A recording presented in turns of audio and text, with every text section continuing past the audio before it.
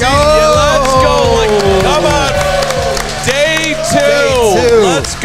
Let's go. The entire city of Chicago is hungover, baby. I know I am, though. That's just you two. These guys in the middle. The guys on the bookends over here, we kept it together last night, Hoge. You know, we had to reel them in a little bit. This is CHGO Bears Draft Day Live 2. Welcome in. We're presented by Circus Sports Illinois. Download the Circus Sports Illinois app right now at circusports.com/Illinois-app to sign up today. And by ButcherBox. Join today using our link butcherbox.com/CHGO and use the code CHGO to receive this exclusive offer today. I'm Mark Carman. To my left is Adam Hoge. To my right is Gregory P. Allen Braggs. And everybody knows Corey Wootton. As we get ready for night 2, the Buffalo Bills are on the clock. And Caleb Williams is a Chicago Bear, as is Rome Odunze.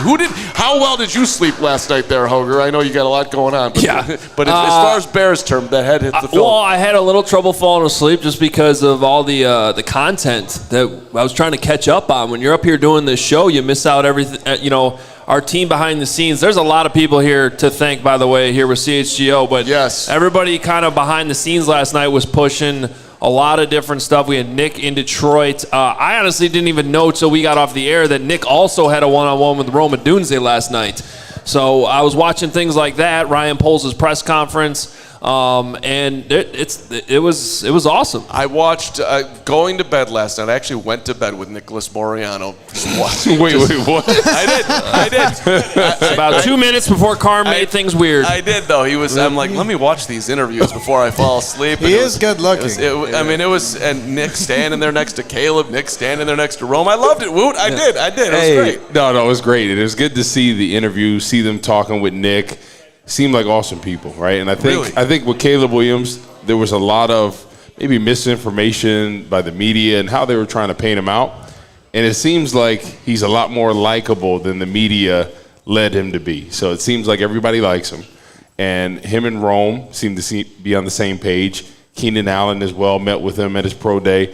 So I think everything is lining together. And the one thing you want is chemistry between everybody. Let's pause for a second here, and everybody give a round of applause. Papa Hoge just walked in. Ladies and gentlemen, Papa Hoge.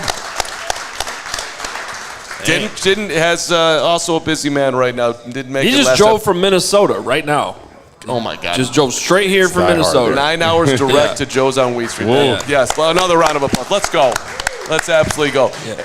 By the way, thanks again to Circa Sports having us out. Yep. It's been an awesome 2 days. You want to make sure you download the Circa Sports Illinois app, circusports.com/Illinois-app to sign up today. And, of course, ButcherBox as well. I did them both, baby. Just making up for last night a little bit. No problem. Jillian is here. Alex is here. It's always great to see the Circa representation and the support they give us. We appreciate it. And Braggs is going to start eating healthier with ButcherBox. So am I.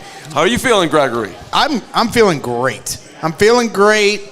Last night was one of the more momentous moments, as Corey showed me a tweet from Caleb Williams. Did you guys see that tweet? So Caleb Williams tweeted a little while ago.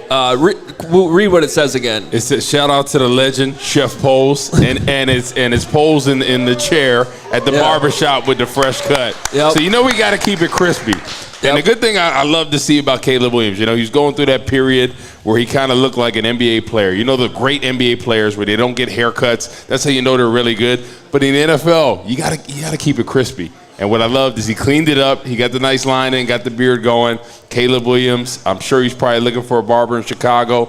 So if you're a barber in Chicago, hit him up on Twitter. Get him fresh. Get him ready to go on the weekly cuts. Yeah, he's going to find his way around town, but it was interesting just listening to him talk when he came for his visit. Didn't really make it down to the city. Was just up in the burbs because that's where I'm going to be. Just sort of, again, telling you that this man is going to be focused on doing everything he can to win Super Bowls. What's on your phone? Super Bowls, because everything else that I want is going to come with it if we win. Has the guy said anything literally that you don't like? It's been super impressive as Ray Scarpelli, by the way, walking in. Ray Chevy, great support. There you go. Let's go, Ray. Braggs, but can you give more details on how you're feeling? Yes, sir. I need to know where you're at here. You let Woot cut you off. No, it's fine. Hey, like I said, we're settling in here for day 2. See if the Bears will trade up here in the second round. I'm certainly curious to see if they will. Bill's still on the clock. They've got Mitchell Trubisky. He needs help. Yep. So, but no, obviously we're all still living on cloud 9 from last night. I mean, that's going to be a hangover that doesn't wear off for at least a week. I mean, that was so much. I had a great time. We know, Greg. Wait, guys. The whole town knows I had a great Can we time. get a counter? Can somebody get a counter of how many times he stood up and linked up with his friends on stage? Yeah. I think it might have been 3 or 4. It was one of those nights where you're just passing out hugs all night long. Like I said, it was just a state of euphoria. Those are the moments you live for as a Chicago Bears fan. To watch this whole thing come to fruition over the last couple of years, it was a special thing. And we've always gotten overhyped about players and teams here in the city that didn't live up to the hype. But last night, it felt like that this might be the right time. These guys, this player, Caleb Williams, just might be the one to break through and right some wrongs that have happened here in the city, especially the last few 10 years. And it's the situation. We talked about that a lot last night. The situation that he's in is the best situation any Chicago Bear quarterback has been in and any rookie quarterback in the history of NFL. Polls came together and said, listen, I need to surround this kid with as much talent as possible. I need to bring in a coordinator that can script for success, that can really develop a game plan for a guy like Caleb Williams. So all the pieces are there. They probably have on paper right now. They haven't played any games, but one of the most talented wide receiver trio. Then you talk about Gerald Everett, Cole Kmet, Swift, running back, the rest of the running backs as well. So all the weapons are there. The offensive line has continued to improve. We'll see today or tomorrow what they end up doing.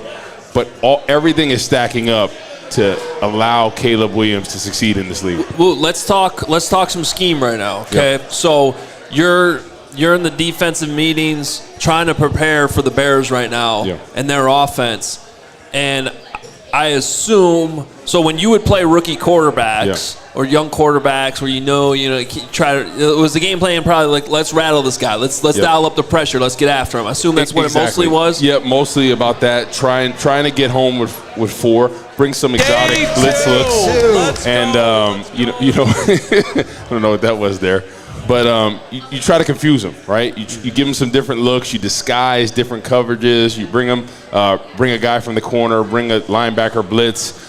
But the great part about Shane Waldron's system is there's a lot of chip help, right? A lot of 2 tight end sets. And as a defensive end, you hate that. Because you have a wide rush. They usually chip before they go out.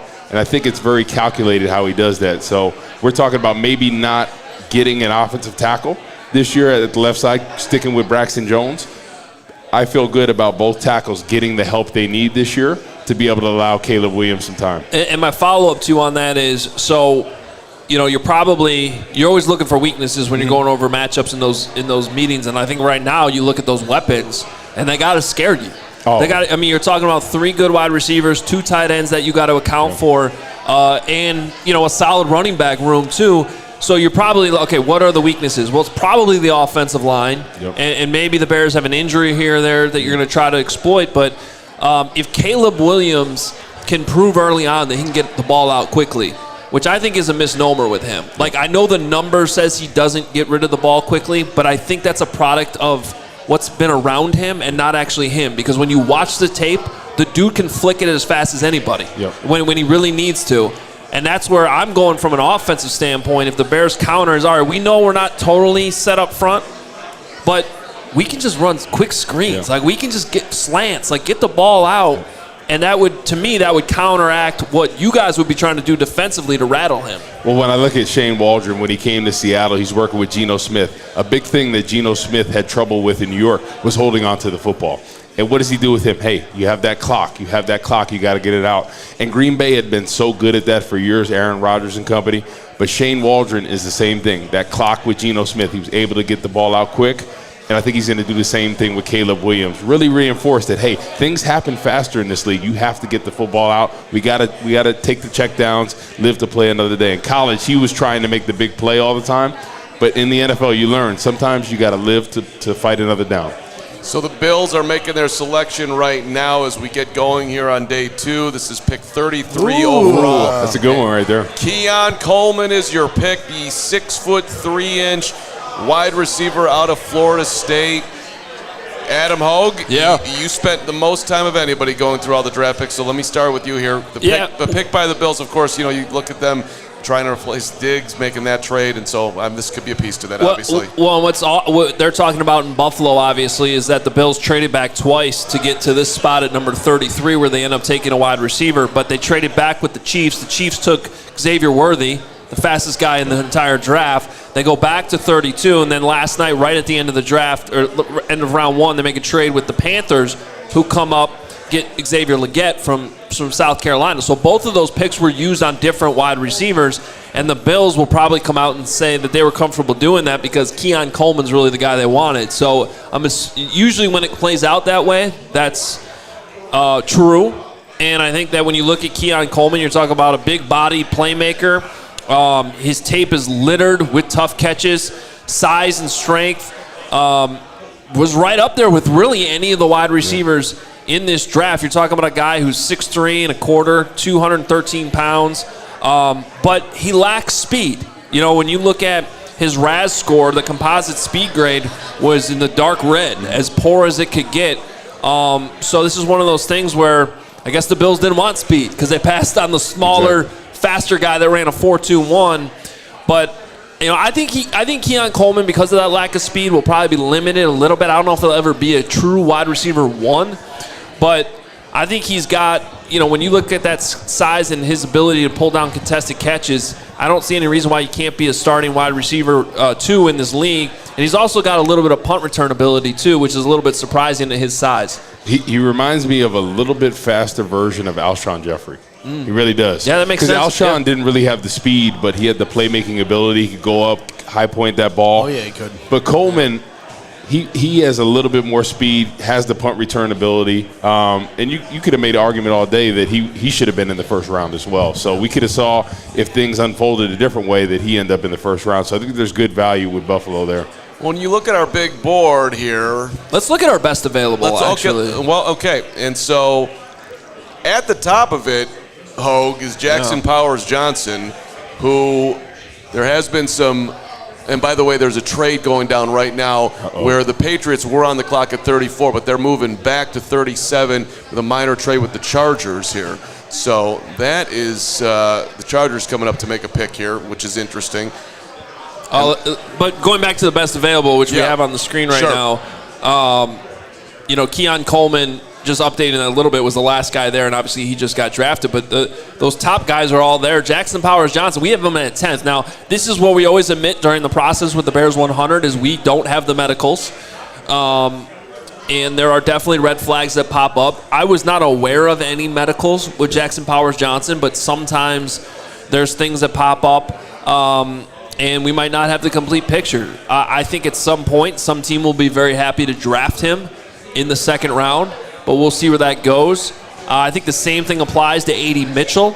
I think there's a health concern there with him, from what my understanding is. I don't think it's a serious health concern, but it is something that affects his play from time to time. So I think that's why you're seeing him fall. He's number 19. And then Johnny Newton, who we know Woot loves. He talked a lot about it last night. I love him too. You got to love the tape. The tape's great. We have him at 24. Now, his medical concerns were known, which is why we had him back at 24 on our Bears 100.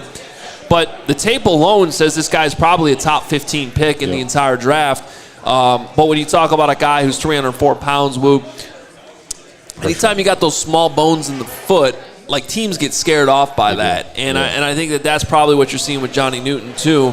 And then we had Ladd McConkey still there, Cooper DeJean from Iowa, Kool-Aid McKinstry.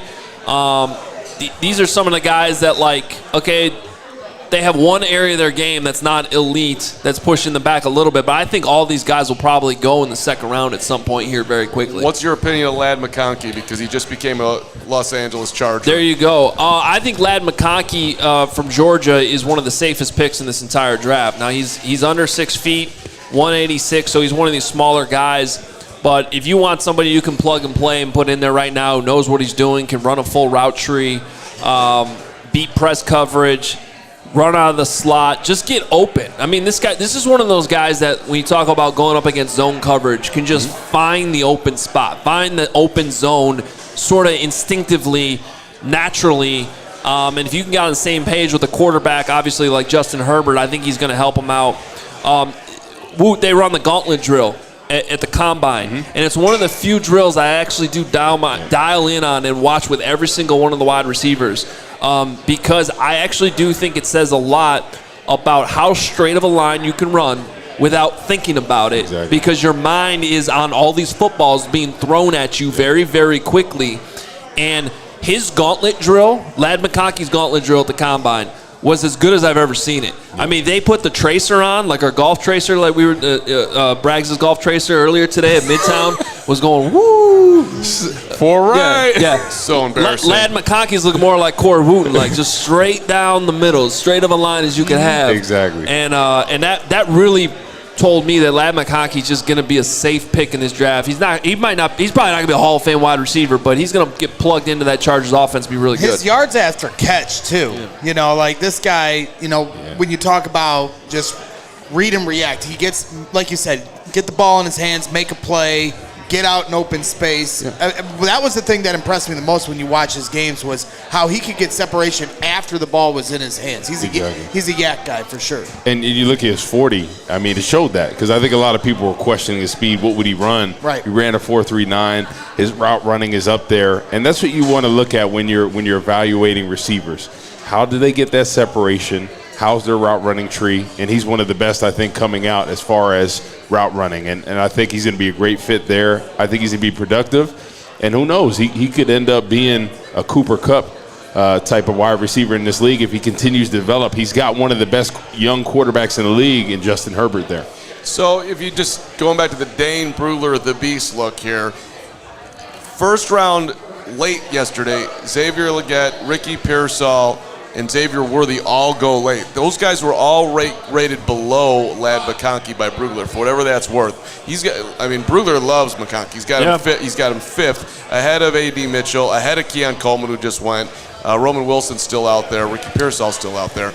But it's interesting. It's just showing you people are valued, and not surprisingly, people have a lot of different opinions on the wide receivers and a very depth-filled wide receiver class. Look, the second round is one of my favorite rounds of the entire draft, and it's an area where I just love drafting guys that I know can. We got another trade here, but just to finish my thought real quick, sure. Guys that I know can be plugged in relatively quickly. Like, you're not talking about boom or bust guys. You're talking about very safe picks.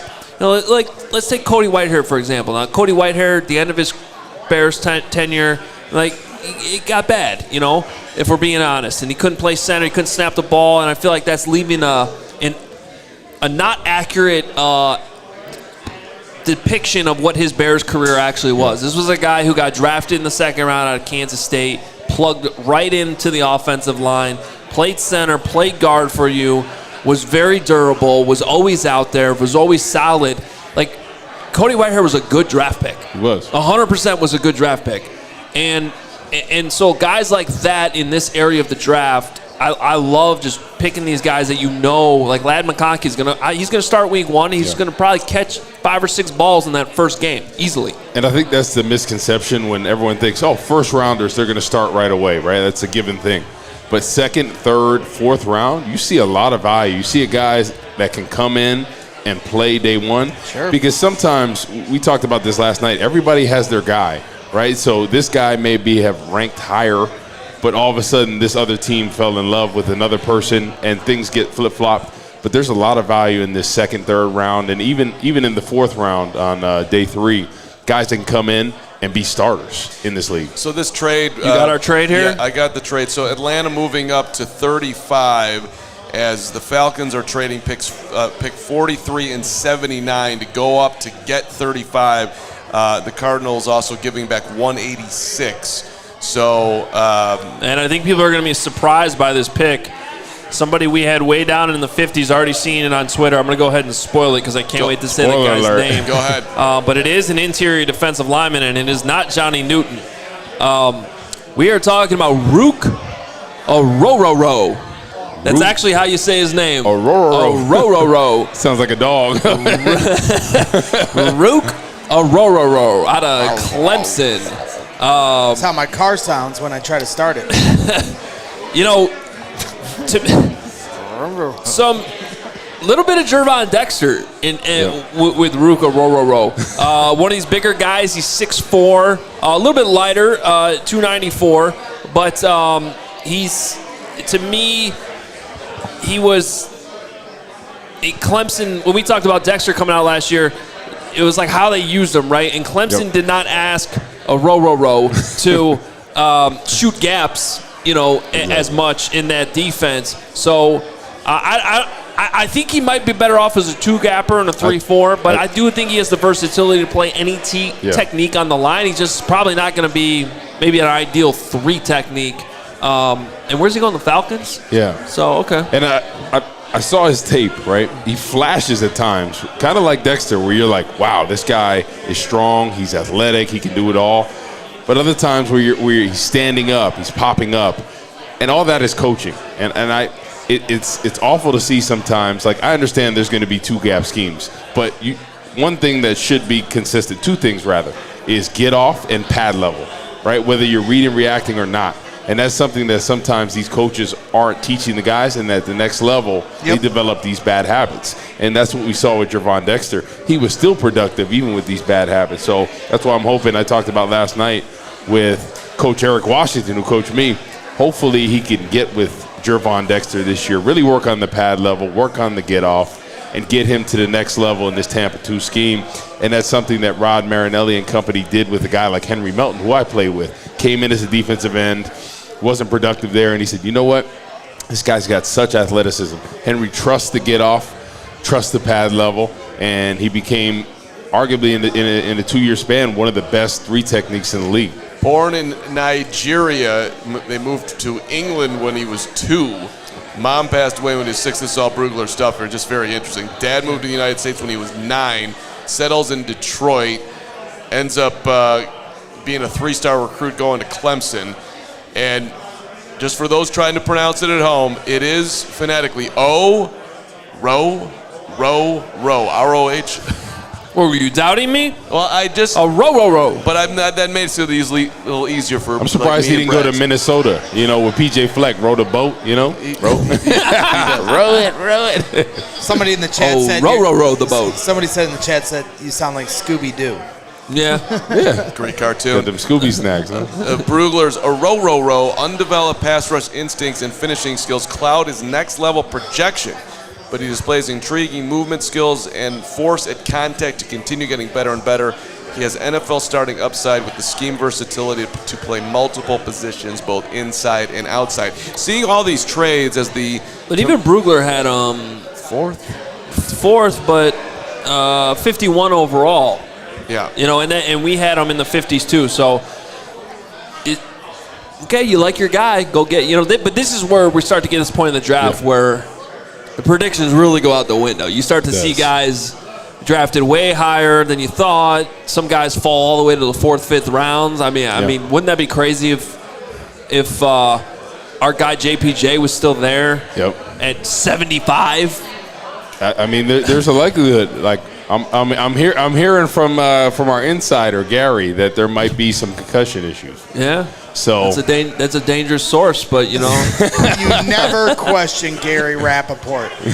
Gary Rappaport's been on his game. Yeah. And Gary Rappaport way more likely to come on the show than Ian Rappaport. This is true. Yeah, he's made that very clear. I'd rather have Gary Rappaport on than Ian Rappaport. But the Patriots and Chargers trade was New England giving up the 34 and the 137 to go back 3 spots to move up 27 spots later, 37 and 110. The reason why I'm bringing it back up, if the Bears love someone, what would it take to get up here? What would they have to do? It seems unlikely, but... It's not unlikely at all. You don't think it's unlikely? You think it's likely?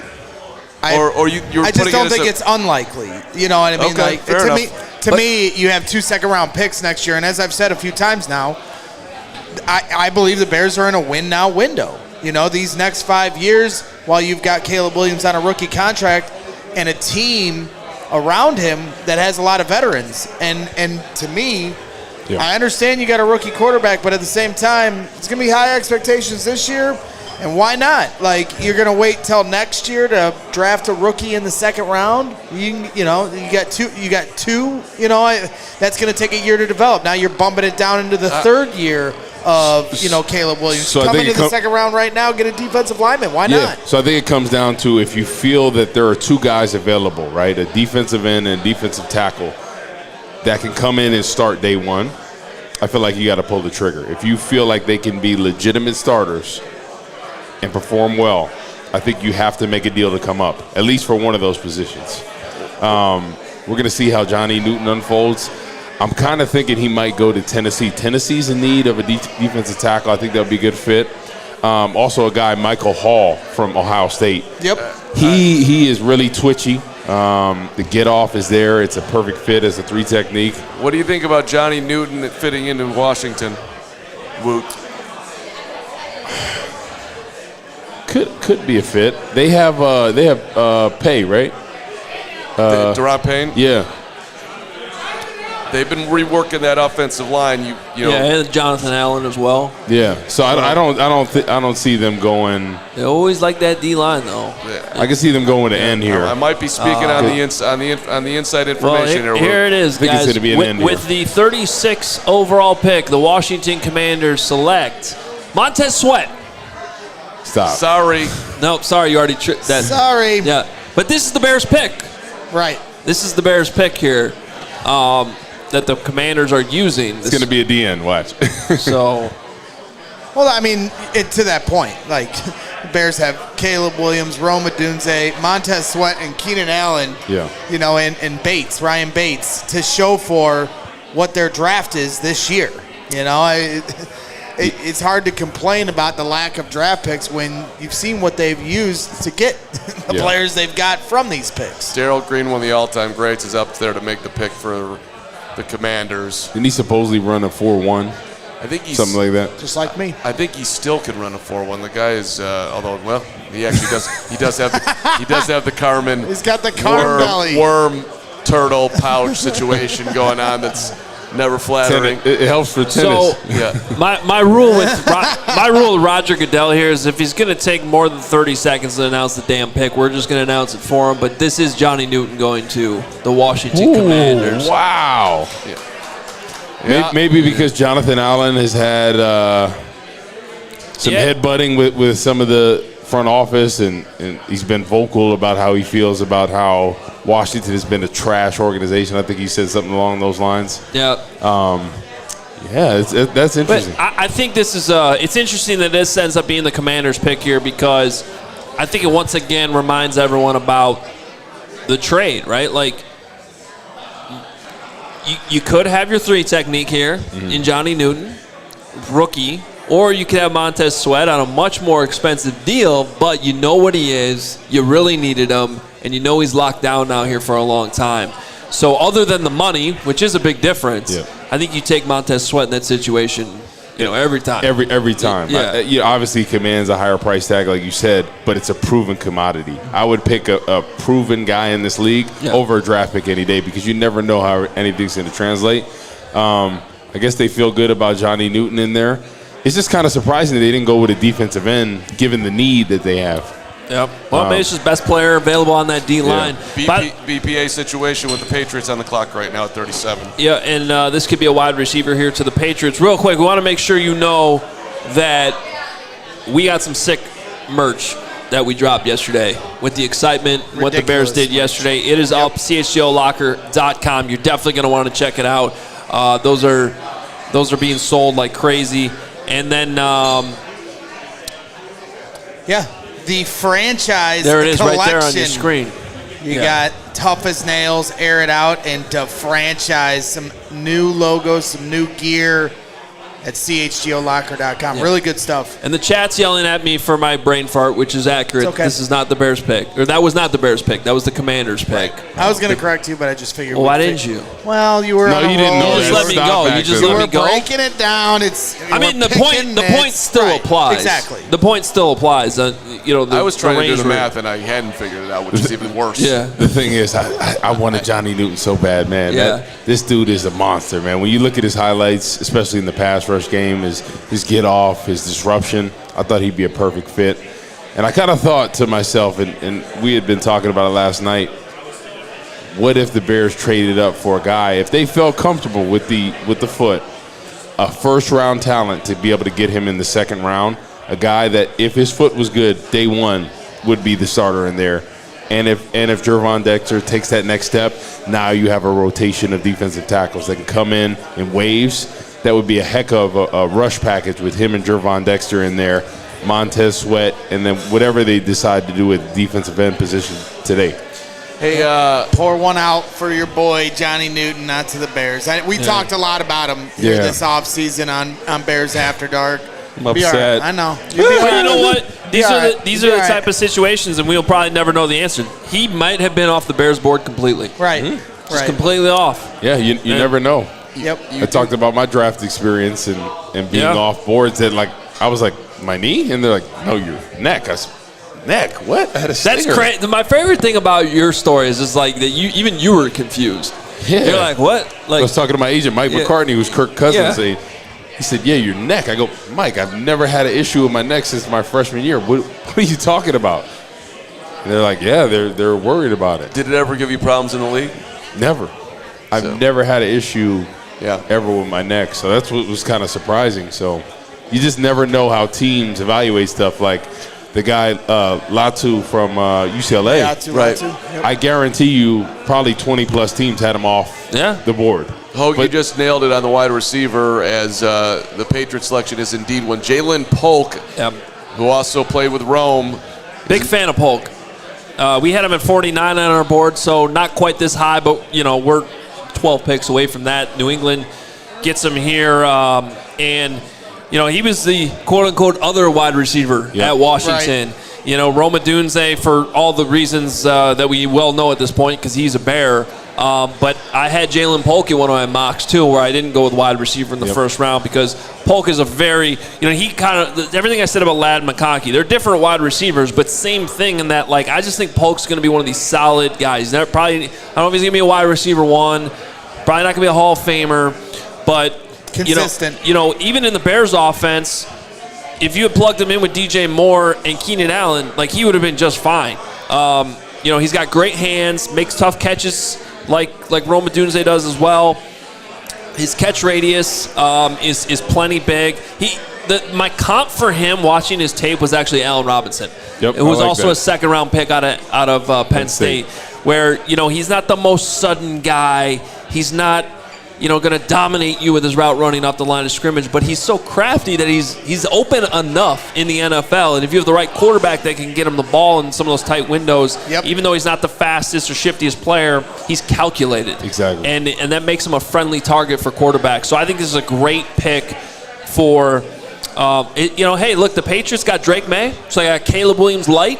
Now they got Rome Odunze light with Jalen Polk. Yep. So they're playing catch up here a little bit, but it's solid. How about Washington though? When you look at their roster, like they are having about probably 10 to 12 draft picks this year that won't be on the team next year. Yeah. Talk about a whole different team next year.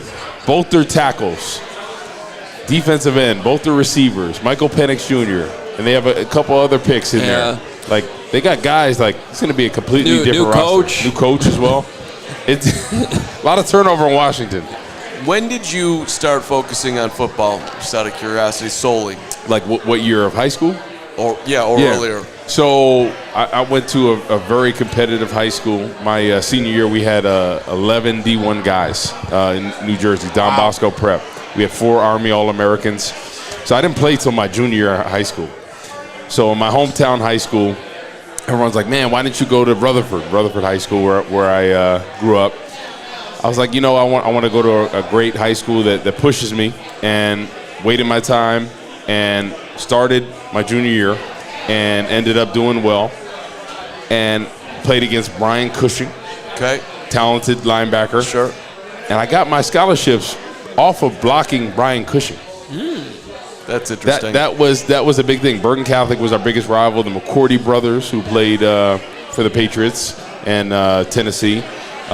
Junior Gillette, the talented pass rusher from the Saints for a while. Oh, yeah. Played against him as well. Jim Dre, who I think is the Bears tight end coach. Bears tight ends coach, Yep. yeah. He played for Bergen Catholic as well. So there was a lot of NFL guys there and a lot of exposure. At my high school, we had every coach you could think of, Larry Coker, Jim Tressel, all these guys for all these Army All-Americans. So luckily my coach had a good relationship with all these guys. They said, this guy, Corey Wootton, is going to be the best. They said, this guy looks like he's 12 years old. He said, no, this guy, think about him. He hasn't even matured yet. He's over here pancaking dudes.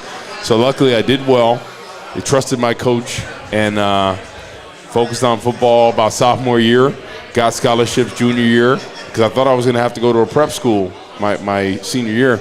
Got 10 offers my junior year. I was like, shoot, we're going to college on a scholarship. And just kept working my way and then went to Northwestern.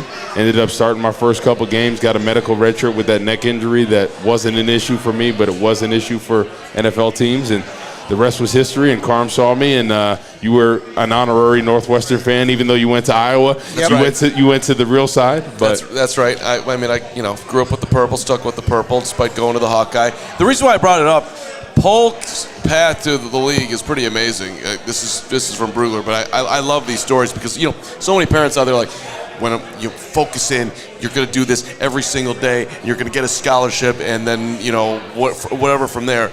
You talking about Caleb's parents? Well, that's another interesting path, right? Like that for however it was, he was built to do it that way and stayed with it.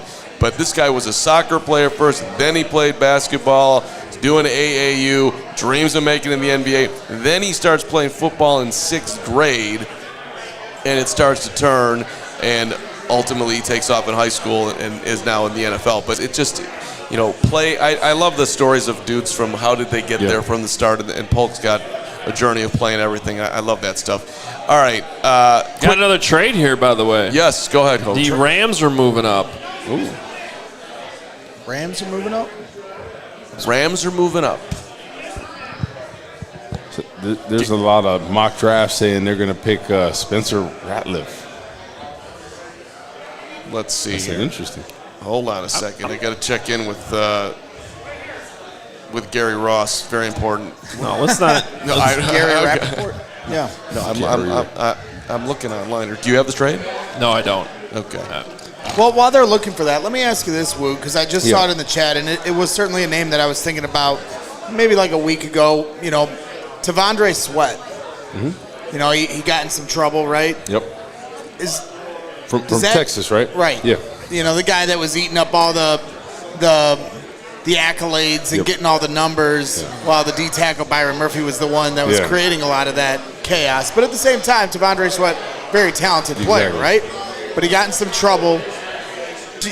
If you're Ryan Poles, do you try to take advantage of that and take him at 75, or are you going to avoid that because of his discretions off the field? Well, I'm going to avoid it because he's not a 3 technique. And we have a nose tackle right now in Billings, but I'm going to have to go with a 3 technique, a guy that is a pass rusher in this. I think he's a great fit if we didn't have a guy like Billings as a run stopper and to be able to push the pocket. But we need a quick guy that can get moves, get penetration in the backfield, and win rushes. So, but as far as that, like if you had him, like if you're another team and you felt good about him being a certain level in this draft, and you feel confident with it after meeting with him. Sometimes people make mistakes. So it's all about how those decision makers feel about what he did, and if he learned from it, is he gonna make that mistake again? Because a lot of this is a crapshoot. What was it? Tank. Who's the guy that got drafted to the Bears? Tank Johnson. Tank Johnson, right? Very talented, but had some off the field issues. Yeah, and with the Bears too, right? Right, with gun charges and things like that. So as we figure out this trade, as the Rams coming up here, go ahead. Well, before that, the Titans took Tavondre Sweat. Right. So So that was, I don't know. That was. How far do you think that he moved down because of getting in trouble? I don't know. This is kind of where I would have had him anyway. We had him in the 30s before the arrest happened, and then we ended up taking him off the board completely. And I think a lot of teams probably did too. Yeah. So it's interesting that he went as early as he did here. And obviously, I don't think he fell very much, but I just think he fell off some teams' boards. And I'm the type that, like, I always try to take into consideration, like, at the end of the day, yeah, they're professionals, or getting ready to be paid professionals. I mean, you're getting paid in college too, but I never judge a person by their worst decision that they made or their worst mistake they made. If it's not something that's repetitive. You don't learn from your mistakes. But see, the problem with Sweat, though, is it is repetitive. He already had concerns about his maturity, how much he was drinking. These were already questions that they were asking him. His partying in college, his weight fluctuations have been a big issue. He put a lot of weight on during the season, which usually doesn't happen. Like exactly, you lose usually weight. you lose weight during the season. And, hey, man, and Taco Bell, come on now. So that's not the answer you give at the combine when they're interviewing you is just Taco Bell. Yeah, you don't say you that. You say I'm lifting like a madman. Yeah, I'm having protein shakes. And then I'm surprised that he went this early. But, I am too. But interesting pick. It all comes down to that one person that falls in love with him and said, I gotta have him at that point, and they feel good about it. But at the end of the day, you're making decisions, especially in the first, second, or third round, right? That you're banking on these guys. Usually those picks usually hit most of the time, and they're contributors.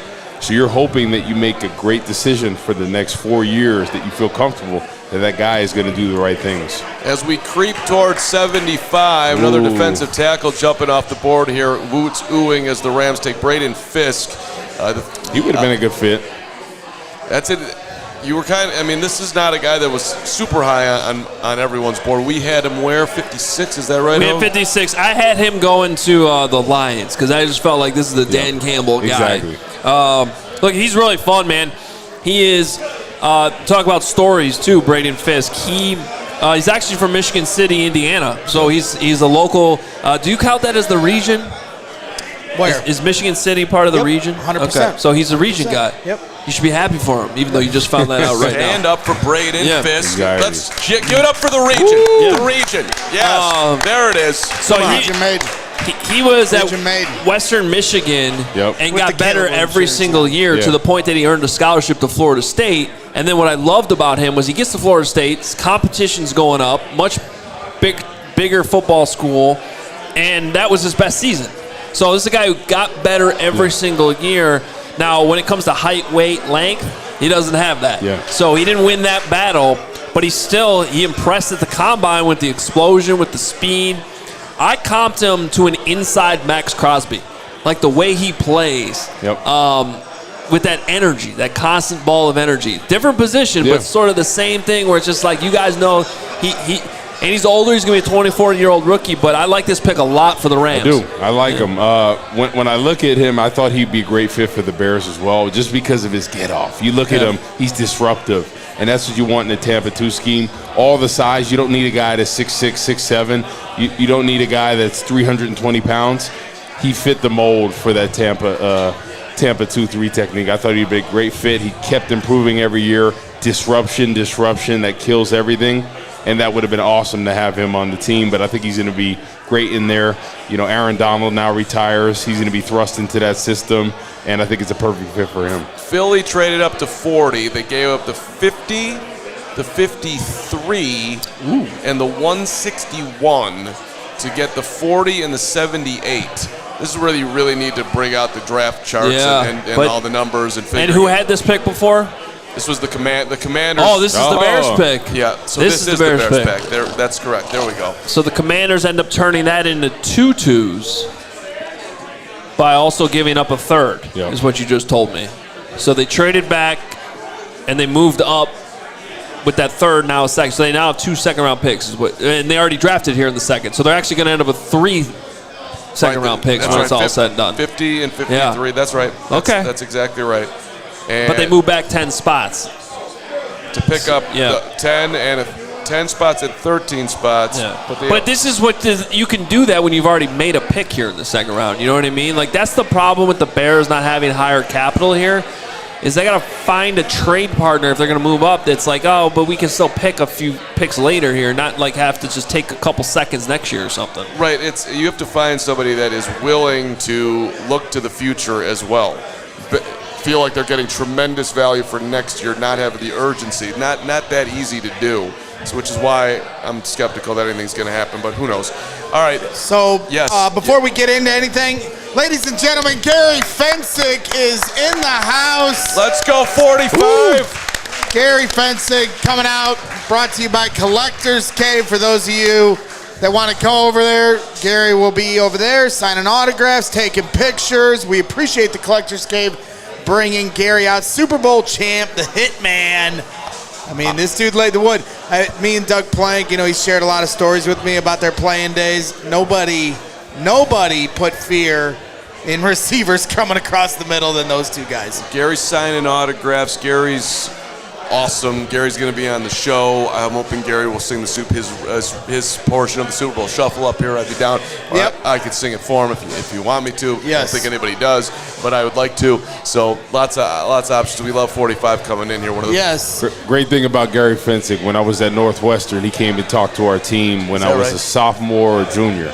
And it was awesome. He's a great motivational speaker. He came and talked to us. We were all fired up afterwards. Great dude. Excited to have him in the building tonight. 100%. And along those lines, we are also excited to talk about one of our fine sponsors tonight, Butcher Box. ButcherBox.com/CHGO. Go there. Get incredible deals on premium cuts from Butcher Box. Deals this good, they're hard to come by at the grocery store. This is easily the best quality meat and seafood that you can trust. Hoge has been a consumer for a long time. 100% grass-fed beef, free-range organic the chicken. Fillets are unbelievable. Pork raised, crate-free, and wild-caught salmon, wild-caught seafood in its entirety. Just great stuff. Butcher Box giving you that convenience, less trips to the grocery store, always prepared with meat in the freezer. And yes, this is it's easy to do. They're offering you an amazing offer. New users, you get free meat plus $20 off your first box. So join today using our link butcherbox.com/CHGO. Use that code CHGO and you get this exclusive offer today before time runs out. The best meat, customized box, the whole thing, everything you like in life. That's right. I also want to give a shout out to our guys over at Circa Sports who are in the house over there in the corner. Make sure you sign up to the Circa Sportsbook app. They've got a sweet sportsbook in Waukegan that you definitely got. We had a great time there. Great time over there. You got to check it out. Really nice spot, nice casino overall.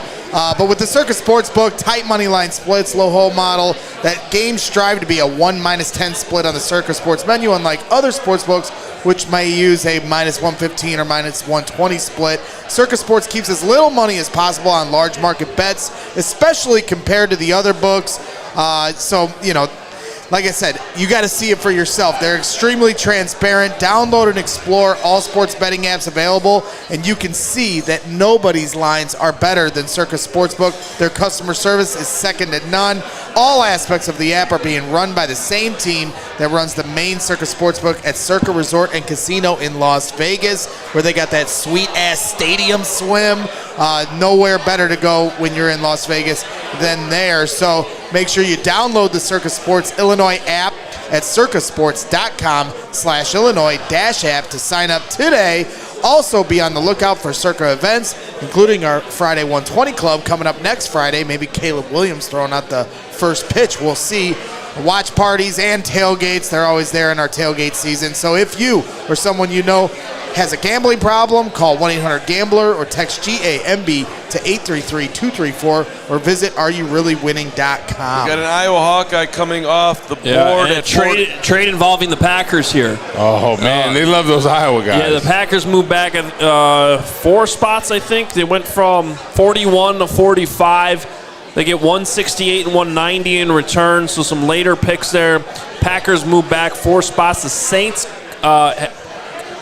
Oh, this is the other trade. This was the Saints trade. Okay, we've got so many trades going on here right now. So the Saints were after Seriously. that. But the Eagles took Cooper DeJean before that. Was that a trade too, or was that? That was the trade with Washington. That's right. Okay. That was the Washington. Philly comes up to get the Iowa corner, who a lot of people had going in the first round. I think there's a lot of mocks that had the Eagles taking him in the first round. So they get him at 40 when they make a big move. They move up 10 spots to grab him in the second. Just an unbelievable athlete. A lot of people think he might move to safety. I think he can play kind of all over. Versatility. And the Eagles love versatile players that they can move around. But I think he'll be a great pro. I think it's a great pick, great value. Like you said, somebody that was slated to be a first-round pick. You get him in the second round. He could be a day one starter. Versatility, return game as well. Yeah, his punt return ability, plug and play. Another one of these guys that you just say he'll start week one, he'll be fine.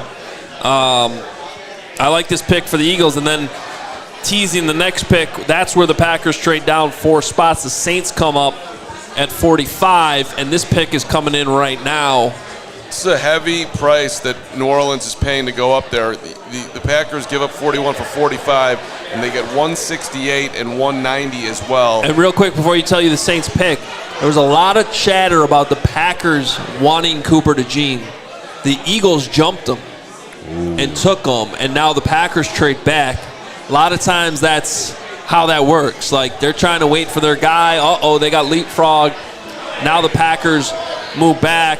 And the pick here is a guy I like, another defensive back, Kool-Aid McKinstry from Alabama, who, I mean, again, just going back to what I've been saying about some of these second-round guys, I just think Kool-Aid is one of these guys who's going to come in, play. He's just a very solid all-around corner. I like him a lot. I like him a lot, too. I think at times, though, his eyes get him in trouble. He has all the talent, but as a corner, you have to trust your eyes. And sometimes he'd look in the backfield, he'd get beat deep. But I think he has all the tools to be a very successful cornerback in this league. I think if he can iron out those things, I could be a top guy in this league. So some guys on the board that Green Bay could be targeting at 45. A.D. Mitchell is still here. Jackson Powers-Johnson is still here. Yeah, I can't imagine that the Packers are going to be looking at wide receiver. The last couple years, they seem to fill that room out pretty well. They have a center they like, too, so I don't know that they need JPJ. Wide receivers, they got plenty of them. They might look at Tyler Nubin from Minnesota, the safety. I could see them considering an offensive tackle as well. So, as it settled in, Michael Renouf in the chat asking Blake Corum. I mean, they lose, a running back here that they've had, maybe to replace. And he would be very different from Josh Jacobs, too, if you're going to, pair those guys. And you were talking about Mitchell from Texas, right? The wide receiver? Yeah. Kool-Aid McKinstry had trouble with him in that game early on in the season. I mean, he kind of carved him up, Mitchell. Went pretty big in that game, but yet again, the eyes, that's what got him in trouble. So we're looking around the division. How are you guys feeling about what Minnesota was able to do yesterday? I think that, in the moment I was like, whatever, no big deal. J.J. McCarthy, no big deal. Dallas Turner. And then, like last night when I was thinking about it, that's a decent game. You know what? The one good thing that I'm excited about, Danielle Hunter is out of here. Yeah. He's in Houston, because Danielle Hunter, when he's healthy, he's one of the league's best. So I'm glad that he's out of there. Obviously, Dallas Turner is talented, but yet again, he's a rookie. And at the end of the day, I would rather take Danielle Hunter than Dallas Turner. So I think they did a good job. The jury's still out about J.J. McCarthy. I think he's talented, but it's if you can unlock that potential. I just don't like the fact of drafting a guy that high that really hasn't been a proven passer. Yeah, I saw the video of Kevin O'Connell calling J.J. McCarthy that the Vikings put out, and the conversation they had, it was very obvious that the Vikings spent a lot of time with him. They had already formed a pretty significant bond. KOC saying, I told you we were going to get you. So that neither side in that acquisition seemed surprised whatsoever that it happened. There's been a lot of talk about that, too. And I like the fit. I mean, I do like the fit of J.J. McCarthy going to that offense with that coaching staff. And Yeah. Well, that's what's funny, because you took the words right out of my mouth last night watching a hype video from a draft party for the Vikings fans. Yeah. When they traded for J.J. McCarthy, a fan was like, hey, he's a great fit. He's a great fit. And, like, the difference between, like, trying to rationalize why he's coming, whereas here, we're not talking about fit. When we drafted Caleb Williams, we're just like, this dude is the goods, you know, like, it don't matter where you're fitting him, he's going to make it work. And J.J. McCarthy, you know, I'm not going to, like, you know, pin everything I have against the fact that I don't think he's as good as others do. It'll be interesting now that he's in the division. You know, I'm with you at the end of the day. He hasn't proven it. If he was an end of the first round pick, totally understand that type of value. Top 10, though. Now you move up into the top 10, and that's where I got to pick nits. And this is a guy that wasn't asked to win games with his arm, you know, at least putting the team on his shoulder. I know he made some big throws in clutch moments. Two great running backs that really carried them. Great defense, great running game. You know, he hasn't proven he can make all the throws to win a game. So to me, taking him in the top 10, plugging him in right away to become a starter, I don't know. To me, that's a risk in the top 10. So I think Kevin O'Connell and the Vikings are looking at this, right? Their previous quarterback, Kirk Cousins. There's probably a lot of similarities when they were meeting with J.J. McCarthy, right? The intelligence, the leadership qualities that they're like, man, I can buy into this guy, right? In the times he threw in games, they probably said, listen, I like what he does here. Obviously, they're run first. They feel confident in developing him, especially with a guy like Justin Jefferson, Addison, some of the weapons. They have their Hawkinson when he comes back healthy. I think they felt very confident in being able to get him going. And I guarantee you, they probably said, he reminds me a lot of Kirk Cousins in some regards. Also want to bring up the super chat here from Richard Budnick, $9.99 super chat. Sorry, missed the hype yesterday. Had exams today. Hopefully you did well, baby. But he says he's got a cocky in my hand. Oh, gosh. Stogie for Braggs. No Diddy. And doing it in style like a Hogan Woot. Being a Bears fan in Ohio has never been better. Nothing better than when you have a cocky in your hand. Did you see? Oh, my God. That's so good. Way to go, Budnick. Friday night. What else would you be doing? Cheers. Cheers. Cheers to Budnick. Cheers, Bud. I need another one here, man. I know. Yeah, you lost your line. You lost it. Braggs, did you see the video of that Packer fan melting down when Tom Grossi? Tom Grossi is, you know, actually a pretty good content creator in terms of like Packers Landia of guys. We met him at the Combine, actually.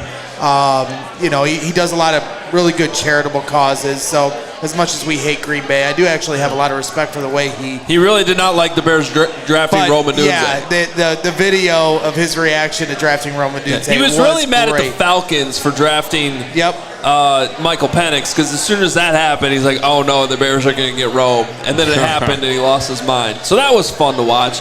I sent that to my Packer buddies today. They did not appreciate that. Yeah, I mean, you're hard pressed to hate on what the Bears are doing nowadays. It seems like. Oh, my buddies did. The exact response was, cannot wait for Caleb Williams to be ass. Yeah. Your pain is my joy. Good luck with that. Yeah. I don't. By the way, just getting people caught up. The Texans with the 42 pick, they got that, by the way, from the Vikings. Kamari Lassiter, who corner deep down the list, at least Brugler had him as the 10th best corner coming out of Georgia. We had him down at 82 on our Bears 100. He's a smaller guy, high weight speed, not elite. Only had one career interception, which was a couple seasons ago. But he's got a really good reputation to win coaches over by being instinctively smart. And one of those hard-working guys that's going to outwork everyone. So teams fall in love with that. He went to the Texans, right? Yep. Cardinals on the clock right now at 43 as we are now. Let's all do the math. It's a minute. It's going to be a minute. We are 43 to 73 mark. 32 picks away from the Bears right now. So let's talk about something that you guys just brought up about people wishing someone that just got drafted is going to do bad. The thing is, right, you're a Bears fan. Give everybody a chance. That's my only thing, right? When people Well, this was a Packer fan that said this. Okay, great. Yeah. Okay, it's not a Bears fan. No, he was just being a jerk. This is my buddy. Oh, okay. And he's Forget a him. jerk. Okay. Yeah. I missed the context, but It's all right.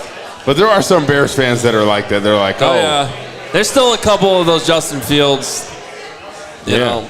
About to announce the Cardinals, then I want to ask you guys a question on some NFL news that came out today, which particularly I'm super interested in your opinion on it, as there is a little bit of a helmet augmentation. I saw that. Yeah, so we'll get to that in a second. But the Cardinals are making their selection here. Jackson Powers-Johnson still sitting out there, and The Packers pick is 2 picks away. and the Packers 2 away here. And it Max looks Melton like from Rutgers. Max Melton from Rutgers, another corner, Hoge. Yep. Wow. Corners continue to fall off the board here. You got a run on them here. That's 4 straight. 4 straight corners. Cooper DeJean to the Eagles. Kool-Aid McKinstry to the Saints. Kamari Lassiter to the Texans. And now Max Melton to the Cardinals, who traded back here in this spot. And then ended up drafting one of the corners. That's interesting that they traded back and then they kind of saw this run. And Max Melton comes off the board. Who was right behind Lassiter as far as Brugler's rankings. Where do we have him? We had him at 88. Okay. Max Melton was in the Senior Bowl. Fun player, very aggressive, always around the football. He had 8 interceptions and 30 pass breakups in the last 3 seasons, so the numbers there, the ball production's there. One of my favorite things about Max Melton is he also blocked 4 punts in college. So, you know, Special teams, baby. He finds the football, man. He gets his hands on the football, whether it's defense or special teams. He also ran a 4.39 40, which I'm sure helped him. And because of his aggressiveness, he gets called for a lot of penalties too. The Raiders pick is in, and it's a guy that you loved, my friend, finally off the board here at 44. It is Oregon center Jackson Powers-Johnson, who would have been seemingly a great fit for the Bears. Obviously, we're nowhere close to 75 where the Bears didn't have the ammo to do it. But whatever the concerns were, the Raiders are willing to take him here at 44. Yeah, and look, I mean, they ended up with Brock Bowers in the first round. They kind of took best player available there. This feels like another best player available. Guy falls to him, Jackson Powers-Johnson, big center from Oregon, 6'3", 320. Can move at that weight too. Obviously something made him fall, whatever these medicals are. And as I've been saying, there's a threshold. There's a spot where you're like, okay, and it might be risky, but he's too damn talented to pass at this point. So shout out to the Raiders. I know Luke Getsy was very frustrated with his centers last year snapping the football. He's got a guy right now that I don't think that's going to be an issue. I think Luke Getsy just upgraded at center. Yep, that's what he needed there. Here's a guy that has the strength, has the power, has the quickness. He has all the tools. Was hoping that it could work out. Maybe the Bears got a different option at center, but a lot of good value here with this pick. It is not a huge leap to think that Luke Getsy is feeling a whole lot better about his center situation than he was feeling when he was the offensive coordinator of the Chicago Bears. We couldn't even get the snaps right, man. That's crazy. What was that one game? Was it the Raiders game? Was it? That with all the snaps? That was the Raiders game. When, might have been, when yeah. Bagent was or it might have been Minnesota. It might have been Minnesota. The game Fields got hurt. How about going back that they thought that it was a good idea to put Cody back there after not being a center for almost a decade. Yeah, but no one could have seen that now his snaps were always sort of an issue. Yeah. But you could have seen that coming. Yeah, but that was Chuck Knobloch yips at second base level. Chuck Knobloch. You know what I'm talking about? When he was on the Yankees and literally couldn't throw the ball to first base from second, he would just throw it into the third row every time. That's what it got to with Cody Whitehair at center. I mean, maybe I was just spending too much time with Ed O'Bradovich in my life, which is an impossibility. Obi, you're the greatest. I know you're out there listening. You love me, Obi. I love you. The Green Bay Packers pick is in as here they come. This loser Packer walks to the podium. Loser Brian Packer. Balaga, total loser. Went to Iowa. Bay I played against sucks. him. Yeah. Green Bay sucks. Green Bay sucks. Green Bay sucks. That's right. You got it. Yeah. You got it. I gotta say, Balaga's looking pretty good though. You know, That is a very. we just had to get it in. Look Ooh, at these. they get the best linebacker out there, Edgerrin Cooper from Texas A&M. He sucks. Not a strong linebacker draft at all, but Your guy Bukowski called that. he's one of these taller, longer, rangier, Jermaine Edmonds type linebackers in the middle, and they already have pretty decent linebacker group too, so they just add Best to it. available. That's what they were going for. Yeah. And maybe they're thinking he could maybe slide outside a little bit on pass rush situations, because watching his tape, there's a couple times coming off the edge or in pass rush where you're kind of like, oh, I could see him coming off the edge there. I mean, he almost looks more like a safety. Guy's lithe. Yeah, I mean, he can move. Always around the football. First team All-American last year, despite being on a bad team with Texas A&M. That defense though was secretly really good. 17 tackles for loss, 8 sacks, 2 forced fumbles. This is an impact type player, and we had him down on our board because the Bears obviously have no need to be reaching for a linebacker at this spot. We had him at number 77, but I could see why other teams have him much, much higher. He was expected to go in the second round, and the Packers get him here, number 45. Hey, shout out to our newest diehard, Robert. You're the man. Asheville, North Carolina, in person, hanging at the bar, and yeah. Let's go, Robert. Robert, How we thank you, doing? my friend. Appreciate you being here. Appreciate you being a diehard. Would you like my personal salute to you, Robert? Yeah. You were telling Jake. Yeah. Yep. Oh, you want to go? You wanted me to go to the bathroom? For what? We could add a moment. That's not part of the Die Hard subscription. Hey, well, Carman's giving mixed signals here. Smoking See some of the it talk? up, boys. He's talking last night mean, about different stuff. He's talking about drinks, or it could be misconstrued. Well, let me tell you something. Yeah, Carm does go. Let me tell you about Robert. Nobody comes in with a better flowing hair, a presence, a welcomeness, a happiness, an enjoyment of life. Good That's vibes. what Robert brings to the table, and that's the exact diehard that we want. That's a man who, whenever he walks in a room anywhere, you're happy to see him. Yep. Hey, give it up for Robert. Yep. Let's go, Robert. My guy. Exactly. So when you go to the bathroom, you guys could have a convo. Yeah, I'll saddle up at the That bar. must have been You take too many bathroom breaks. That must have been the gold level of the Die Hard membership. That's exactly. There's a lot of mixed signals with Carm. You just never know. If you're just tuning in and you never heard before, you hear him talking about drinks and whatever he calls them. I don't know. You might get things misconstrued. You know what they're called. There's no confusion. We actually have a lot of new diehards. I could just kind of sprinkle them in here as we get through the picks. But the Carolina Panthers are making their selection here at 46. Running back. Jonathan Brooks. Is that the first running back off the board? It is. We just saw our first linebacker and our first running back off the board back to back.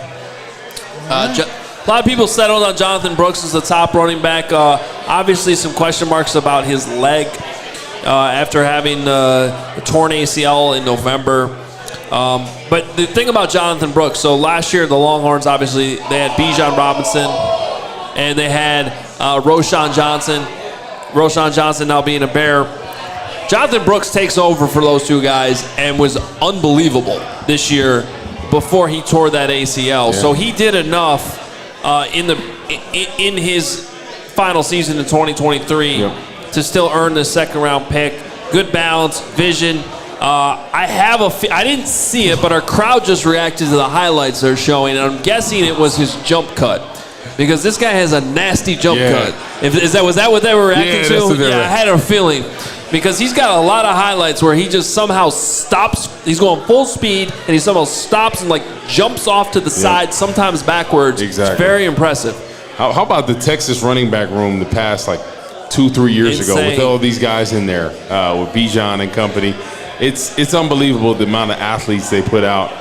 And speaking of running backs, the guy I played with, Henry Melton, was a running back his first 3 years at Texas. And they're like, wild. He's so athletic. Let's move to defensive end his last year.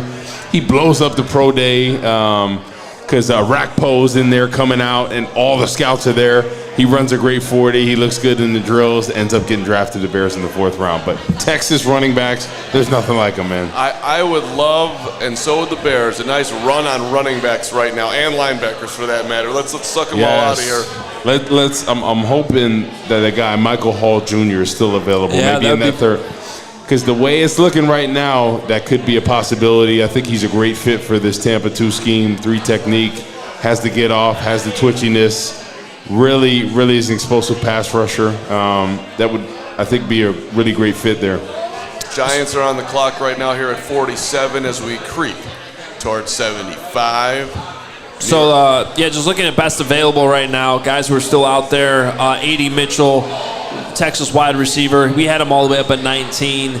I'm a little surprised he hasn't gone. I mentioned the health concerns with him earlier. I had heard the whole story, and I was like, okay, I'll move him down a little, but I still think he's really damn good. I'm still going to take him. That's why I still had him at 19. I'm surprised there hasn't been another team, just like we saw Jackson Powers-Johnson come off the board. I feel like there's going to be at some point here a team that just says, I don't know, man, he's too good. Let's take a chance on him. I can see the Giants doing it, trying to really build up that receiving core, right? They went with Malik Neighbors, have another option opposite him. I think it'd be a good fit, right? Obviously, they know they have at least another year with Daniel Jones. You want to put him in a position to succeed. I could see them pulling the trigger on a guy like him. He's talented. I think it'd be a good fit. We also haven't seen a lot of safeties go off the board here. That could be a look for the Giants, perhaps. I don't think we've had any safeties, have we? Is that right? I don't think any of those guys that you're looking at right there, I don't think any of those guys have been drafted. Zach Frazier, another center, still out there. He's considered a second-round talent. We had him at number 31. Some other wide receivers still available. Roman Wilson from Michigan. Troy Franklin. I like Roman Wilson. From Oregon as well. I like Franklin too. And we are kind of getting into that area where you might start to see some of these running backs come off the board because there wasn't necessarily that runaway top guy like a Bijan Robinson last year, Jahmyr Gibbs. But there's like a huge bunching of running backs that I still, pick your flavor. Marshawn Lloyd, I like a lot. I think he's underrated from USC. Blake Corum from Michigan. Jalen Wright from Tennessee. I could see the next guy taken as a running back. Who's your top safety on the board right now? Top safety, Jaden Hicks. Tyler Nubin from Minnesota. Why do you like Nubin more than Hicks? If you had to break that down. Yeah, so Tyler Nubin, first of all, I believe Nubin's from Chicago. Yeah, he's St. Charles, who grew up a Bears fan. Wow. Played in the Big Ten, Minnesota. So that's obviously the thing that gives him the bump. No. Fun safety prospect. He's one of these center field ball hawks that I love. So if you're trying to replace Eddie Jackson in what he did well, Tyler Nubin can run sideline to sideline, despite the fact that he didn't actually, his speed wasn't elite in the testing, but man, you turn on the tape, I think it's the instincts take over, and that's what I care more about, honestly, on that back end is your instincts. What are you reading, both with your eyes, but also just instinctively feeling at the same time, getting in the right half of the field. Playing center field out there. That's really what it comes down to, and those were the best. You know who he looks like, too, when the ball's in the air? He looks like Rome Odunze. He looks like Rome Odunze tracking the football. His ability to track the football, I don't know enough about his background. I'm guessing he was a wide receiver. Just didn't have good enough hands. That's why they moved me up. Yeah, usually.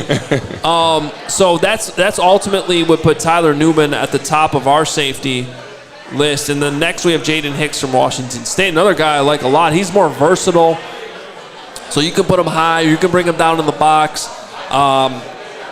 I don't think he has the range of Tyler Nubin. I don't think he has the range of Eddie Jackson. But he does have good ball skills when he does get around the football. And I do think he's a better tackler than what Eddie Jackson had shown the last few years. So a couple guys are a little bit different in how they play. I don't think this is necessarily a big need for the Bears, though. Taking a safety if one of these guys falls to 75. And in fact, wow, that was timely. Tyler Nubin off the board to the New York Giants here at 47. There it is. Now, he's the opposite of what we were talking about earlier. This dude, 6 years old, I want to play football, Dad. Let's go. And that's all him. St. Charles, too. Like, if you grow up in that region, you got to be like a legit athlete to play in high school. Oh, yeah. I mean, that is, it ain't easy. So, first safety off the board to the New York Giants at 47 as we creep along here with the Jags up. Hoge, as far as DNs, who you got top on your list right now that are available? Yeah, let's go ahead and take a look at the edge rushers. Still out there. Guys already picked. Obviously, Dallas Turner, Jared Verse, Leatu Latu was the first defensive player drafted. Chop Robinson, Darius Robinson. These guys all went. Yep. And then in our rankings, we have a jump to almost right where we are right now. In fact, at number 47 on our board, and we just had the 47th pick be Tyler Newman, but Braylon Trice. Yep, from Washington. Who I'm a big Braylon Trice. Yeah, and then Adisa Isaac at 48. These two guys are neck and neck right there, 47-48 on our Bears 100, and I like them both. Yeah, I think I have to have the edge to Isaac because I think he's more – his pass rush moves, he's just more relentless. When I look at the tape, Trice is good as well. I just don't know if he could put his hand in the ground at all. I think Isaac would be a better fit to potentially put his hand in the ground, play opposite Sweat. I think he has all the pass rush tools and talent. Watching him – from Penn State playing in the Big Ten, just the get off is unreal. So when I'm grading those two, I like Trice, but I have to give the edge to Isaac. Yeah, Jaguars pick is in, and it's Mason Smith. I think it's Mason. Mason, excuse me, that's what I meant. Mason, right. My favorite guy in the entire draft, Mason Smith. He did, double A. His parents threw you off a little bit. Why did you have to double A me? Because I read in The Beast, and I'm remembering this off the top of my head now. I don't even have his profile in front of me. That his parents wanted him to distinguish their son from the other Masons in the world. Exactly. It's a bad job by me, but they didn't want a Mason Crosby. Dude wore 0. They wanted a Mason Smith. Mason Smith. Speaking of 0, it's pretty cool when the big fellas wear the single-digit numbers. I'm like, that wasn't the thing. You had to pick the higher numbers. You had to pick in the 90s, 60s, 70s, 80s. You couldn't pick. Well, it's like digits. Northwestern with the number 1 jersey. Yeah. I'm trying to think of who it was a few years ago, the big guy, defensive lineman who wore number 1. Oh, Tyler, who plays for the Packers. No. He's not. No. He's talking about Tyler Lancaster. Yes, he did. Come on, Carm. Lancaster wore 1. Are you a real Northwestern fan? No, he's not. He's fake. Yeah. I didn't think you were talking about Tyler Lancaster, and I can't name the guy that I thought you were talking about. But yeah. Did you say Vitale? Not Vitale. Oh. This guy, he segued into being a cheerleader. But he was a defensive tackle. He wore 1. You talking about huge? The guy who became a wrestler? Yes, him maybe. You say cheerleader? No, he's like a professional wrestler now. No. He was running Wildcat Entertainment during football games, getting the crowd going. Yeah, you're talking about after you graduated, right? Yeah. Yeah. He said a cheerleader like he was over there. Rah, rah. He became a cheerleader. He was out there getting dudes juiced up. Okay. You're out of your mind. Can you name the name? Do you know what I'm talking about? No, I don't. Oh, yes. What's his name? Guy was a legend. He battled hard. He just wasn't, he wasn't big enough to really make an impact. Whatever. Doesn't matter. Yeah, he's on WWE next. I get it. Nobody cares. Why am I blanking on his name? I got to know his dad a little bit while he was there. He was a great dude. His dad had all the energy, too. By the way, Mason Smith that started this whole entire conversation at LSU. Big guys. Size, traits guy. 100% boomer bust. Torn ACL a couple years ago. And I didn't think he looked the same last year after that torn ACL. That sometimes worries me. Obviously, who picked him again, Mason Smith? Mason Smith went to the Jaguars. That's right. So obviously the Jaguars cleared him. He's huge. He's 6. I mean, he's almost 6'6". Yeah. Bengals are taking Chris Jenkins, another defensive tackle off the board. Jenkins. The NFL pedigree. 49. Yeah. His dad was one of the biggest dudes I think you ever see at defensive tackle. You know who his uncle was? Cullen Jenkins. From the Packers. Yeah. So, Michigan, man. Let's go. Central Michigan, right? Cullen Jenkins went to Central. I think you're right. But this guy is strong. I think they've showed some of his highlights in the weight room in Michigan. I think he's putting up over 500 pounds. So little run here on defensive tackles. By the way, we have Mike Hall a little bit ahead of these guys. We had Chris Jenkins at 55. Braden Fisk, who went earlier at 56. Rook, a row at 59. We had Mason Smith all the way back at 80, but all these guys now are off the board. The only one left, Mike Hall Jr. Otherwise, you're going down to Brandon Dorless from Oregon, who's still there, but we had him down in the 80s as well. So it'll be interesting to see here with Mike Hall comes off the board. If you're wondering why you haven't heard from Greg Braggs in a minute, I believe he's sitting on the lap of Gary Fencik somewhere here at Joe's on Weed Street. That would be my guess, which is an excellent move by Greg, but not a great move for Gary. And we like to apologize to Gary Fencik for the amount of attention. Yes, you're pointing at something here, Steven? Oh, no, we're good. Oh. What about Mekhi Wingo? What did you have him on your board? Wingo. I don't think we had him on here. Okay. D tackle. He's probably going to be around the 100. He's probably going to be in the 4th. Could fall into the 3rd. Pretty explosive D tackle. Be a good fit for a 3 technique. He played opposite him, but could be a good fit maybe in the 3rd or 4th. Let me remind everybody I'm just getting more and more antsy and excited about the Bears getting closer and closer here. But first, I can tell you. Well, should we thank our guy Ray who's here? Well, we should. Do you want to thank him and talk about the amazing experience that you get? What's up, Ray Scarpelli? Yeah, where is Ray right now? He's right over there to the right. Okay, outstanding there he is. There we go. Our guy Ray is in the house. We've been telling you for a while now about Ray CDJR and Ray Chevy in Fox Lake. And if you are in the market for a new vehicle, we got great news for you because Ray Chrysler Dodge Jeep Ram in Fox Lake is celebrating the Jeep Celebration event all month long, Carm. Damn right. And you know what that means? What does it mean? It means you will be able to rave about their savings and a wide selection of inventory for a limited time. Lease a new 2024 Jeep Grand Cherokee Laredo Altitude for $439 a month for 39 months. That Grand Cherokee's not big enough for you. Wasn't big enough for me. You know what I did? I went on and got the 3rd row. Ooh. You can lease a new 2024 Jeep Grand Cherokee Limited L for $479 a month for 39 months. That's what I drive. Go check it out at Ray CDJR because you'll always be able to shop one of Chicagoland's largest inventories. Drive home with more money in your pocket than you'd expect thanks to Ray's Price Promise. The price you see online is the price you pay, and that's not all. Just for listening right now, you can go there. Go to Fox Lake, get a free oil change when you mention CHGO at the Service Center or mention CHGO when you book online and RayCDJR/service. But you got to schedule before the end of the month here.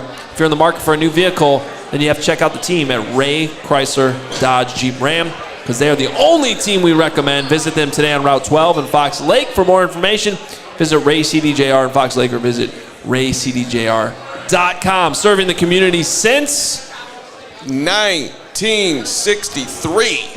Boom. Did that off the top of my head. Didn't even have to look at the ad. That's how dedicated I am. Thank you very much. Hey, back-to-back Michigan picks here, but let me first tell you about Illinois pork producers and the people who are active.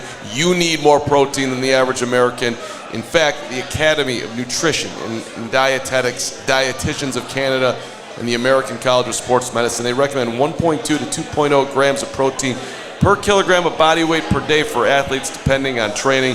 So say you're 150 pounds, it's about 81 to 136 grams of protein per day. One 3-ounce serving of pork provides 23 grams of high-quality protein that can help active individuals build and preserve muscle. The International Society of Sports Nutrition recommends that people who are involved in a general fitness program or who are interested in optimizing their health eat low-fat, high-quality sources of protein, which include lean cuts of pork. Elevate your protein game with the lean pork, a powerhouse of natural goodness. Savor the flavor, savor the gains, and celebrate any occasion by enjoying the best pork produced by Illinois pig farmers. From sausage and bacon for breakfast, pulled pork, juicy chops hot off the grill.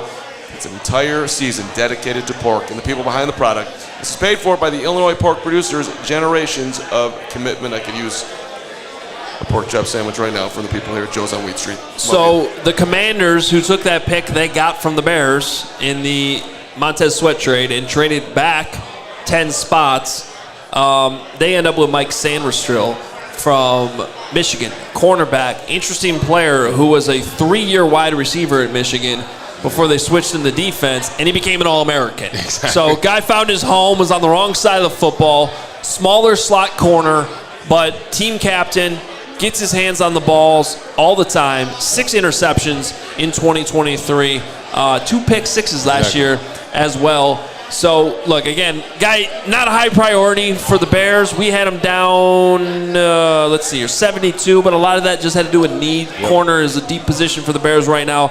I thought he would be a second-round pick and probably good value here for the Commanders. Isn't that crazy sometimes how wide receiver for 3 years finds his fit on the defensive side, All-American, second-round pick now. It's crazy how many people in college are playing the wrong positions. Yeah. Literally, that's what they think they're supposed to do. But I think about some teammates in college. We had a running back. Do you remember Omar Conte from Northwestern? Yeah. About 6'1", 225, 230 pounds, ran high 4.2, low 4.3. We had Tyrell Sutton. I thought he would have been a great fit at safety. Like strong as an ox, had range, all this, and they always talk joking around, hey, we can see you at safety. I think if he went to safety, he could probably have been playing on Sundays. But yet again, people sometimes play the wrong position of what they could play in the NFL for. I think the reactions in here is a wild NBA playoff game going on here. Yeah, Tyrese Halliburton should be a bull. Instead, he just hit a runner to take the lead over the Bucks. Bucks had a huge comeback to get it in overtime. Looks like Indiana's going to win this game. And I think that puts them up 2-1 in the series. Looking like Carman. That's a tough shot. That's big-time tough back shot. In the day. You know what they call that What do they call that? At the surf back in Madison? Go ahead. The Hoger floater. Hoger floater? The Hoger floater. What they call that in Indiana? Hoge the Brags. Hoge's got a little grittiness to his game. He says you don't have I know to my role. I know my role. My role is to shut down on defense, get rebounds, and when I'm open, make an occasion. I can shoot a 3. I don't shoot a lot, but it's gonna go in. I don't know, 1 out of 3 times probably. And then if I get on a fast break, I throw up the Hoger floater. I've seen you get aggressive. West Virginia center Zach Frazier going off the board here to the Steelers. That is a person of interest for the Bears. He's a Steeler. Yeah, he's a Steeler. He's a gritty dude. Just take a short drive over from West Virginia to Pittsburgh. There we go. Justin Fields. There's a guy you might want to befriend right now. Zach Frazier leaves you Tanner Bortolini, who we had on as a guest on our show. I don't know who. Yeah. Do you like any other centers left? Because it is definitely a position in need for the Bears. Yeah, let's. We can talk centers here. Let's first talk about Zach Frazier. Shade under 6'3". This guy came off an injury, broke his leg in November, and was not expected to be back for the combine. And not only came back, but worked out in the positional drills. You got so many guys. That's why I call them gritty, man, because there's so many guys that, for good reason too. I'm not holding it against them, but Marvin Harrison Jr. basically came out today and was like, "Yeah, I don't want to be burned out as a rookie because they go through a grind." He just lightened his load. They didn't train really for the combine. He's saving it for the season, and it's understandable. Meanwhile, you got a guy like Zach Frazier who fought his ass off to get back in there. He's an excellent run blocker. Love interior offensive lineman with a wrestling background. Yeah, they know about leverage, hand position, the whole bit. Yeah, like those guys are usually the toughest to go against. When you go against those interior, when I played 3 technique for a while, it was always those guys that were the former wrestlers, had that wrestling background, that were tough because they understood that leverage, how to use your body well. Perfect Pittsburgh Steeler right there, good fit. And you talked about it. Really rushing the rehab to get back for that combine. Like you said, most people would not do that. In this day and age, it really doesn't matter most of the time. But I think he wanted to prove to everybody, hey, I'm tough. I can do this. And I got nothing to hide at that point from an injury standpoint. Colts are on the clock here, creeping towards the Bears. Our big board, best availables, A.D. Mitchell, Roman Wilson. Anybody surprise you here, Hoge, that's still available? Well, it looks like A.D. Mitchell's coming off the board here, huh? To the Colts. That was what I was trying to tee up, yep. Colts taking him at 52. At 52, we had him 19. You knew at some point that he's just too good. Too good, A.D. Mitchell. I mean, you look at him, you watch him on tape. My favorite thing about his route running ability is he's got gears. So he knows how to pace himself within the routes to set up a defender and then take off or put his foot in the ground and come back. Yep. He runs a curl route very, very effectively. And one of the best things about his game is he's clutch on third down. Like you go into the money downs, this guy always shows up, tracks the football well. And I love like how Xavier Worthy stole all the spotlight with the 4-2-1. Yeah. And like A.D. Mitchell's like, dude, I had a 4-3-4. I mean, 4-3-4 is pretty damn good. So, this health concern with him, I think is if he gets in the right team and they can manage it, I don't think it's to me, it's something you fight through and you can handle. So I love the value at this spot. I do. And you look at him going against one of the top corners, Kool-Aid McKinstry, dominated him in that game early on. So he has the route running, he has the playmaking ability. You're giving Anthony Richardson another option at wide receiver here. Greg Bragg's returning to the show after an hour-long break to hang out with Gary Fencik and get an autograph. I was going to say, welcome back to the show. How'd it go? Welcome back to the show, indeed. Yeah, I got you. Yeah, you got me? Thank you, sir. Hey, check it out. Look at this from the Collector's Cave. Gary Fencik signing autographs, taking pictures with the fans. All the pre-ordered Gary Fencik fans here have already gone through. So if you haven't gotten your Gary Fencik signed jersey, Super Bowl champ, the Hitman is hanging out back there. Pretty cool, That's man. pretty awesome right there. He's going to be on set here pretty soon, You see hanging that out. neck roll? You knew he meant business with that. Yeah, Back the in the neck day roll. when you saw somebody with that neck roll, you I was know going to what say, time it if was. we could Didn't you have the neck roll in college? In college, yeah. In college. Yeah. That's right. Oh, yeah. Maybe we were. See? Thanks for watching his career at Northwestern. Yeah, well, Northwestern football is a little hard to watch. I'm just saying. Wow. Yeah, you better run. You.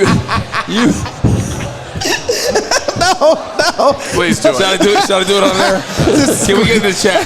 If we get a super chat for $1,000, I'll throw him off the stage right now. Talk about prospects with neck concerns. Duke. You're about to have one. Hey, the Duke, you can pull out 1,000 on here. I'll throw him off the stage. This is scary. Me and my big mouth. You see what happens, right? Braggs last year when he was still bricklaying, he's a little more humble. Now he's full in the media We space. created a monster, dude. You have. We created a monster. And he has a cult following, right? He's like the hard-working. Yeah. It's like the Bronx Tale, the working man. That's the tough guy. Yes. And then he gets media and he gets all soft now. I mean, you talk about cult following. I mean, remember what happened in the elevator today? I got assaulted. That was the weirdest moment of the weekend. Carm wasn't there for this. Dude gave him a purple nurble. This guy walks into the elevator and he goes, grabs.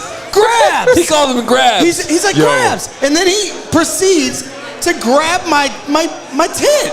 I'm like, first he's like recognizing me. I'm like, that's It nice. was the funny. Me and Hoge look at each other like, what is going on? It was like 2:30 in the afternoon, and he was on shift. Hammered. He's on something. I don't know what it was, but can we get some of that? Like, I was like, and Braggs was like, Yeah, then he calls me grabs and then proceeds to grab me in a very physical manner. Underrated nickname for Gregory. Grabs. Grabs is. It's one thing to call him grabs. It's another to actually grab him. Yes. I've never seen somebody so powerless. Yeah. Braggs is supposed to be the tough guy. He's like, Well, it was so. And Greg didn't like it. It was the most flattering, disrespectful hello I've ever received in my life. he literally said, hey, Grabsy. And Braggs just stood there and took it. Yeah. Well, I mean, If that was me, I would have said like this, yo, what? Come on, man. Get out of here. You don't put your hands on me. yeah. Yo, I thought you was a tough guy. It must be the painted nails, you know what I Everybody mean? looking for a squeeze, let him get a squeeze in. It's all right. Where I'm from in Jersey, people don't let stuff like that happen. From Indiana, they say, you know what? He was Grabsy. Come on, man. Grabsy. All right, I'm gonna take my quick break here. Yeah. You don't do anything weird. We probably will. It's all right. We'll talk about A.D. Mitchell getting taken by the Colts at 52. The Commanders are on the clock. They're taking the tight end in Ben Sinnott. Ben Sinnott. Ben Sinnott. If you need to talk to Adam, you can follow him off the stage. No, it's okay. It's okay. Me and Woot can handle it. You're all right. So with the Bears pick, yes. I'm kind of thinking D tackle, DN. Yes, sir.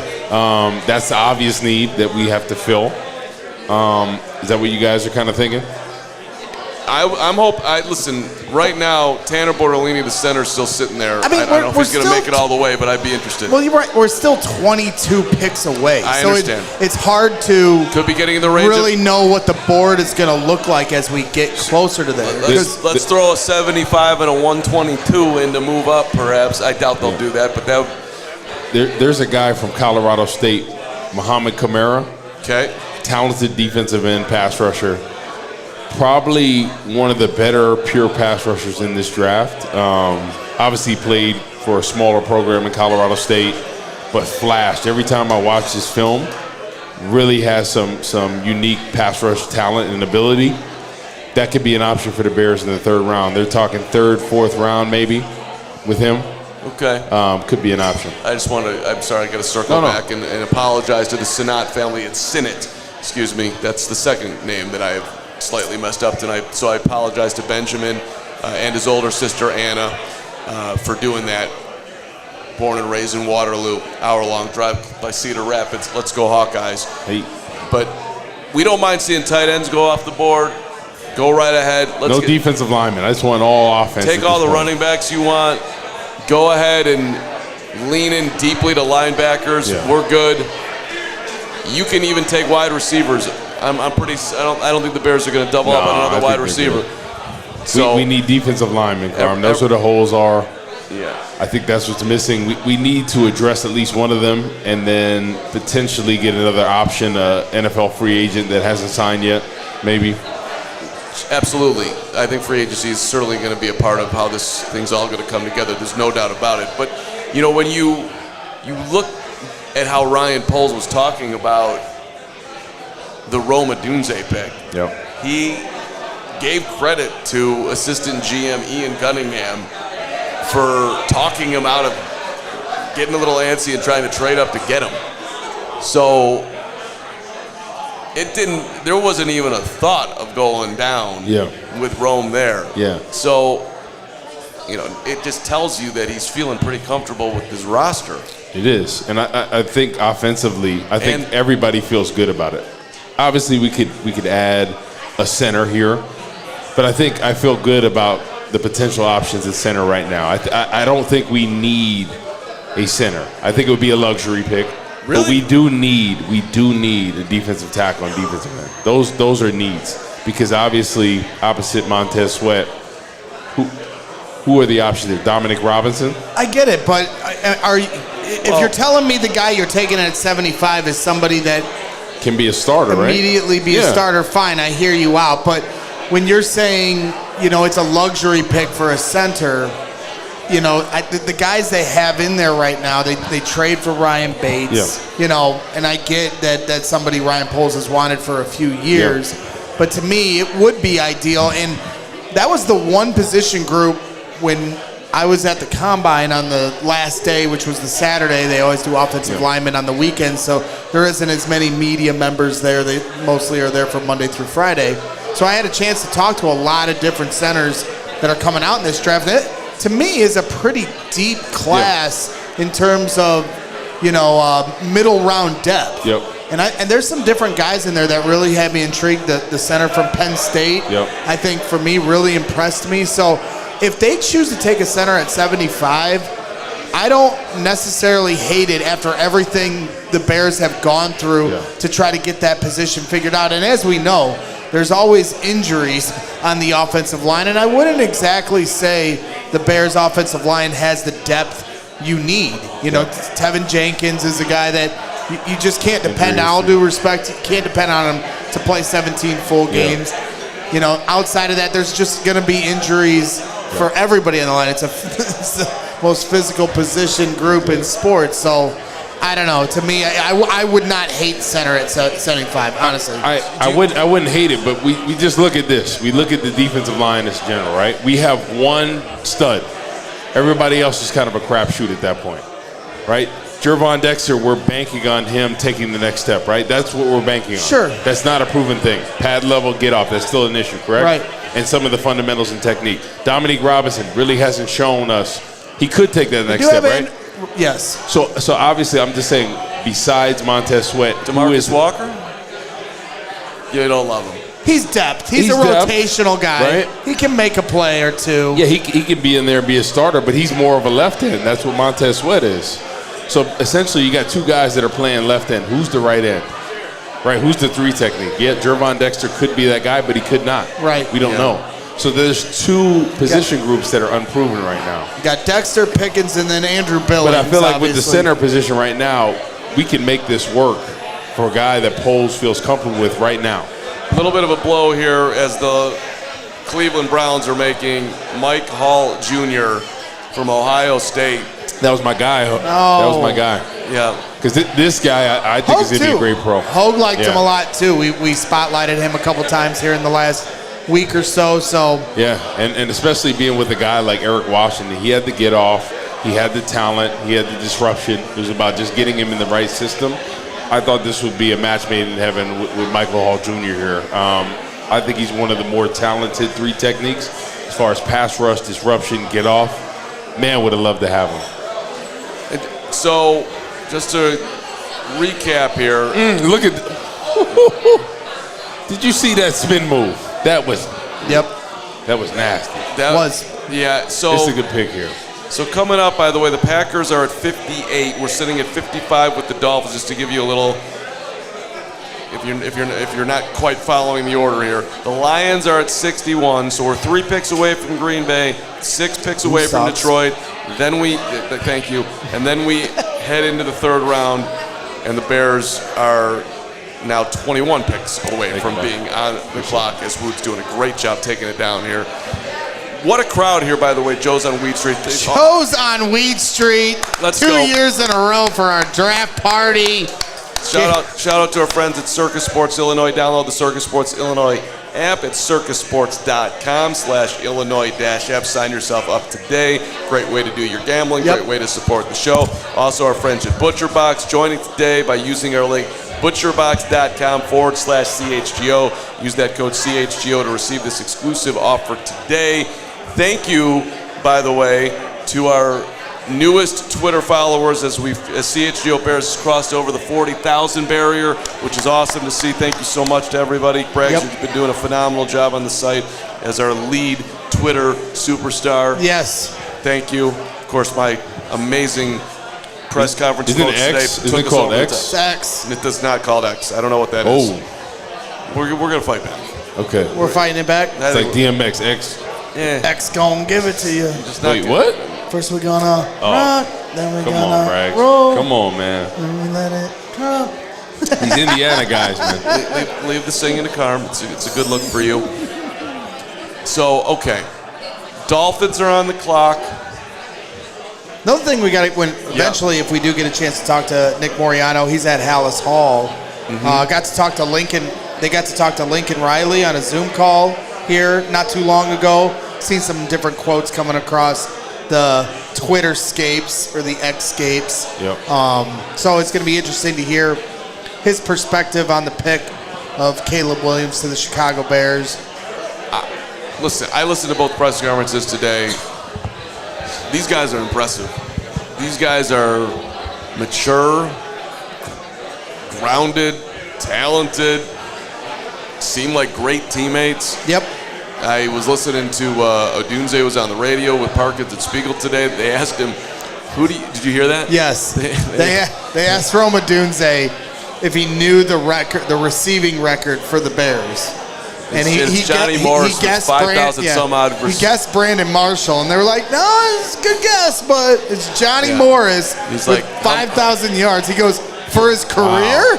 Yeah. It's crazy. Isn't that crazy? I would have thought Alshon or Brandon Marshall, honestly, and I'm Because we're just so volatile. We don't, nothing, which is an interesting part about where the Bears are at right now. You would think that a long, sustained run, even in today's NFL, could be possible for Rome, could be possible for Caleb.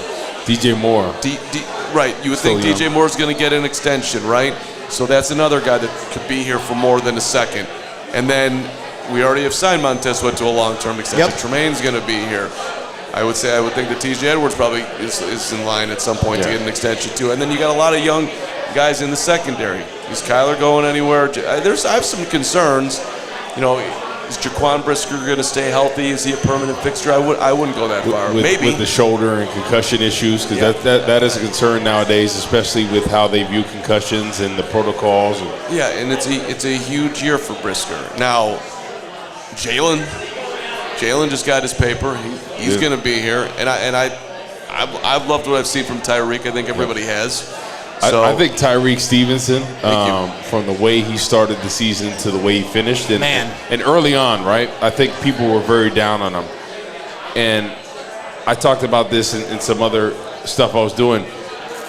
The young guys that are aggressive, when they first get in the league, they think they can do the same things they did in college, and it backfires on them. It did that with Stevenson, and then as the season got on, you start to learn.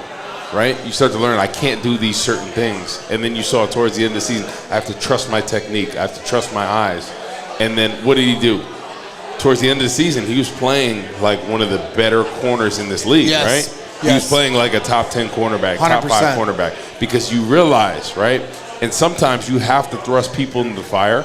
And especially cornerback, that's the hardest position. You're on an island out there. It's like left tackle. It's pretty comparable. He learned at the end, and he was playing like a top guy in this league. Well, I mean, he's got a lot of good mentors around him, too. He does. I mean, Jalen Johnson is the right guy to follow a lead 100%. Kyler Gordon in his second year, so, he can help Tyreek understand what it's like to go through his rookie season. Yep. I mean, even Eddie Jackson, I thought, was a good leader in that room. Yep. As he started to become a veteran, now he's moved on. But, I'm excited about Tyreek Stevenson in his second year. All these guys here coming up in their second year. Yeah. Jervon Dexter, Tyreek Stevenson, Darnell Wright.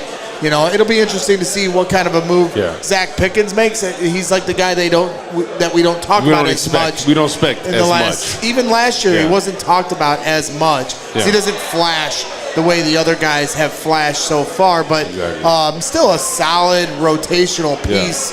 I think at the very least, right, as far as potential. So Ryan Poles has just always done such a good job, at least so far here, of drafting. He's got more hits than misses. So it's trust in Poles all day. Guys, just to catch everybody up a little bit here, Dolphins select Patrick Paul, offensive tackle. First offensive tackle selected here in the second round. Cowboys now on the clock. A lot of people think that they're going to go running back. You look at their running back room right now, it's Deuce Vaughn and Rico Dowdle. Yep. Tony Pollard's gone. What do you guys think they're going to do here? I could see running back here. I could see that as an option here.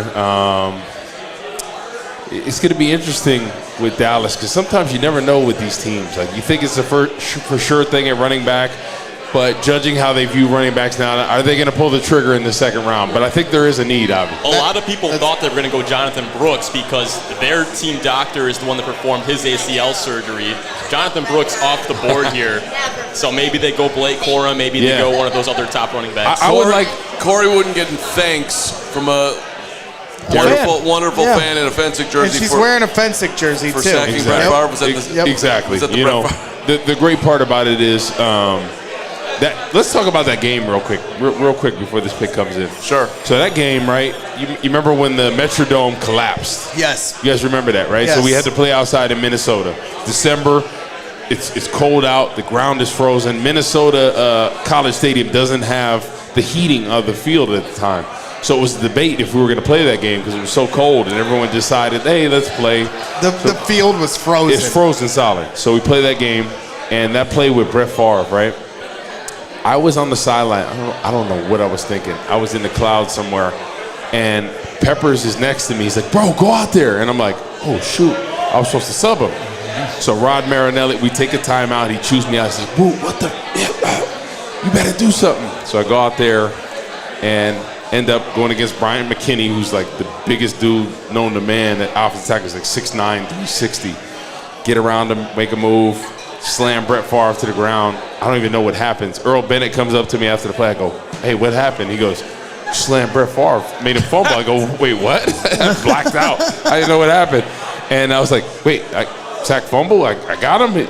Yeah, you got a sack, man. What do you remember? I'm like, I don't remember. Like, no, dude, you killed him. Exactly. And yes, that's how that happened. And luckily I did make a play after not subbing in for Peppers, and I made up for the Bears taking a timeout at that point. And I was a part of Devin Hester's return that broke the record, which is awesome. Amazing moment. I've never had so many text messages in my life. So it was a good day for me and my career. Great day to be a Bears fan. You guys clinched the division that night too. Did you ever say anything to Brett? I didn't. After the game, I tried to go up to him, but he was like out of it, man. He didn't know what was going on. Have you ever spoke to him since? No? A funny thing is my agent had sent something in the mail of a signed photo of. Yep, go ahead. Of a signed photo of that Brett Favre sack, and he said, he said something along the lines like "nice sack, kid" or something like that, like "good luck" or something. Yep. Signed Brett Favre, and I was looking at my wife and I'm like, "Is this real?" And he texts me afterwards. My agent, he goes, "I was just messing with you about it." Yes, sir.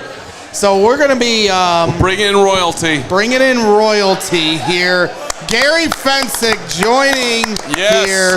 Yes. Let's all slide down one. We don't know. Gary, okay. No, just sit sure. Come on over here, Gary. Sit down on this side. Let's go. We'll bring in Gary Fencik, ladies and gentlemen, joining the show. Everybody give a hand for the Super Bowl champ, the Hitman, Gary Fencik. Let me see that ring. Collector's Cape bringing him out. We appreciate you guys. There it is. Let's go. There's the ring. Let's go 45. There's the ring. It's Gary here, Mr. Clean. They call me Hitman. Don't know what they mean.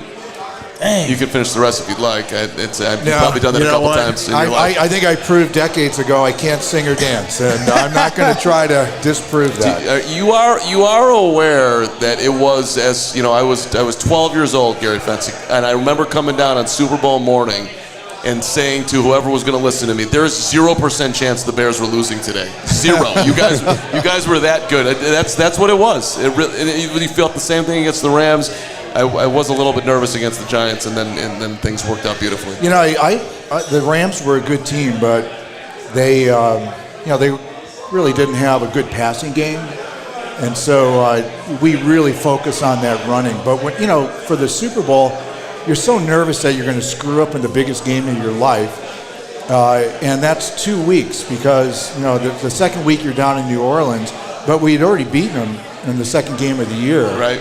And we felt pretty confident, but you never know. I mean, hey, sometimes things just. I mean, hey, we fumbled on the first series, and it all of a sudden gave them all this momentum, right? And you're like, holy smokes, what's going on? Yep.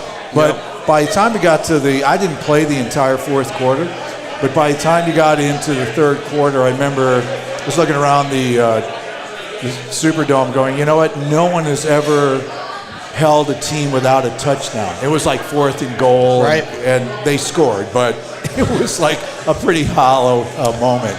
But, everybody, it wasn't just I was with Richard Dent yesterday. I mean, he had an unbelievable game. The whole defensive line was just, I would take like 2 steps and go, hey, the ball better come out because they're going down. And, all the backups got to play and made touchdowns and fumble recoveries. And so you got in there and, it's such a life-changing moment in your life. You don't really appreciate it until like today. People are going, wow. And, people will ask me, are you, do you want another Super Bowl team in Chicago? Look, I'm a season ticket holder. I'm ready. Yes. I'm really ready. No one's ever going to replace the legacy of the '85 Bears. Period. No, it's transcendent. Yeah. Honestly, when I went to London a few years ago for the Bears game at Tottenham Hotspur Stadium, met a lot of Bears fans from all over the world, and NFL fans in general, but it was like a Bears fan takeover there. I think Jim Plunkett was signing autographs, and the next table was Charles Tillman, and I felt bad for Jim Plunkett because it was all Bears fans that were just there to see Charles Tillman. And every Bears fan that I talked to from around the country, at different countries, whether it's Mexico, England, Germany, wherever, it was the same story each time. Either they or their parents started out as Bears fans because of the '85 Bears. For you, what is that like to be a part of something that kind of pushed past just where we're from here in the USA and became an international kind of sensation? I've been very fortunate. I just retired from my second career, and I travel around the world. I went to the UK, almost moved there. But to your point, I would be in Australia, and we were taking a helicopter ride from Melbourne, and everybody has a phone. And so the Australian pilot was a real football fan. And my partner goes, hey, this guy actually played for the Bears, the 85 Bears. Well, I'm not that big a guy, right? Anybody can say that. And before the advent of mobile phones, you could lie and say you were anybody, right? Exactly. And people couldn't check. Now they can check in a heartbeat. So we dropped down for lunch. And when and he checked me out, when I came back, he goes, "You're the real deal, the 85 Bear." You know, and I ended up sending him a jersey and all that. But that's happened around the world. We had some Chinese government officials come in from Beijing, and they had done their homework on me. You a football player? You know? So yeah, it's a good icebreaker, that's for sure. How did? By the way, before I go ahead. So I listened to you guys. Oh, thank you. Sorry for the yelling. My son is in LA, huge Bears fan. He listens, and so it's a pleasure to be with you guys. You know, the last couple of weeks, though, I've listened to everybody's got, okay, what are they going to do if they trade and all that? So now it's like, well, they actually got the two players. Most people, well, certainly, if they hadn't picked Williams as the first pick, can you imagine? Yeah. That might have been a riot in Chicago. There would have been. There would have been. And especially our luck as Bears, it would have been like, he turns into the next Mahomes. We get the guy who turns into nothing. Yep. But fortunately, really two high-quality picks last night. And I know you could get more picks if you drop down, but at some point, and I'm sure you know this, Corey, as well as I do, you got to have some studs. You got to have some guys who, just have the ability to go from fourth to fifth gear. I had Walter. You would have, McMahon if he could stay healthy. Yeah. But when Dan Hampton joined the Bears, he changed our team. He changed the way our defense played. He made the offensive line better because he just had a motor that was unbelievable. But you need guys like that. Yeah, and talking about that, the defensive line, you talked about Richard Dent, you talked about Dan Hampton, how that made that easier. And it reminds me a lot when I played the rushing cover. Talk about how important that is, how you guys work together, and how that allowed you guys on the back end to be successful with that rushing cover. Well, you don't have a good 4-3 defense unless you have a good 4. Exactly. But front 4. I'm afraid. I played half my career as free safety, and you're like, whoa, they can't stop these guys. Or you're in the huddle going, hey, I'm across from 4 of the defensive line going, we really need it. Oh, yeah. And they're looking, going, yeah, no kidding. You know what I mean? But they know, and they know it all starts up front. Yep. And so, I'm sure you've gone all over this, but you still need to get another rush guy on the other side because people are going to check Sweat and they're going to say we're going to chip him with a tight end or keep a back end. Exactly. And you got to keep him honest. Yeah. And that piece still hasn't. Well, maybe it's been solved. Yeah. I have a lot of confidence in what's going on with the selections and with polls. I'm thinking about Atlanta. Yep. What a weird. And then you hear that they're sign Kirk Cousins, that big deal, and then get Penix. Yeah, but then Cousins didn't know about this. And I go, wait a minute, who's down there? Ryan Pace. Exactly. He did that with the Bears. Yeah. Oh, the Saints. Out of nowhere. You nowhere. pay this guy guaranteed money, and then all of a sudden you draft another quarterback that's older, 24 years old, and Michael Penix. And you don't tell Cousins? Yeah, that's very weird. Well, you mentioned the pass rushers that the Bears need.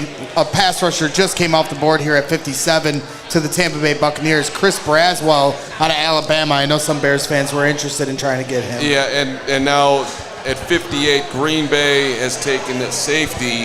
Javon Bullard out of Georgia, number 2 guy on our board. So the Packers adding on to the back of their defense right now. Where do you size up this division, Gary Fencik? Wow. Where do you think the Bears are at? Well, it's going to be really competitive, right? I think Minnesota, they got a lot of talent already, but now, you've got your future at quarterback. Maybe, Sam has something left in him from USC, but we'll see. Yeah. And then you've got, Detroit's for real. Okay. And you know what? Yeah, they are. I kind of look at Detroit like we felt after we lost the NFC Championship game in '84. We were crying in the locker room. It really hurt. And Ditka the next year in our first meeting basically said, second best isn't good enough, and it captured Motivated us. you. It really did, and I think it was good that we lost at least one game, so you didn't go in there with too big a head. But I think Detroit's like that right now. They've got a lot of talent. They've got kind of, unless they've solved it, they've got the same issue where they need another defensive end rushing on the other side. Green Bay, all right, I'm scared that maybe they have another quarterback who's going to haunt the Bears for the next decade. Nobody's here, and no one's watching online. The Miami game, were you guys maybe just had a little too much fun down on South Beach beforehand? I've heard some of those stories, perhaps, that was a thing. You know, I was always pretty strict and not going out. He was worried about not making a mistake. The rest of the team was making. You got to look at the setup. We had beaten 2 weeks earlier the Dallas Cowboys. I was in my 10th year. 44-0. We had never beaten the Dallas Cowboys in preseason, regular season, or postseason, and we beat them 44-0. And the next week we played the Falcons. We won 36-0. So we were, You're riding high. You're riding high at that point. And they played a great game. We played an awful one defensively. Yeah. Steve Fuller was our starter. McMahon was hurt. We finished the game at the end. Wow. There you go. There we go. Burger, Get this man some food, man. Yeah. So I think that we kind of set ourselves up a little bit. But again, came back, and it was like, okay, we've lost this first game. We don't want to make the same mistake when we get to the playoffs because we were pretty close. Tackle Blake Fisher going to the Texans. We're 2 away from the Lions being on the clock here. So what are you guys thinking? I'm thinking defensive end or defensive tackle because that's an obvious need, right? You talked about opposite Sweat. Who is the option, right? Because you can double team one person. You need another option opposite him. Yeah, but Corey, I think one of the keys is also developing younger players. And so you picked a second and third round pick last year at defensive tackle. Yeah. So do you have to admit that isn't working if you get a defensive tackle? So the guy Gervon Dexter, whose jersey's right there, I think he has a lot of talent. He came from a two-gap read and react scheme where he just didn't get off the football. He's a taller guy. He played with high pad level. And in college you can get away with some of those things, and then you come to the league, doesn't work out. He's been productive even despite playing with limited get-off and high pad level. I'm just hoping a guy that coached me, Eric Washington, who was here with Rob Marinelli and Lovie Smith, now is the defensive coordinator that's going to be exclusively working with that defensive line. I hope he really takes him under his wing and takes him to the next level because when Gervon Dexter, he ran under a sub-5. He has all the strength in the world, all the tools. If he can trust that, especially in that Tampa 2 scheme, and get off the football, he can really, elevate himself to the next level. Yeah, I think that, we all talk about individual players, but I think the key is how are the units doing? And I think the secondary looks really good. Linebacking core, great. Linebacking core looks good. Defensive line, that's kind of like the question mark, and that's what I've been telling them. They've been high on the center, but I think they have an option at center that can get them through the season that they feel confident with. Defensive end and defensive tackle, I don't feel that confident with it. Yeah. Do you like Brisker? You might know a little bit about that position. I like him a lot. I think that he is, my biggest concern about him right now is he's had 2 concussions. Exactly. And if he gets a third one, especially in this day and age. Yeah. Well, I mean, you and Doug Plank were known for, laying your head on the line, no pun intended, honestly. And so with Brisker, it seems like that's just in his nature and the way he plays the game. So how hard is it to take, to pull that back and still be the effective player that got you to this point? I think you make that adjustment. I only got knocked out one time. So I hit Earl Campbell. I had a 33-inch waist. He had a 34-inch thigh. It wasn't much of a – and I finished that game. Yeah. But I think that – I think your guy Hamp told me once that Campbell was the toughest running back he ever faced. Well, because he wasn't looking to make a move on you. He was just going to run your face over. And I actually finished that game, and we lost. So you roll up the safety, and I ended up just getting run over the last 3 plays.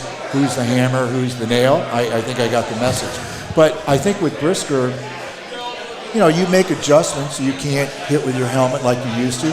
The thing that blew me away is that you can, as a defensive back, chop the pulling guard or tackle, and that person may weigh 100 and 50 pounds more than you. Right. Yep. And so what are you supposed to do? And if I was playing and you had a big guy there, it's like, I'm just going to chop him out because everybody's knees are the same size, and they will never come back at you. Oh, yeah. They will. Big trees fall down. They do. They do fall down. Chop them down, baby. Would you want to play in today's game with the rules?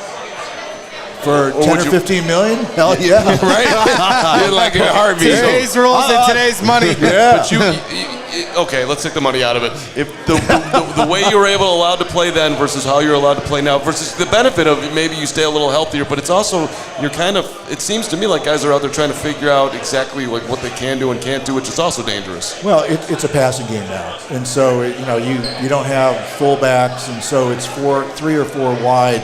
And you have to have a safety, whether it's strong or free. You have some cover ability, which wouldn't have been my strength, to be honest with you. But I think every player adjusts to what happens. And, it's almost like, okay, people would ask me, do you think the 46 defense would still work?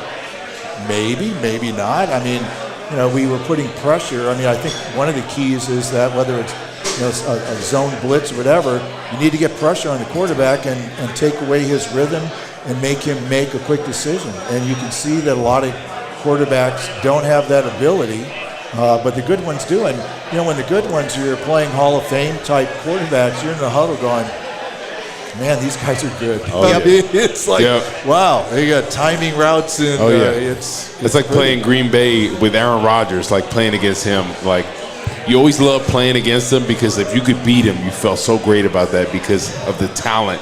And just when that ball came out, it was just a different thing that you ever seen compared to any other quarterbacks. Yeah, you have that with John Elway or Montana. Or I was doing radio for the Bears, and the Bears played a preseason game in Berlin against the 49ers. Yeah. And I got to watch the 49ers practice, and it just looked weird. I couldn't really describe why, but I was watching the precision of the routes and the throws from Montana to Rice. I don't think I've ever seen anything that smooth, right? Yeah, it's a different beast. So, Gary, I don't know if you remember, Carman, you got something? Well, the Lions have taken a cornerback with their latest selection, Enos Rakestraw, out of Missouri, going to Detroit after the Bills took Cole Bishop as safety as well. So we're getting a little run on the back end of the defense right now. Second corner that the Lions have taken here. So getting a little closer to the Bears pick. What are they doing? What are they doing, Gary? Right? They see the Bears and they have one of the most talented wide receiver core on paper right now. So what do? You stack up on the defensive backs, right? Safeties, the corners, because obviously you got to cover these guys. So I think that's what you're kind of seeing in the division. Yeah. They're really trying to stack that up because the Bears on paper, they probably have the most talented wide receiver trio right now. I think if you just look, where's the money now? It's get a pass rush. Yep. Get a receiver. Obviously, quarterback is the most important one, but you got to be able to cover. Exactly. And so whether it's a really fast safety or another corner, you can't have enough of them. Because they're not that big and they get hurt more too, right? Exactly. Well, let me ask you this. You say it's a passing league. He mentions Aaron Rodgers. The Bears now bring in Caleb Williams. Yeah. Obviously a highly decorated college player, Heisman Trophy winner. Some say one of the best prospects since Andrew Luck or Peyton Manning. Do you see that? You said you were a season ticket holder. When Justin Fields' last game at Soldier Field, the entire stadium chanting, "We want Fields." People felt very strongly about keeping him here in this city. Ryan Poles chooses to move on for Caleb Williams. How did you feel about that move, and how do you feel about Caleb Williams transitioning to the NFL? It's always a transition. I do think, though, that he won the Heisman Trophy winner his junior year, and then he didn't struggle, but he didn't do as well. Their team offensively, their line wasn't very good. Their defense has been bad, I think, ever since I've been watching them. And so he had to go through a really difficult period. And so people go, well, what's it going to be like? Is he going to get used to the Chicago crowd and the newspaper? I got to tell you, LA's bigger than Chicago. and USC, because of the changes, the Rams leaving to go to St. Louis and all that, the USC is almost like a NFL team. Their coverage is like the NFL. So he's gone through an awful lot, and I think he's matured a lot. But watching him, you would just go, wow. The seeing the field and the side arm throws and just, being cool that's not easy to do. And I think that Justin Fields was a great teammate for all those guys. But in my view, he wasn't going to take you to the Super Bowl. And he didn't, maybe you can throw deep, but he wasn't good at the timing routes. And I'm sure that those wide receivers got frustrated saying, I'm open. It's a timing route. You should have thrown that ball, not I see it, then I throw. Him and Darnell Mooney were best friends. I don't think they'll ever speak again. Well, you never saw him. Right, you're right. Mooney, he was like the invisible man. Until Mooney got paid, and so it was like, all right, no harm, no Hey, it foul. worked out. I'm with Kirk Cousins now. Which was super interesting, by the way, that, this guy had, in general, a terrible year, but we're going to give him $26 million guaranteed because, in essence, they're saying that the Bears offense, the quarterback, didn't do well enough. I don't think that's completely fair to Fields. And, by the way, I've said 100 times, I think that Justin still has a chance to be successful in the league for the record. Ravens are taking tackle Roger Rosengarten, pick 62 overall. 49ers are on the clock, then the Chiefs, then the third round, then the Bears at 75. Let's go. Real quick before, because I know we're going to let you take off here soon, but I'd be remiss if I did. Well, I can't let Gary go. I mean, we could have him here. We could have him up here all night, and we certainly appreciate you coming out here to Joe's on Wheat Street for all these great Bears fans and spending time with us. but I would be remiss if I up for him. Yes, but I'd be remiss if I didn't ask you about Doug Plank as well. In doing this here the last few years, I've actually been able to interview him a few times, and Doug, you get him on the phone and he'll trade stories with you for an hour and a half. He makes me look calm, and I've got a lot of energy. He does have a lot of energy. I have a lot of love for Doug Plank, and he's told me a lot of stories about you. But I'd love to hear you tell me some stories or a story about Doug Plank and your relationship with him. Obviously, you two being the hitmen, and your reputation for what you did for this league and the franchise speaks for itself. I guess I'll start my story with Doug that in the NFL, I had some wonderful position coaches, but they really weren't good on teaching fundamentals. There was almost an assumption that you'll pick it up or, that's not my thing. And you're like, wait a minute, I was a wide receiver at Yale. I mean, I'm coming out of the Ivy League. I need help. And so who helped me? I watched Doug Plank. And I watched Craig Clemens, who was a first-round draft choice, who I ended up replacing. But, Doug would admit he doesn't have the biggest physical skills, but, man, he brought the wood. And I think for me to be able to play, is there another? I'm right where you're at. I can't wait to ask this question after you're done talking. So I would say that I just emulated Doug in that when you really get good in the NFL, it's when you're no longer thinking. You know your assignment and you just react. And it's a second or two maybe. And I started at strong safety where if you pulled a guard, you needed to get up to this magic place and drop your shoulder and turn the play in. And if you didn't get there and the guard turned, it was done. Like I was just dancing with him, right?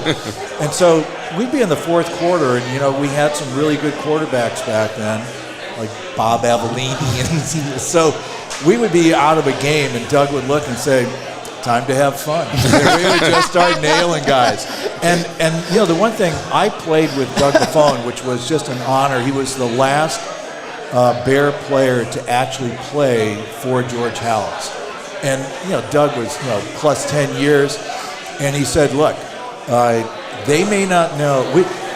We're going to play this game, and we may not win, but they're going to know that they played the Chicago Bears. And so it was that type of attitude. Love it. That you just bring it on. Man. And I'll tell you, we need to bring that slogan back. That's a good one. You talk about slogans. I think our slogan the last year with Neil Armstrong, who was a wonderful guy. He had young players, and he was coming from Minnesota when he was the defensive coordinator and had the purple people eaters and all that. We needed more discipline, which is what Ditka brought.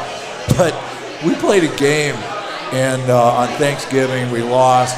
A guy walked off the field before the end of the half and went into the locker room. And we're like, okay, we lose the game, at least this guy's going to get fired. He did get fired. And I think our motto that year that was all over the locker room was whatever it takes. and somebody taped the "It Takes," and our motto was "Whatever." That's when you know the ship's going down. Yep. And then we got Ditka, and we were fortunate to retain Buddy Ryan, but Ditka reminds me a little bit of Campbell in Detroit. Yeah, I like He was Campbell a lot. Hey, you know what? We're doing this. We're going this way, and you're either on the bus or you're not. And when you start getting rid of guys, you go, wait a minute, that's a starter. We don't have someone better than that guy. But it's like, hey, he's not on the bus. Chiefs moved up from 64 to 63, giving up a 5th round pick to go down to the 6th round to do it. So, not sure. That's interesting. Just one pick move, 64 to 63 to take the tackle. Kingsley, anybody? As I butchered every name up here this morning. I don't want to do it. Samatai. I'll look it up in a second to get it right. Yeah. Kingsley, congratulations. You're a Kansas City Chief, so Kansas City trying to get some protection here for Patrick Mahomes. But when you mentioned Doug and you're talking about playing as fast as possible, I mean, you guys were not big dudes. You had to have some football crazy gene to get yourself to play, and you weren't super fast either, but to play at the speed you needed to play and not being worried about what's going to happen to you. Carm, he was a baller. Come on, man. No, but he was a football player, and I understand. I'm trying to understand how you. I'm shrinking by the year, by the way. I'm like getting smaller and smaller. I'm not. No, I get it. I'm saying I'm nothing expanding. negative. I'm just wondering how you got yourself in a headspace that this is what I'm going to do, this is what I have to do, and I'm going to go out there and do it. You know what? I really do think that it was watching Doug just play with complete abandonment. I mean, just like you don't care if you get broken in two. And when you get that freedom, it's just wow. And you're just smacking people, and you don't even realize it, but it's like, wow, you're just doing something that you almost were surprised you were capable of doing. I do think, though, that playing wide receiver at Yale made me a little better in terms of recognizing routes and patterns and reading quarterbacks. But there's just so much you can do. I mean, I would love to be able to redo my career. Now it's, you're 12 months a year, and they'll make you breakfast, lunch, and dinner up at Hallis Hall, and you get paid a lot more. Yeah, but the ability of being the best that you can be, it's a short-lived opportunity, and I was just really lucky to be able to last as long as I did. So, Gary, I don't know if you remember, when I was at Northwestern, Coach Fitz was our coach, Coach Fitzgerald. You came up and you talked to the team. Yeah. I don't know if you remember that. It was 06, 07, somewhere around there. And I always remember that. You came up there and you gave us a little motivational speech before the season. And that's something I always remember. You came in there, you got us fired up. And I just thought, man, you were so articulate, how you got your point across, and you really got us going and revved up. So I don't know if you remember that. No, I do. But you know what I really remember from that with Coach Fitz? At the end of that, he wanted to meet with every senior to find out what you were going to do when you graduated from Northwestern. And I walked away going, you know what? That wasn't some made-up thing. Exactly. That was Fitz, and I came away really impressed with that. Yeah, because I think the biggest thing is, right, you continued your career. You got to your second phase besides just football. And I think that's a lot of times what the issue is with a lot of these guys that you play with. What is the transition, right? You went to a great school in Yale where obviously you had great connections, you were a smart guy, and you were able to get to that second phase. Sometimes guys don't always get that. So I think that was the great thing about Northwestern is I look at a lot of my teammates, which I'm sure you look at a lot of your teammates, they were successful in other areas besides football. And you got to commend that because you can't play football forever. And even if guys make a lot of money, at the end of the day, you have to do something. What do you want to do? Exactly. You don't realize how long the rest of your life is. Yeah, and you have to do something that you feel fulfilled with. And I always thought that was a great thing about Northwestern is the fact that education was important. Obviously, try to make the NFL if you can. But what's your plan B? And I think you can attest to that being from Yale and understanding the importance. Corey, I think going to Northwestern, you're really going to a lot of different schools. I knew that it was a fluke that I was in the NFL. You don't go to an Ivy League school to say, oh yeah, I'm going to try out for. What are you talking about? But so I knew that I was going to be on a parallel path with my classmates that were going to law school, business school. They were all going to some school, and I was going to have to jump on that lane at some point. And I ended up going to Kellogg while I was playing, but that's as a result of breaking my arm, needing knee and ankle surgery, and going, you know what, maybe I should go at night. Yeah, think about that next phase. And Kellogg is one of the best business schools in the country. But yeah, it was awesome. When I look at highlights and I see you guys on the 85 Bears, it's unbelievable to see the pace that you guys played at, the confidence. And you talked about that, like just being able to play and not think. It reminds me a lot, obviously you guys were on a different level, but in 2012, my experience playing with Lovie Smith, we were top 5 defense.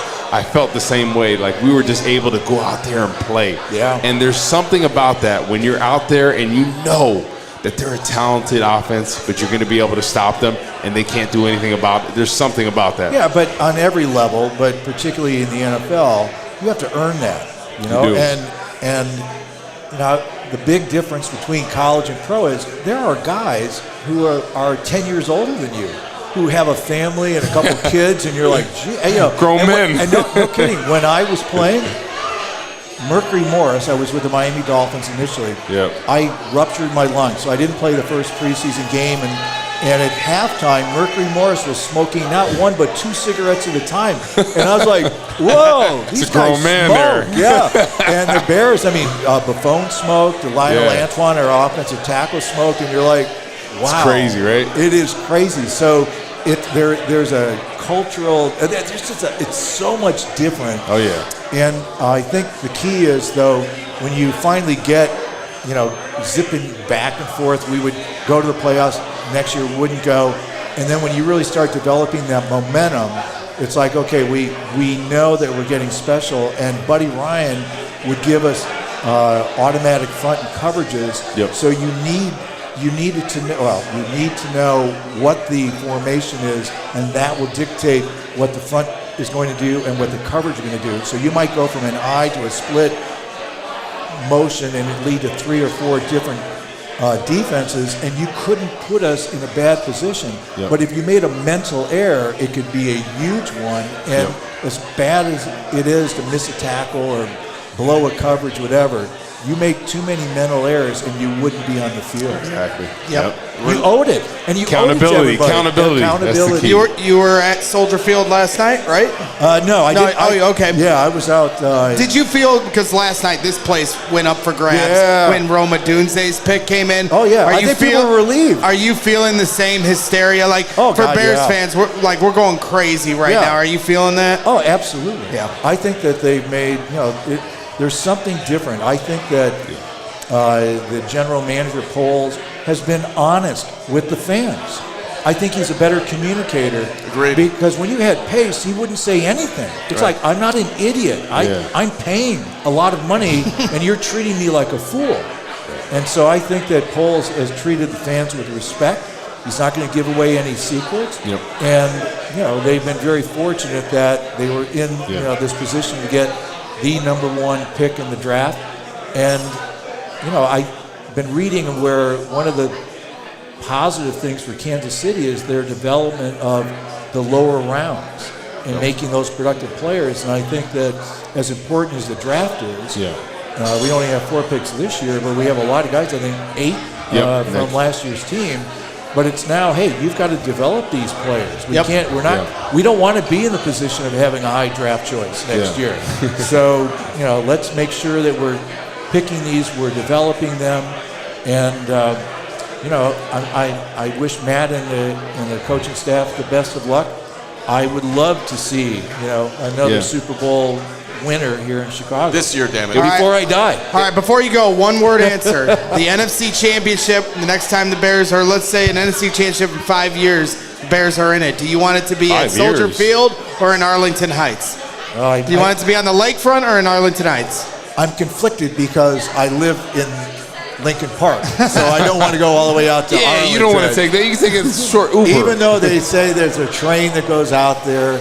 We don't want that. Soldier Field. Carm's keeping it on the lakefront. But I got to tell you, as a taxpayer, there are a lot of other priorities that need to be addressed with the city of Chicago as well. Exactly. So, one, I hope they get some resolution one way or the other. Of course. And you know what? Soldier Field, it isn't the field it's so much as getting into that stadium, parking.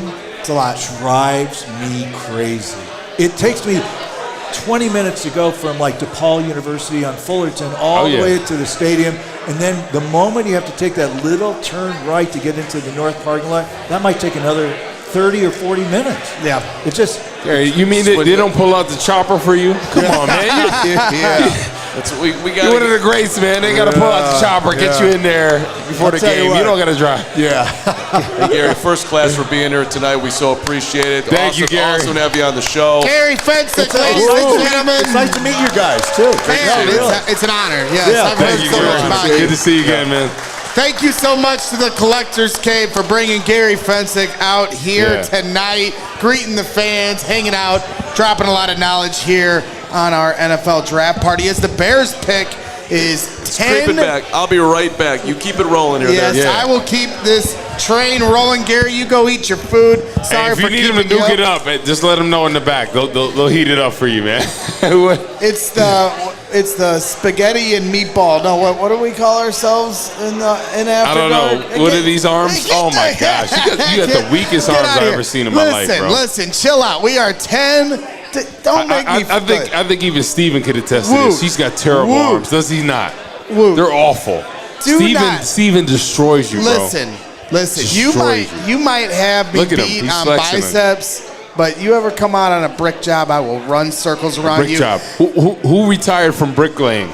Yeah, well, okay, exactly. Sorry, it was too tough for him. Sorry, I'm talented in so many different aspects of life. The Bears are 10. Hogs might have something to say about that because he's back. He got his break. The Bears are 10 picks away. The Jets pick is in. Braylon Edwards from the University of Michigan.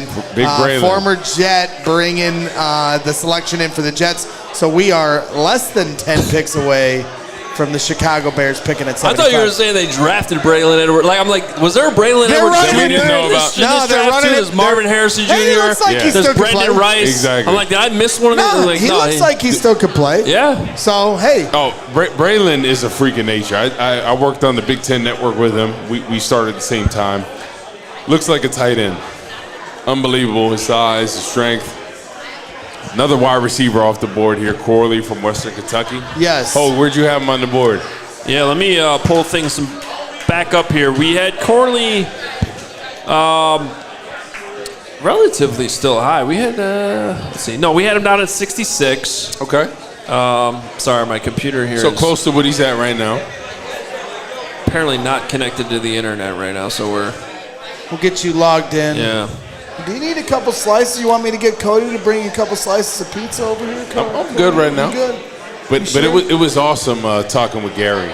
Yeah. Fencik, man. Oh, man. It's always good when you have a former player over here. You can talk ball and unbelievable the career he had. Well, the thing for me that was really cool, and like I said, I've gotten to know Doug Plank well over the last few years, and that's been really kind of surreal for me. I didn't watch Doug Plank play. I didn't get to see. I was 2 months old when the Bears won the Super Bowl, but to be able to talk to those guys, they give a, when he, like he said, we may not beat you, but we're gonna make you remember that you played the Chicago Bears. When he said that honestly put chills down my spine, because that's the stuff that resonates with me as a Bears fan, that mentality, and that's what they set the foundation for now the team that I root for as I've grown up, and to be able to talk to those kind of guys that were before my time to make me understand the franchise on a larger scale is something that I definitely cherish. And for you, having played on the team, be able to relate with guys from, decades past. It's awesome to see because a guy like Gary Fencik, right?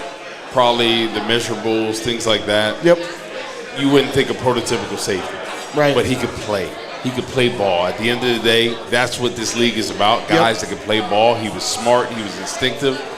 And he wasn't scared of anything, man. He put his face in there. He'd knock you out. Like the highlight reels of Gary Fencik and Doug Plank are honestly, they're hilarious. Honestly, they're like crazy. Bro, they would have got kicked out of the league right now. Yeah. For what they did. I mean, they were awesome. When I talk to former players, guys that played back in the day, Rags, they don't make them like they used to. Right. These guys would play through injuries that guys today would not, right? Mm-hmm. And they paved the way for guys today. Like, honestly, like, it was unbelievable. And obviously, right, there's a level of aggression that you can't unload today. That guys like Gary Fencik and company were able to do. Dave Duerson were able to really unwind on these receivers. It was like the kind of thing where, hey, you want to come across the middle? You got to pay this toll right here. Right. And there's something about that is a different level, and I understand with all the brain trauma and what they're trying to understand. But there's something about the old school game. You know, when you look at guys like Gary Fencik, Dave Duerson, and even in our generation, like a guy like Brian Dawkins. Well, right? or even if you just stick with the Bears, Brian Urlacher and Mike Brown. So, because for Lance me, Briggs, Lance Briggs, 100%. I mean, when he laid Calvin Johnson out over the middle. So I'm playing in that game, and Lance Briggs knew that was happening. He called it before the play happened. Calvin Johnson comes off the middle. He forearms him. Yep. Drops him. Dropped him. Calvin Johnson, on the ground. Crumbled. You know, done. But Lance Briggs, these linebackers, and talking about Lance Briggs, do you think that he was such a good player, right? I think he deserves to be in the Hall of Fame, but I think him playing with Brian Urlacher kind of overshadowed him. Well, it hurts his chances because, you know, they didn't win a Super Bowl. I think that could have helped them. But, I mean, he was the Derek Brooks mold, you know, and Derek, a guy like Derek got all the headlines because he was more the leader of Tampa Bay. They had Warren Sapp too, obviously, but Brian Urlacher certainly just because of the way he flashed from sideline to sideline. But Lance Briggs was just as good, and the way he you talk about laying out Calvin Johnson, but my favorite thing about Lance Briggs was the way he shot the gap, the way he could time a snap, and he could get through. Like Troy Polamalu. Dude, it was honestly unreal to watch. His pass coverage. How many picks did he have? How many pick sixes did he have? At the Dallas game. Yes. I was at Dallas when he got that interception. 2012. Yes. It was the first. Too had a pick in that game. Correct. It was the first game it was the first time the Bears played at the new stadium. At Jerry's World. Yep. And I remember that game.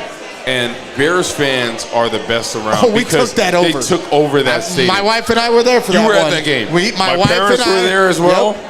They were sitting in the nosebleeds. I was sitting with Brad Hasse. Because unfortunately, when you're on the road, you get the nosebleed seats. But still, you had that big jumbotron in there. And I just remember, everywhere we went, Bears fans travel well. And there is nothing like Bears fans. I played for the Vikings. I played for the Lions. Everyone asks, what's your favorite team? The Bears by far. There are no fans like Bears fans. So when you talk about Lance Briggs, like knowing that play was coming, and just a minute ago when we were talking with Gary Fencik about once you get to a point of understanding your role so well that you don't have to think. That's an example of that. Like, that's where you guys were with that defense. 2012. Unreal. Rags, it was a different level because I remember just being in games. And that's contagious. It is. And then you just get a certain level of confidence where you know, like, hey, if somebody's out of their gap, I'm going to fill in for him, right? I knew if Henry Melton... You could feel it. If Henry Melton got off the football quick and he was getting up the field, I know I was going to fall under him, right? Or same with Tommy Harris or any of these other guys. Like, you just knew and you fit off each other. And I think that's something, the chemistry that you get when you get that confidence. It's like you're playing on a different level. And it's just great to see because you go into every game confident that you know that, like, regardless of how good they are, they're not going to be able to contain it. Sure, and you know what? The other part of this, too, that I find interesting now that we're getting into this, it's a lot of fun, too. Because, it's bringing back memories of me watching you guys play. From a fan standpoint that doesn't understand the game at your level, certainly, or even, people that really study the game, when a team is playing so well and so, together, someone like me that maybe doesn't know every end of the X's and O's, it makes so much more sense when you guys are snowballing like that and playing so well. When a team isn't playing well and everything looks disorganized, it makes the average fan it makes it even harder for them to understand the game. The better you play, the easier it is to understand, because it all starts to make sense, because you see it, you feel it, even as a fan, because everything, the chemistry is gelling and the good momentum is rolling. And the big thing, Hoge, that I'm a big proponent of is the trenches, right? Especially when it comes to defensive line. And Gary touched that a little bit. Dan Hampton coming in, that was the biggest impact for that team, right? They obviously had Richard Dent, they had Mongo McMichael, but Dan Hampton was the tone setter in there. And I think there's something like talking about, okay, what are the Bears going to do with their next couple picks? I really do think they should address the defensive line, because I think that's something that they're lacking. If we look at their roster, right, feel good about the wide receiver corps. Feel pretty decent about the offensive line, with the exception of center. We can make it work this year. I think the Montez Sweat, that's an option. Linebacker core we feel good about. Secondary we feel good about. But now opposite Montez Sweat and D-tackle is kind of a question mark, right? Yeah. Gervon Dexter, we're banking on him taking the next step, which is not a proven thing. And that's why looking at our best available here is I got everything kind of updated now. And we just saw one offensive tackle and Brandon Coleman go off the board from TCU to the Washington Commanders. You know, the top guys on our board right now are not trenches guys. There is one on the offensive side. We have Cooper Beebe, 45, from Kansas State, who, obviously the easy thing to do is the Kansas State comparison, Cody Whitehair, but to me he's kind of like that type of guy where he's just going to be pretty solid, but he'll help you. Looking at who's available on the defensive line, there's really three guys standing out right now. One is Braylon Trice. From Washington. We talked about him earlier. Adisa Isaac. We have them at 47 and 48, so you're getting value here. We're in the 60s now. Love Isaac. I think he's a really great pass rusher. Muhammad Kamara, he's an option that, like, we have a 5th round pick, correct? Bears got a 5th round pick? No, we have a fourth. Fourth. 122 is the last pick that the Bears have after 75. So he could be an option in the 3rd or 4th round from Colorado. Muhammad Kamara, that I think is one of the more talented pure pass rushers in this draft. That could be an option there to play opposite Sweat, play both sides. You're talking about the guy from Colorado State, right? Colorado State, So he was, he kind of got on my radar late in the process. He was one of the guys I had that I was planning on studying last week when things kind of went astray, and I didn't quite get to him, though, but I've heard a lot of good things about him.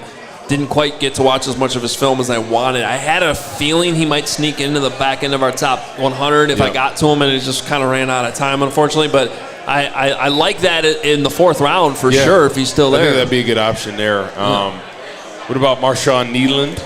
So Kneeland got drafted. Oh, he did? Kneeland came off the board. Yeah, it was during the Gary Fencik interview. I just was updated. So a couple guys that came off the board recently that we should talk about. So Marshawn Kneeland from Western Michigan.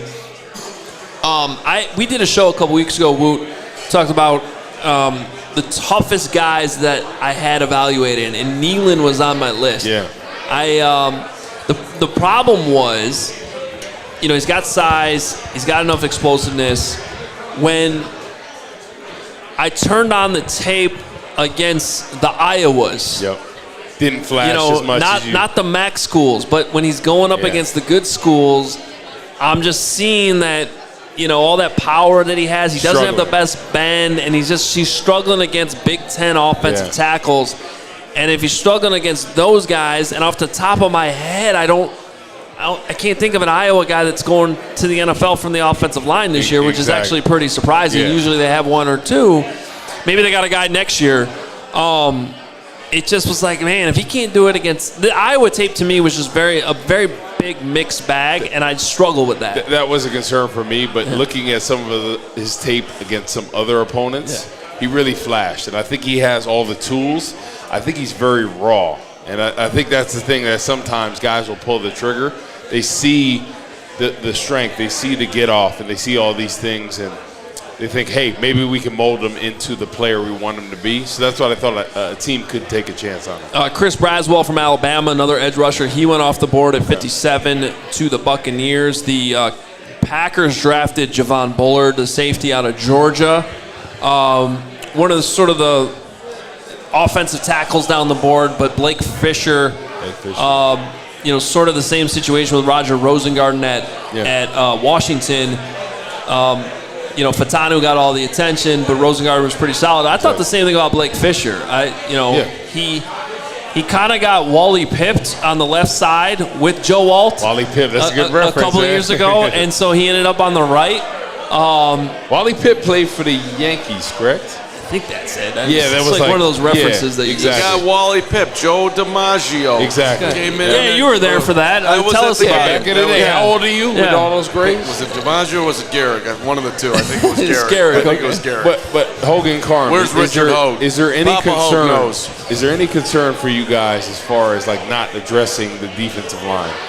I'm a little worried about that. Well, honestly. if I had to set the odds right now on where this pick is going, I would put D-line at the top. But you never know. Yeah, but I'll tell you this: if they draft Tanner Bordellini, the center out of Wisconsin, I'm gonna be pretty happy with that too. I mean, trenches. You got to go for trenches all day. I guess right now at this point, I'm thinking edge rusher or center.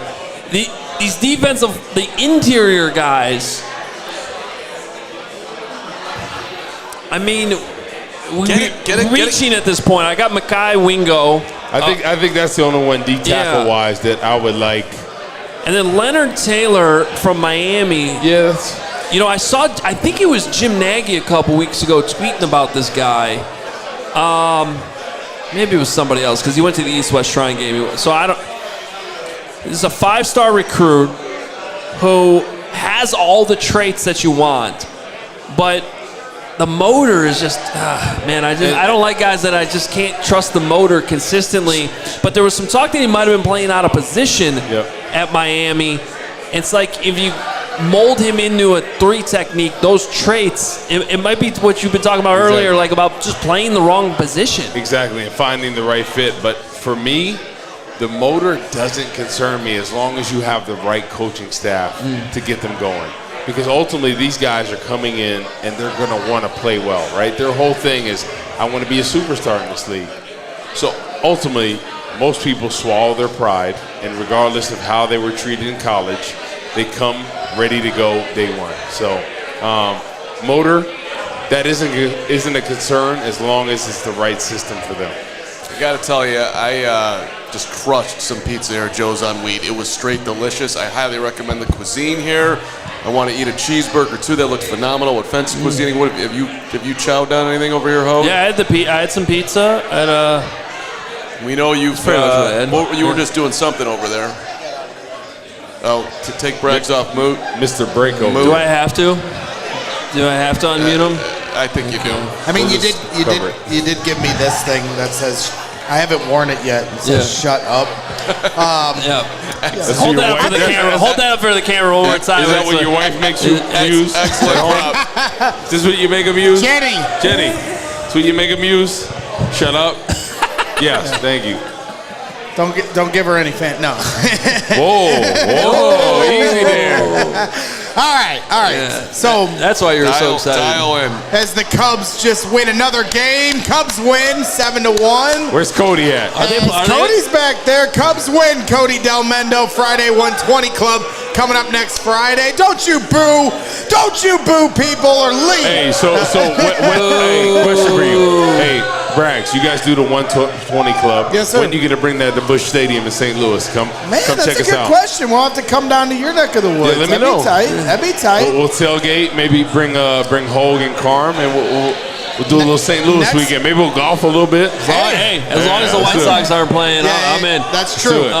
So you know what's funny? I was in Minnesota all week, obviously dealing with my family stuff. Didn't even realize until like the second day I was there that the White Sox were there. They were there. They had a 4-game series in town. I'm like, okay. Not worth it. Stadium.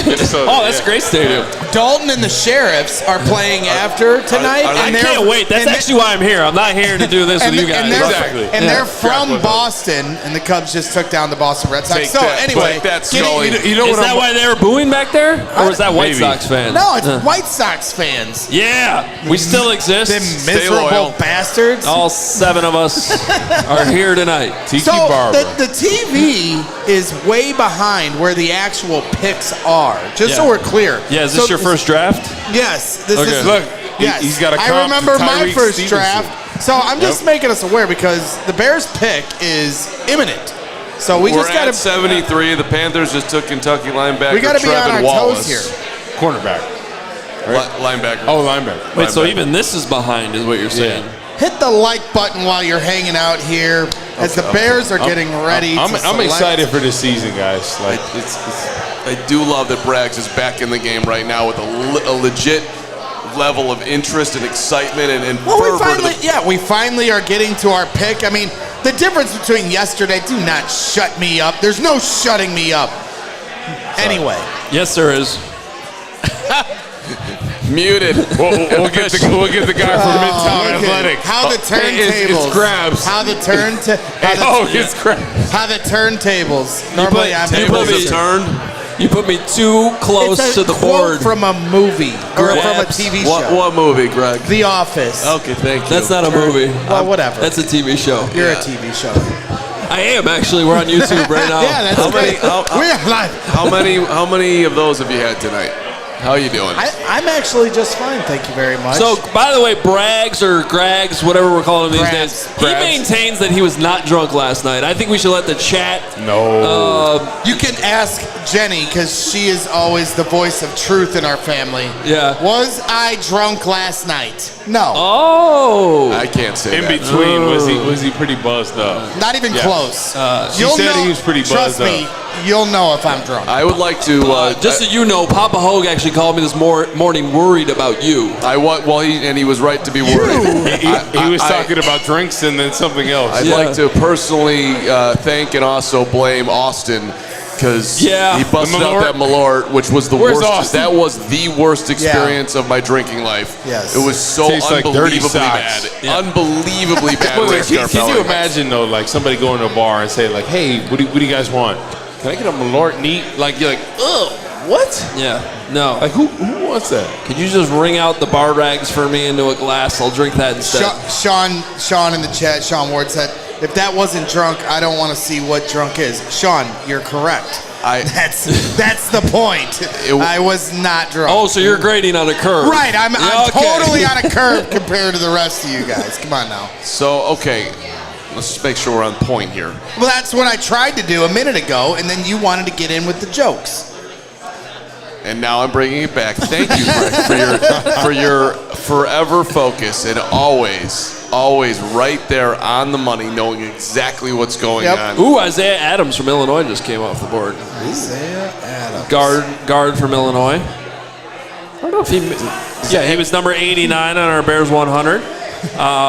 He's from Canada.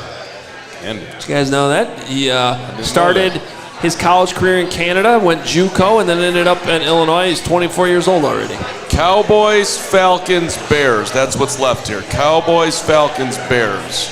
So can we get a rundown of what we got looking here on your board? Let's go to the big board, Hoge. Get the big board out here. This is the moment of truth. I am missing the Panthers pick right now, just to make sure everything's totally updated. Trevin Wallace. Who was... Where was Trevin Wallace on our big board? Roman Wilson is still sitting there, team. Yep. I'll go Roman Wilson right now to You're the 10. going to add another wide receiver. I'm totally okay with it. Well, look, there's two guys at the top of the board right now that are wide receivers. Roman Wilson, who we had 35th. Troy Franklin, we had 43rd. If you want to go with a USC connection with the new quarterback, Marshawn Lloyd, running back at 44. Nope. Not doing a running back. I'll be upset. Cooper Beebe from Kansas State would be a pick at guard that you could have. Wouldn't mind a BB. Do you guys have Austin Booker at all? Braylon Trice is still available.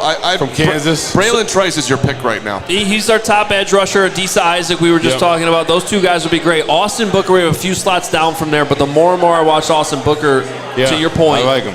We're talking about a raw talent. Like this would be a little bit of a developmental guy, not a ton of experience, but flashes. Like and he had a great Senior Bowl week. Like, he showed up there, and there was one, I've talked about this before on the show, but there was one pass rushing period where, it's straight pass pro, so, there's no run versus pass. Everyone knows what's coming. But he kicked Jordan Morgan's ass. You know who drafted Jordan Morgan yesterday? The suck-ass Packers. Okay, yeah. Exactly. That's the answer. So I would love him to go against him. So go for that matchup. You can take Austin Booker. I think as far as a pass rush, he's there. He fits the boxes. I like Isaac from Penn State as well. I think he's a talented pass rusher. So I think it's going to be one of those options, Hoge. I really do. I think it's going to come down to defensive end here and the value. Bordellini still alive here? Give me a Bordellini. I will. Sounds like a pasta dish. Yep. Dude was solid on the show. I'll take him. Yeah. He was a good Bordellini. Our guy, Bo Wolf from PHLY, every year he does he rates the top names in the draft. And one of his segment, he wrote this week. You can read it all, PHLY.com. Players most likely to taste good. What? Tanner Bordellini. Definitely tastes good. You got to know Bo to understand the humor there. It's honestly, that sounds like a Carm quote. Yeah. It does. Yeah. Pause. Carman Bo need to get a little bit closer because you two would really get along. I love Bo. I'm a big Bo guy. Cooper Beebe apparently is going to the Cowboys here, Hoge. Okay, another offensive lineman for them. But now I'm questioning Braggs now that he's got Grabby from Midtown Athletic. Coop Beebe. We were so close to being Beebe, but it's not going to be for you, Braggs. Braggs has got literally he took your manhood in the elevator. Come on, buddy. Grabs. Oh, Grabs. You didn't even know you're like Bordellini, Roman Wilson. What about a Troy Franklin, Hoge? Well, that's what I'm saying. Troy Franklin. You guys still want wide receivers? Yes. Dude, I always want wide receivers. Yeah. Why not? I mean, because right now, baby, best player available. I mean, well, that would be Roman Wilson. Because right now you have Keenan Allen, DJ Moore. You've got obviously Rome Odunze. Not saying they can't stretch the field. Of course they can. They all can. But Tyler Scott is supposed to be your guy that stretches the field, right? But you get Troy Franklin in here too. Now you got a couple of those speedsters that opens things up underneath. Can I push one guy up our board right now just based on where they've already drafted? It's your board. Yes, you can. Okay. I mean, I do deserve a ton of credit. Since you guys want to pass, you definitely. I deserve so much credit for this. Did you ever find the link? Did you ever learn how to access it? I absolutely knew exactly where the link was. Okay, I just want to make sure. Which makes my contribution worse. Yeah. That should have been I knew exactly where it was. You knew where it was the whole time. Instead of wide receiver, what about a tight end? What about... With Gerald Everett. Let's play BPA. I'll take a BPA. Let me give you a guy. Jatavian Sanders from Texas. I like him, but we got two tight ends now. But you got Gerald Everett for... Braylon Trice just won 1 year. I mean, I'm just maybe saying. 2. The Chicago Bears are on the clock, Hoagie. Okay, well, let's reset things because for the podcast listeners, we are going to divide this thing into 2. Yeah. So let's sort of reset here. The Chicago Bears are on the clock at 75. Things are moving a little bit faster than what's on our TVs here inside Joe's. We are at Joe's Bar on Wheat Street. It's been an awesome 2 days here at Joe's. We want to thank everybody for watching right now. Please hit that subscribe button. Please hit that like button. We got over 2,000 people watching right now on YouTube. Greatly appreciate it. If you're listening to this podcast later, please rate and review the show as well. But the Bears are on the clock. What was the last pick since they're... So the Braylon Trice is off the board. Ooh, right before the Bears pick. Ryan Pace sticking it to us. So Braylon Trice was our top edge rusher available.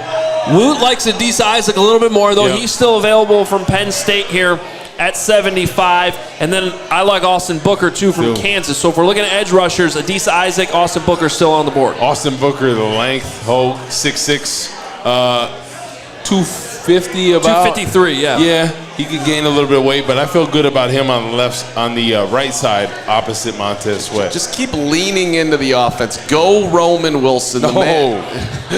What are we going to do at defensive line? When we score 60 points Russian a cover. game. You heard Gary Fencik. I don't want to make you or Fencik mad, so that's fine. We can. I will not pout on a defensive lineman. Let's go. It's going to be a best defense player line. available though. Let's make our pick right now. Who do you want? Who do you want? Don't predict it. I'm going who's to your say guy? Isaac. Okay, Adisa Isaac. Grabs. I mean, my heart says more receivers because I'm greedy. Yeah, you are greedy. I am very greedy. But I think I'm going to... I think Austin Booker. I'm going Tanner Bortolini. He was on the show. I'm listening to you, finally. I booked him. He wants to be. The Bears are listening to me. Kevin Warren listened to me about getting the Bears back to Chicago. He's going to listen to me on Bortolini. Bortolini right now. Let's go center Bears. All right, I was going to say Bortolini too. You guys know how much I want a center. But just to throw a different name in there, to give you another name, I'm going to go with what I was trying to say a couple minutes ago. Don't overlook Jatavian Sanders, okay? He's a big, fun tight end prospect. I don't think he's getting enough love. Vertical passing threat. Didn't have a single drop last year. He tested well. Plenty good as a blocker. He can take over for Gerald Everett after a year as that move tight end that the Bears need. And then they're kind of set across the board at wide receiver and tight end now for the foreseeable future. Think of this not just as next season, but the Bears' 4-year window with Caleb Williams in a rookie contract. It's true. Let me give Ryan Pace a call here. I mean, Ryan, whoa, I didn't say that. Let me give Ryan Poles a call here. Let me give Ryan. Didn't happen. And I'm telling you, I wouldn't be surprised if they look. I know Muhammad Kamara, Hoge, you had in the 4th round, maybe. I wouldn't be surprised if they look at him just because he's a talented passer from Colorado State. You feel the hush coming in over Jones right now. Because everybody has their guy. The nerves if they are have up. him over another guy. Are we waiting for it on the screen, or are we gonna? I haven't seen it yet. Have you seen it? I haven't seen it. Yep. I have not seen it. We are waiting for the announcement. Because King Poles is cooking. Haven't gotten a spoiler alert from Gary Rappaport yet. I don't want it. No spoiler reports at this point. I'm turning over the phone. There will be no spoilers. Excited to find out. The pick is in. The greatest Chicago Bears. draft. Who's going to be the next guy on this team to win a Super Bowl? Yeah, I said it. Who wants one? Who wants a Super Bowl? Who wants Come get it. Who wants to ride the coattails of Caleb Williams, Rome Odunze, and the Chicago Bears defense to the Super Bowl? Come on, let's go. Let's go. Who's our next guy? Who do you guys got? It's got to be defensive Who they line. taking? Defensive line. I am trying to get a sense of the crowd right now for who they would want. Gary, who do you want? D-line, Gary. Gary knows who it is. Oh, he knows who it is. Gary already knows. Don't listen to Gary. Don't. Don't. Gary doesn't know. Gary knows, but Gary's not going to tell because he's a good teammate here. Gary Rappaport. He's a great teammate here at our CHGO diehards. So the anticipation is mounting. Come on, baby.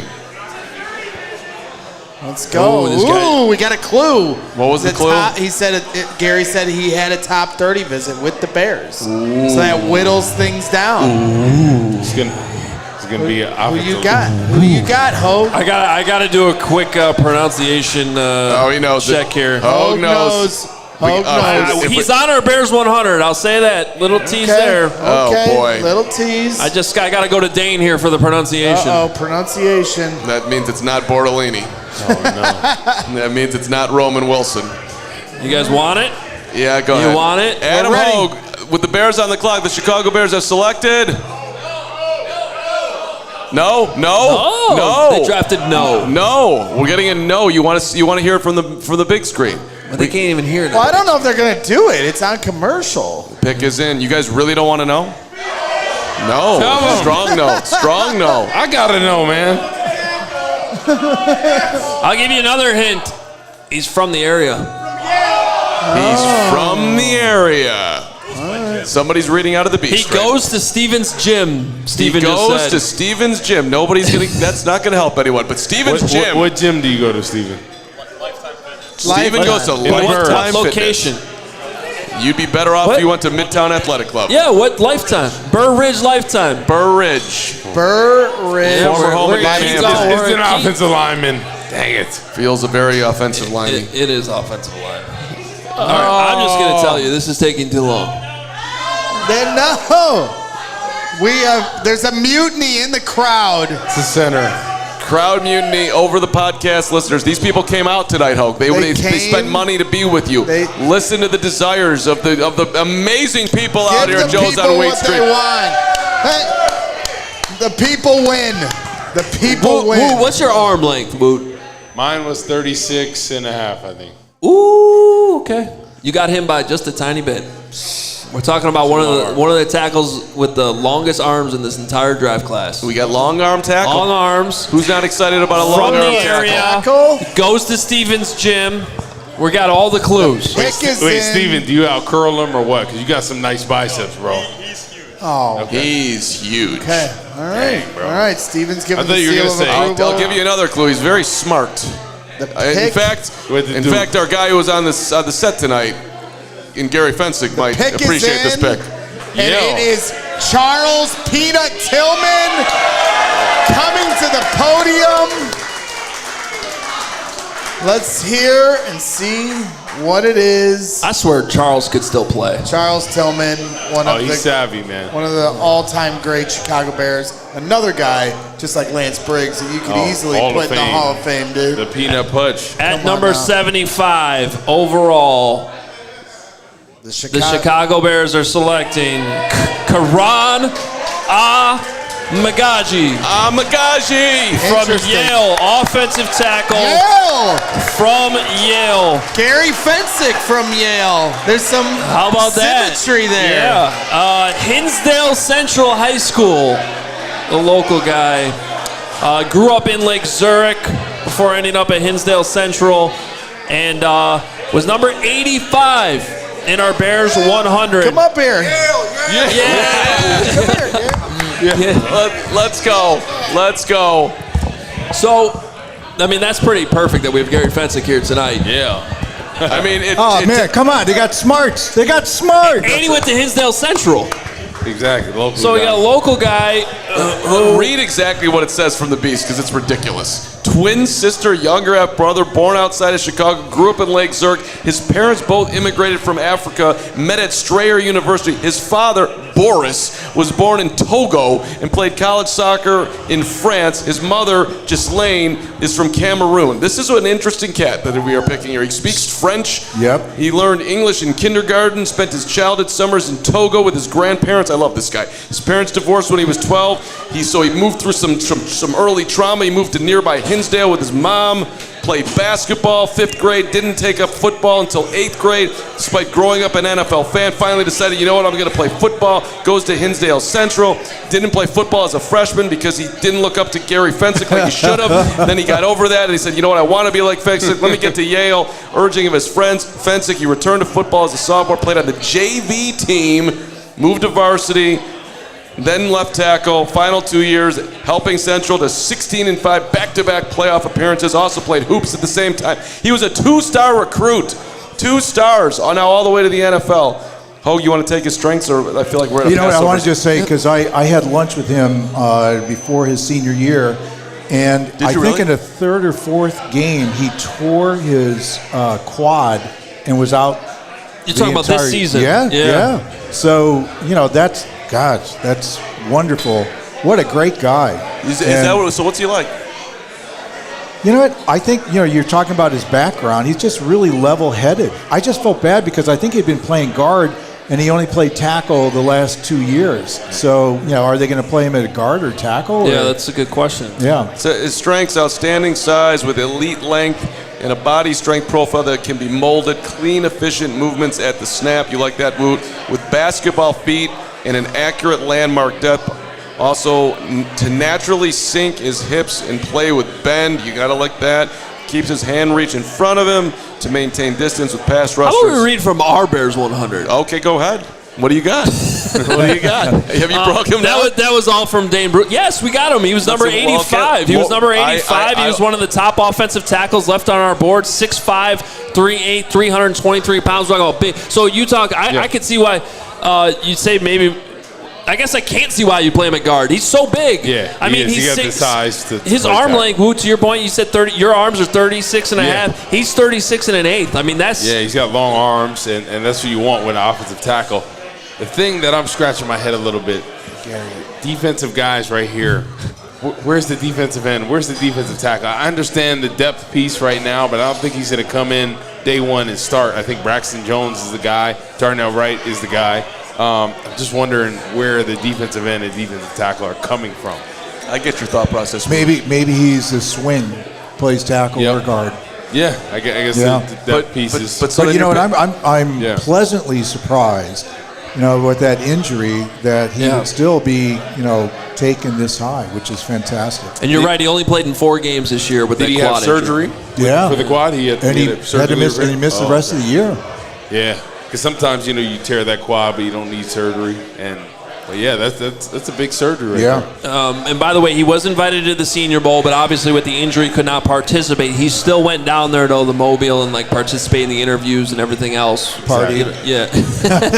Went to Feats with Nick Morano at 2 a.m. Well, most of the time, there's some positions where going to a smart school, what they call it, is a good thing, right? Yeah. Quarterback, obviously offensive line, they want to see smart, intelligent guys. So I think that plays all into his favor. He's probably going to be a guy, you met with him, that's going to interview well through this whole process. Oh, yeah. And I think they ultimately, how it is with the draft, they find the guys that they fall in love with, and they're like, this is a great guy. We see the potential. We see the talent. He hasn't even scratched the surface of what he can be. I think that's probably true. I mean, he's going against a whole new level of competition, but he's smart, he's committed, and I'm excited.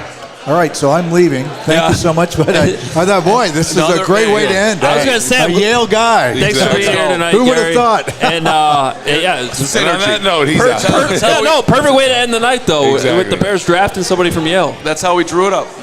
We knew. Bula bula. There we go. All right. Thanks, guys. Thank you again, Gary. Appreciate it, man. Sort awesome of to see you again.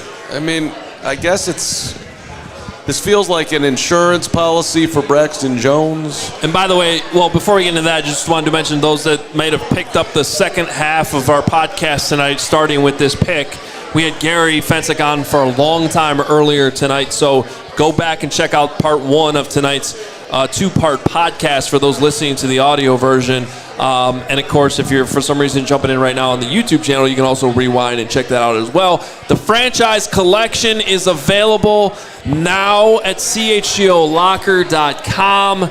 Our new merch drop dropping yesterday, as the Bears now have 3 picks. And to your point, what this means, this is one of those things where we need to hear Ryan Poles talk tonight. We got to hear the story of Karan Amagaji. Carm, say it with me. Amagaji. Karan Amagaji, my guy. I'm kind of, I got to be honest, I am kind of in the, this doesn't make tremendous sense. This is a project. So you're taking a project tackle who's not going to start. Who's not going to start, kind of awkward as, to move him to guard. I don't know, if Braylon Trice was on the board to go as a pick before, would they have taken him? I would hope they would have, and it's kind of annoying if they would have, that they didn't trade up to do it, because that's just an interesting talent that went right in front of you.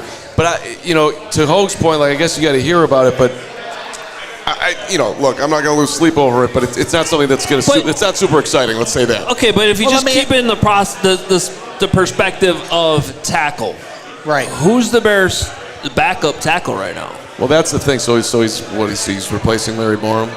I mean, he's going to at least compete as a rookie. To Dane's overall conclusion on Amagaji is he's a raw prospect who needs technical and strength work before he sees live NFL reps.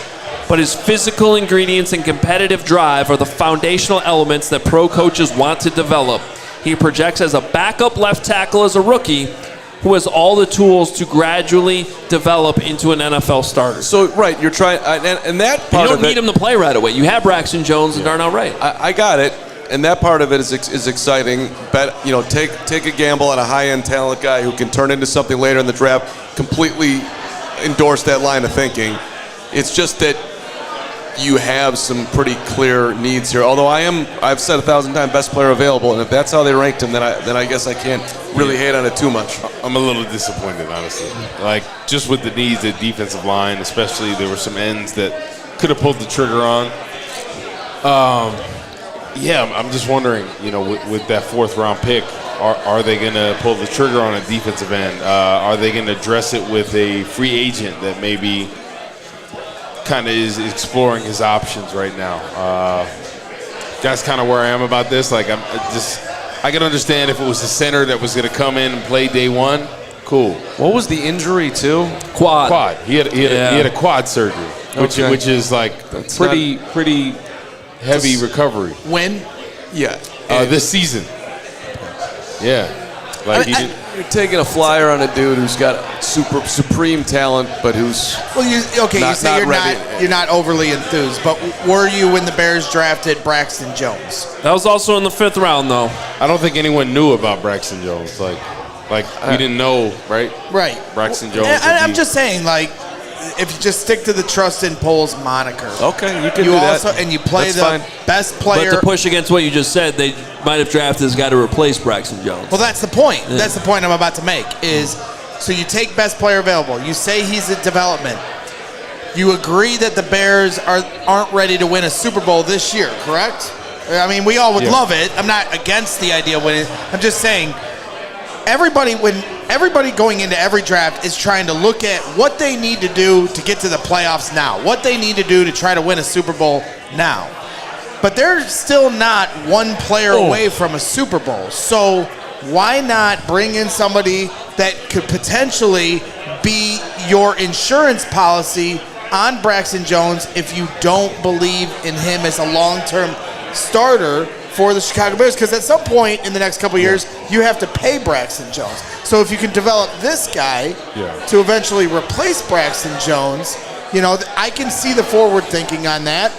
You're twisted around in a pretzel though to get there. Yeah, because if you need to replace Braxton Jones, you wouldn't be paying him. No. So it's. I mean, they're showing highlights of It's an insurance policy. They're showing highlights of USC safety Jalen Bullock just absolutely annihilating people on the field. I'd be a little bit. Because because that's the whole point. Last night they took Rome Odunze, so a lot of Bears fans took that as, okay, Ryan Poles believes in Braxton Jones. But now tonight here in the 3rd round, they take a tackle. Maybe just for depth. Maybe this isn't something that's laying the groundwork to eventually have somebody that can replace Braxton Jones. Right. But the question is when it's time for his payday, is he going to be worth what the market commands, that being Braxton Jones? Yeah, I think the question here with Amagaji, though, is going to be... That's 2 years down the line. I mean, Well, I also don't think we should jump to conclusions on Braxton Jones. I think there's a decent chance, despite his size and his length, that they might have drafted a guard tonight. Because the athleticism is the one area where he's not overwhelming, despite that size and length. So you put somebody that big at guard, and you do have sort of if you turn we all love Tevin Jenkins. We all love how Tevin Jenkins plays. Tevin Jenkins isn't always on the field. So this can be a guy who's sort of an insurance policy for Braxton Jones' development and Tevin Jenkins' health. Because, let's be honest, if I set the over-under on 12 games that Tevin Jenkins plays this season, what are you going to take? Well, exactly. They needed depth on their offensive line. Yeah. True, and Tevin Jenkins, Nate Davis is in that conversation too. And he lit it up last year. Yeah. So it sounded like but if they were going to address the O-line, I was more interested in somebody who could play center. Realistically, what do you think the Bears are going to do as far as defensive line? You think this next pick tomorrow is free agent? Exactly. I mean, they brought Yannick Ngakoue in the day training camp started. You're telling me you can't find a stopgap defensive end to roll you over into next year? That's a one-year option. Right. Well, they have a first-round pick next year. They have 2 second-round picks. So find a veteran option to plug and play for a year just to hold you over into next year to grab your long-term solution. I guess that's the problem. It's been 3 years now, and we really haven't addressed besides Sweat. I was gonna say, that's a big preface. You know what I mean?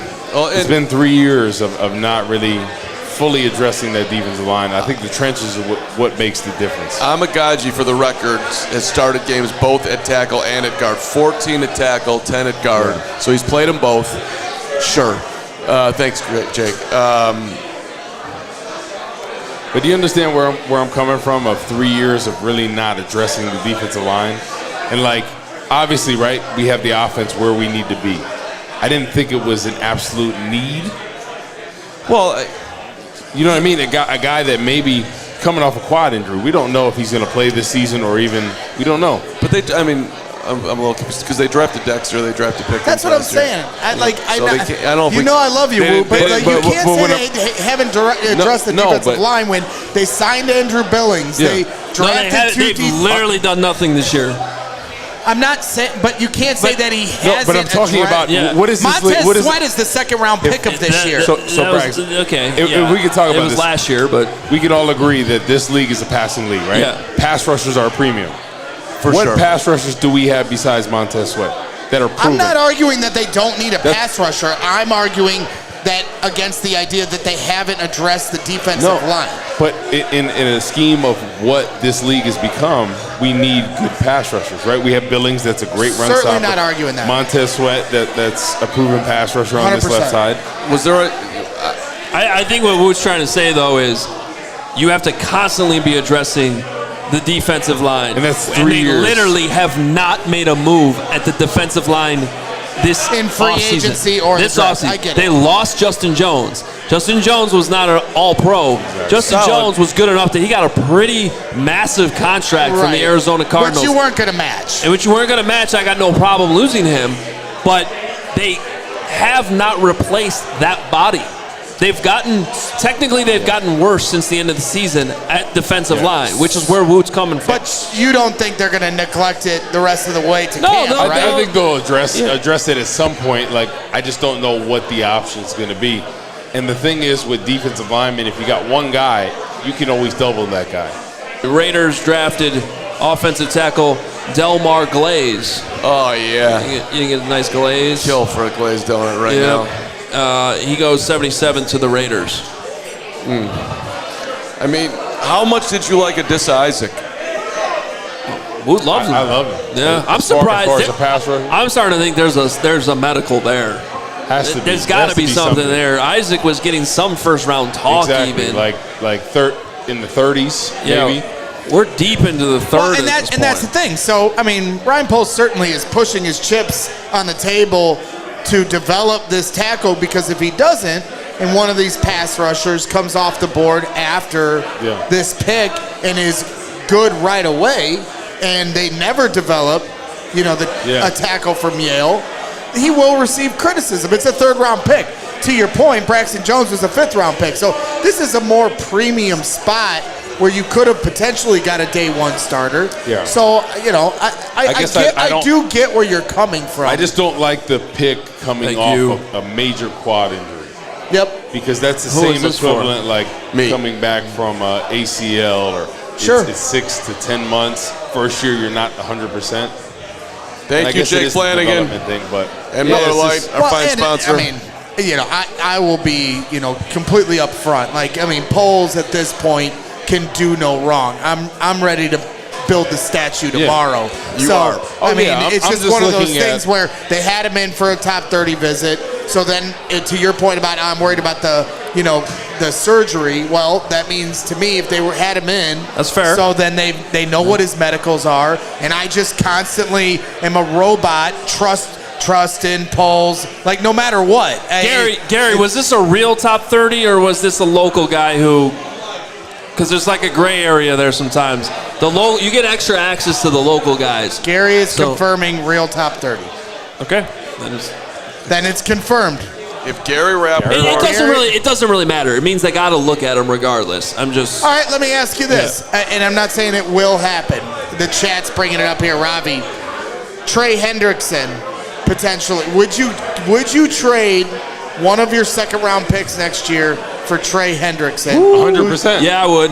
For a guy that has 14 and a half sacks the past couple years. Similar age to Montez Sweat? Yes. Done. 100%. Done. I'll take that all day. Done. And I throw Carman the deal. Exactly. Like Trey Henderson is one of the most. I would trade Carm for a bottle of Malort. Oh, That's messed up. what about a tennis racket, a premium one? The level of headache you've given me in the last 5 minutes is so large. I know. But didn't they just extend Trey Henderson? They gave him a 1-year extension, something like that. No, He requested a trade yesterday. he's on the block. We But I got thought they gave him a 1-year extension. a $200 unless super chat in the house. Carrie Huss, $200 super chat. Thank you, Carrie. Disappointed in who they let pass tonight. Gary Fencik is a legend. Loved the interview. Would love for the Bears to take the edge rusher from Colorado State. Thanks for the content. You're so welcome. Thank you for the support. We appreciate you, Carrie Huss. And you too, Braggs.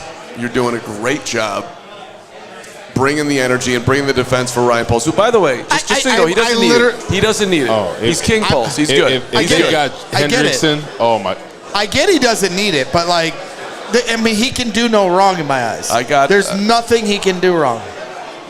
That's just where I'm at right now with him. If I had given you, had given you that guy's name, our newest player, and I gave you 6 others right now to pick from, you would not have taken that dude. No chance. That wouldn't have been your pick. But I'm also not. What does that mean? I mean, come on, Carm. I mean, what does it mean? It means you're on the show right now. And, And yes, you're not as informed as Ryan Poles. Of course not. Not even close. So you're allowed to just have whatever reaction you have to it, and it's fine. Listen. I'm not out here trying to not trust Poles. I believe in the dude. But we're in the entertainment business. This isn't, let's be the smartest person on the show business. Who's trying to be? I just don't no one's going to accuse me of that ever. Don't worry. So when I try to rationalize why he would make a move like this, you can, condescend all you want on it, but at the same time, I mean, there is rationalization to it. I mean, there's nothing wrong with trying to understand why he would make a move like this, and understanding what he's done the last 3 years to earn the trust of the fans. That's fair. Well, you guys talk in circles. Nicholas Morano reporting on Twitter saying that Amagaji already got a text from Caleb Williams. That's awesome. A little while ago. Courtney Cronin on Twitter saying that his first interaction with the team was running into Northeast area scout Tom Bradway at the Chili's in Terminal 1 at O'Hare. I believe that's actually in Terminal 3. I've been there a couple times. Because Braggs watched Purdue beat Wisconsin. Cronin off the top rope with Chili's references. That's amazing. The boneless wings. But they were talking so long that Amagaji almost missed his flight. He had to run to his gate afterward. She says that was a complete chance encounter. He went to the wrong gate, turned around, and was spotted by Bradway, who was eating at Chili's, and recognized the offensive tackle. That's a damn good scout. That's big time. I think most of the time he probably looked at him and said, "Man, that's a big dude." Yeah, that's hold probably. On, let me go. Hold on. I think that's. I had the same thing happen. I was at the Minneapolis airport yesterday, and this dude, probably about your size, would walk by, and I'm sure you get that all the time. This guy walked by, I'm like, that guy has to be an NFL player. I don't know who he is off the top of my head, but he has to have at least played professional football in some capacity. I guess if my job was to be a Northeast area scout and that guy played left tackle at Yale, I should probably know who that is. Exactly. Yeah. That happens to me all the time in the airport. I'll go there. They're like, you play football. Or you did? Who are you? Who are you? I get that too. When it happens all the time. Who are you? See, when Braggs gets that, though, it's just some guy grabbing his tits in the elevator. Get You better watch it. Hold on, in the chat. Can we tell Braggs? He said he's been hitting cross. What is that? Come on, man. What? No, this way, so they can see. Get the fuck out of here. It's so terrible. Don't you start grabbing on me. Don't you start grabbing. I think what we're learning today is he doesn't like people touching him. Yeah. What that dude came on the elevator, grabbed him, and Braggs was like this. Blake Corum going 83rd to the LA Rams. That's a good fit right there for him. That is a great fit. I want to draft him in fantasy fit right there. Oh, yeah. Yeah. So after Amagaji, we had Jonah Ellis and Edge, the next pick. Then an offensive tackle, Delmar Glaze. Then Kalen Book, the safety, goes to the Texans. Matt Goncalves goes to Pittsburgh, offensive tackle. Jermaine Burton, wide receiver, Alabama, to the Bengals. Christian Hayes, guard, UConn, to the Seahawks. Tip Ryman, tight end, ILL, to the Cardinals. And now Blake Cora, Michigan, back-to-back Big Ten, running back, Rams. And I won't mention that Christian Haynes, from UConn, who beat Purdue in the championship game, went to the Seahawks. Steelers are on the clock, then the Browns. Packers are coming up at 88 as we sit here at 84. Carrie Huss of $200 Super Chat fame says, my Super Chat deserves a shot and a song from Carm. Huss. Didn't we sing to you last night, Huss? Let's do another. We did the Huss last night. Huss. I thought I heard it call my name. 200 Huss. Dipping into that while you're Huss. Having fun on a Friday night. Huss. My guy Gregory defending polls and Huss. To the edge of the earth. Dalton and the Sheriffs would like people to stay for their show. I heard him warming up earlier. Yeah, is that where Carm disappeared for a while? No, he wasn't here. He was on stage. Packers have picks. Later, players. Don't leave. Bears. Thank you. Thanks for coming. Thank you for coming. Lock the doors. Oh, that's a fire hazard. Now you can't leave. Yeah. Nah, appreciate you guys. Drive home safe. I think the guy from Midtown Athletic is coming tonight. Uh-oh. He's going to grab the other Grabs? side. Listen. Grabs. Yo, I've never seen Braggs shrivel up. He was like this, Hogan. He did not enjoy it. He was not not feeling the grabs. I thought here was a man, and Listen, all right? A fan comes into the elevator and recognizes the real superstar in there. I'm standing next to Adam Hoge and Corey Wootton. No idea who we were. And the guy recognized me. He's a fan, all right? So if he wants to get a little grab in, I'll let him get a little grab in. in front of your wife? Yeah, she was there too. That's right. I forgot. So, by the way, Roman Wilson off the board, wide receiver from Michigan, going to the Pittsburgh Steelers at 84. That's back-to-back Michigan picks. Blake Corum to the Rams, Roman Wilson to the Steelers to go play with Justin Fields. Michigan and Ohio State coming together. By the way, Roman Wilson was 35th. Highest ranked player left on our board. The Steelers got him.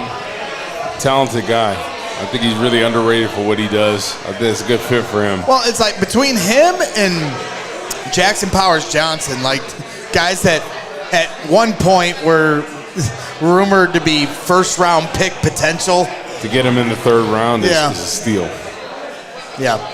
He's certainly talented, obviously doesn't have the size, but he's got the game. Well, there was a time, like post-Senior Bowl, everyone knows that I was really high on Roman Wilson. Because he looked a lot like this year's Jaden Reed to me. Jaden Reed from Michigan State a year ago went down there to Senior Bowl, looked awesome, ends up on the Packers. Some teams overlooked that. Packers got him. He had a great rookie season with Green Bay. We got a $100 super chat in here. Lowe's 600 super chat. Played D-line at Hinsdale Central back with Doug Kramer, great friend and player of Lowe's. Everything I've heard from people at Central who played with Kieran is very positive. Need to address edge in fourth round badly, though. Muhammad Kamara, Colorado State. That's where I'm hoping. Well, let's hit up Lindsay Spano and get the breakdown on... Where is Lindsay Spano? She had to take off tonight, but Colorado State...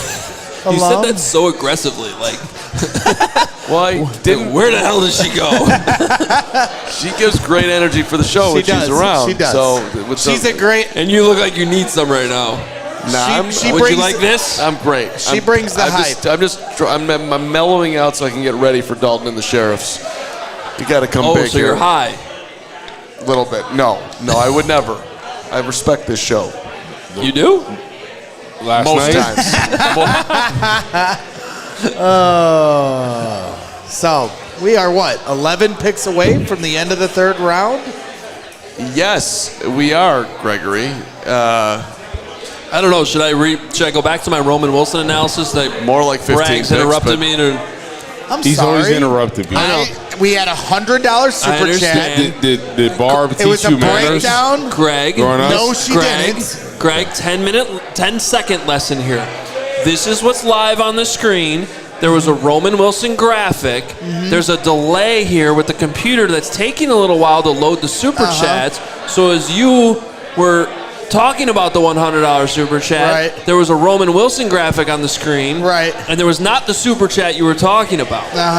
And our great producer over here, Steven, got annoyed with you. Yes. And now I'm taking that energy from Steven and I'm putting it out loud into my microphone to reprimand you publicly. Nope, I'm a man of the people. No. Carrie Huss, Los, you guys See get this priority. spinny thing right here? Oh, it just went away. Just take a page from Steven and do some biceps because they're terrible. Jeez, terrible. Steven's jacked. Steven's. You wish you could be Steven. You carried bricks for all these years and I had no biceps. Come on, bro. You don't even count, all right? Like, I don't count. It's cheating, okay? How's it cheating? Just like So you're trying to take away from him that he played in the NFL? It doesn't count. Oh, it's not fair. You and played then I in the have NFL. size. Yeah, it's Yeah, not. he You earned that. got to blame your parents for that. Listen. For your size. Listen. Your lack of size. Don't give him another reason to blame Barb. Now you're going after my He'll mom take here. it. Now No. you're going after Barb No, I'm not. because she wasn't, an athlete. It's not my fault. Yeah. I made the best of it. Did I you? was thinking about you. I do give Richard Hoge, shit for that sometimes. Like, why were you not Walter Payton? It's a fair haze. Like, it's like, that's... You- My friend Jarrett, his dad was Walter Payton, Yep. and he's still could kill me.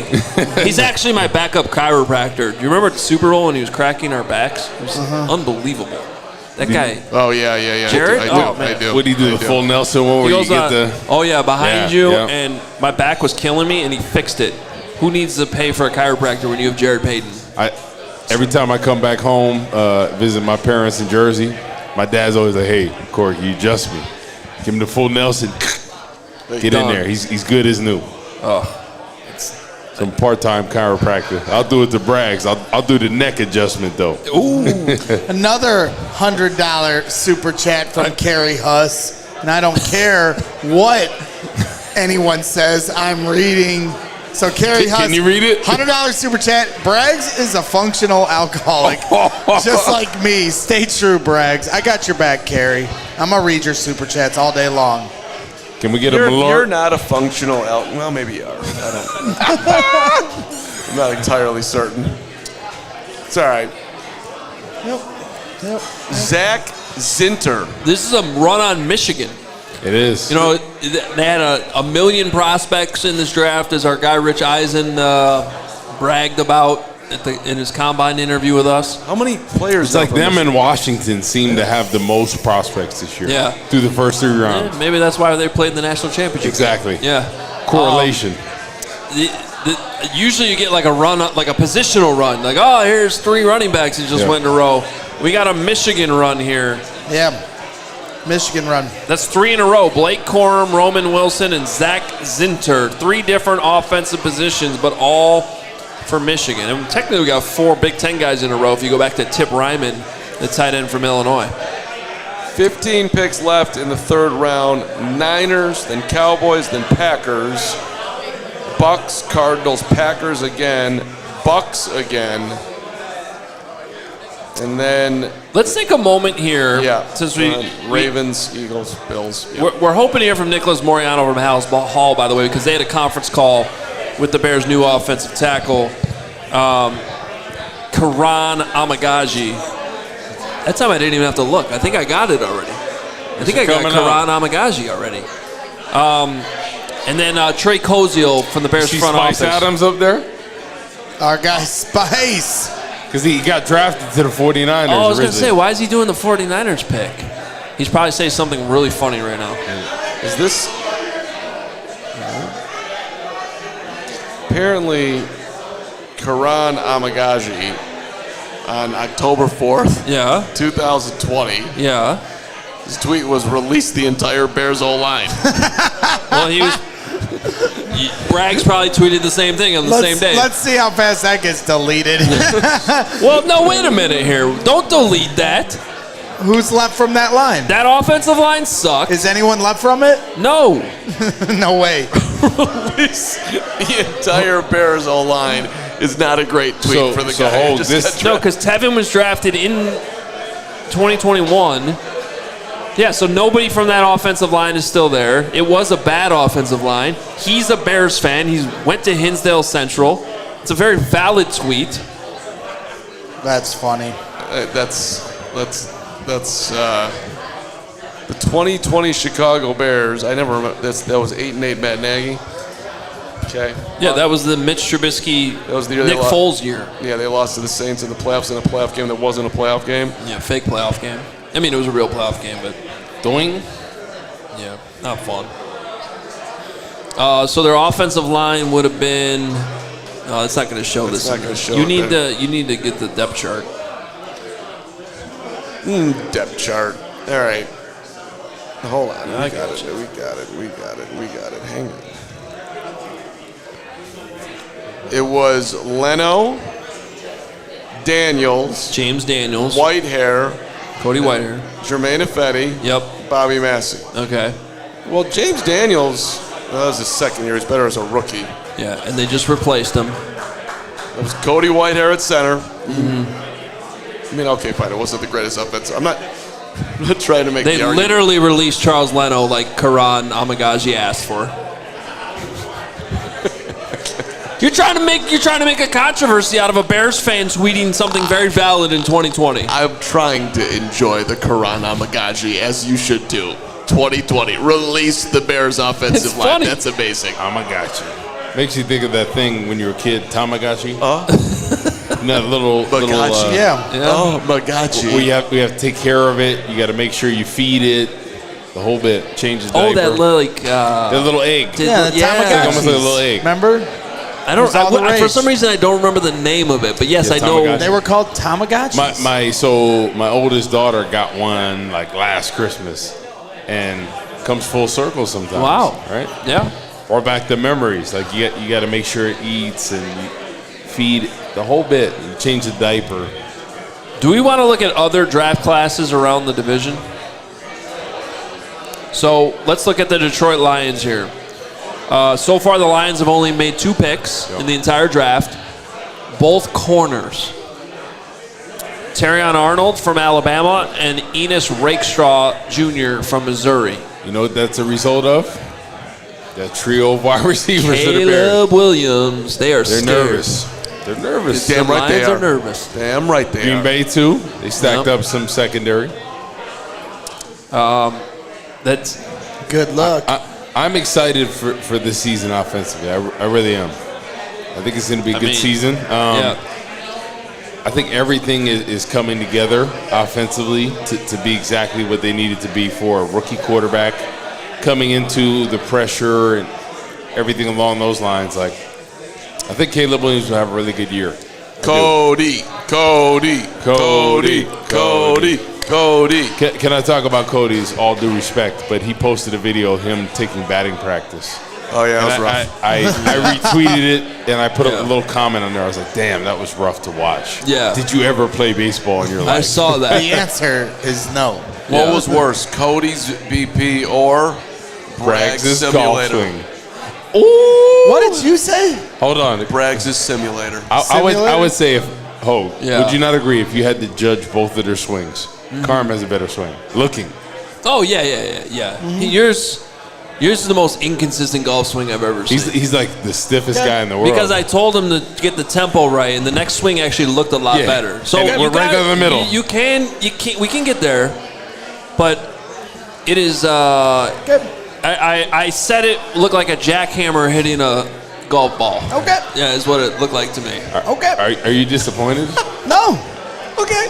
Because the way you're saying it seems like you're like Back to the upset. draft. Okay. Dominic Pooney. You'll find out soon enough, so I'm not worried about He it. said mess around and find out. You'll Carm. find out soon enough.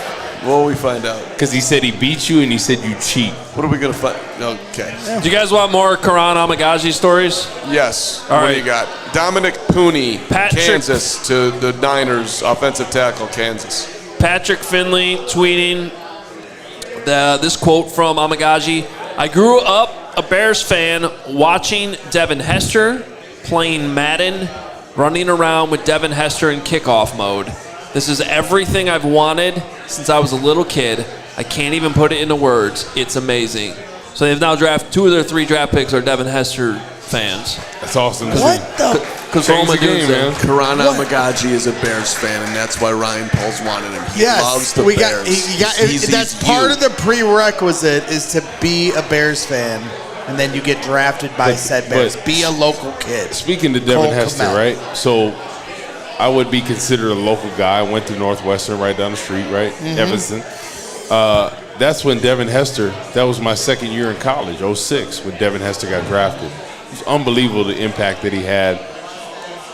It's just, he revolutionized the return game. No doubt. It was just so fun to watch. Every time you turned on the game, you were wondering what he was going to do with the ball. The soldier boy. Like, anytime there was a kickoff, when it came on there and he was in the crowd going, "You!" That was one of the best traditions, I think, in football. That's underrated. No doubt about it. Besides San Francisco with the Tony Montana future on kickoff. Here come the Packers pick as you hear the crowd here at Joe's on Wheat Street. We're not booing while we're Green talking. Bay sucks. Green Bay sucks. 9:46 Right. at night. Look at these idiots with the cheese heads on. My goodness. Yeah, Who is this lady? Oh, gosh. she's Donna Ponte, the chief football Why aren't they administration doing? officer. Oh, She's or for Rogers- the Packers. I Oh, was what? gonna say. Jeez. You could, Well, I thought it said So aggressive to Chiefs. the kick, I thought it Rapsy. said Chiefs. Marshawn Like that made Lloyd. us Marshawn. USC See, running back. They replace. Hey, bringing in a running back. Very interesting. Ooh, I like that pick. I like this Yeah. pick a lot, I gotta too. admit, he I can like play. that pick. Without Aaron Jones now. He was my top running back. Yeah. I thought he showed at Senior Bowl. This- He's a complete back. He catches the ball really well out of the backfield.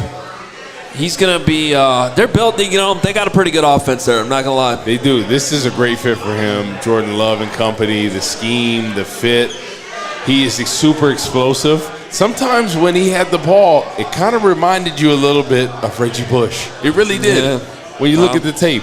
Like, obviously, it's hard to replicate what Reggie Bush did. Yeah. But the type of explosiveness was undeniable. That was Caleb Williams throwing him the football, by the way. Exactly.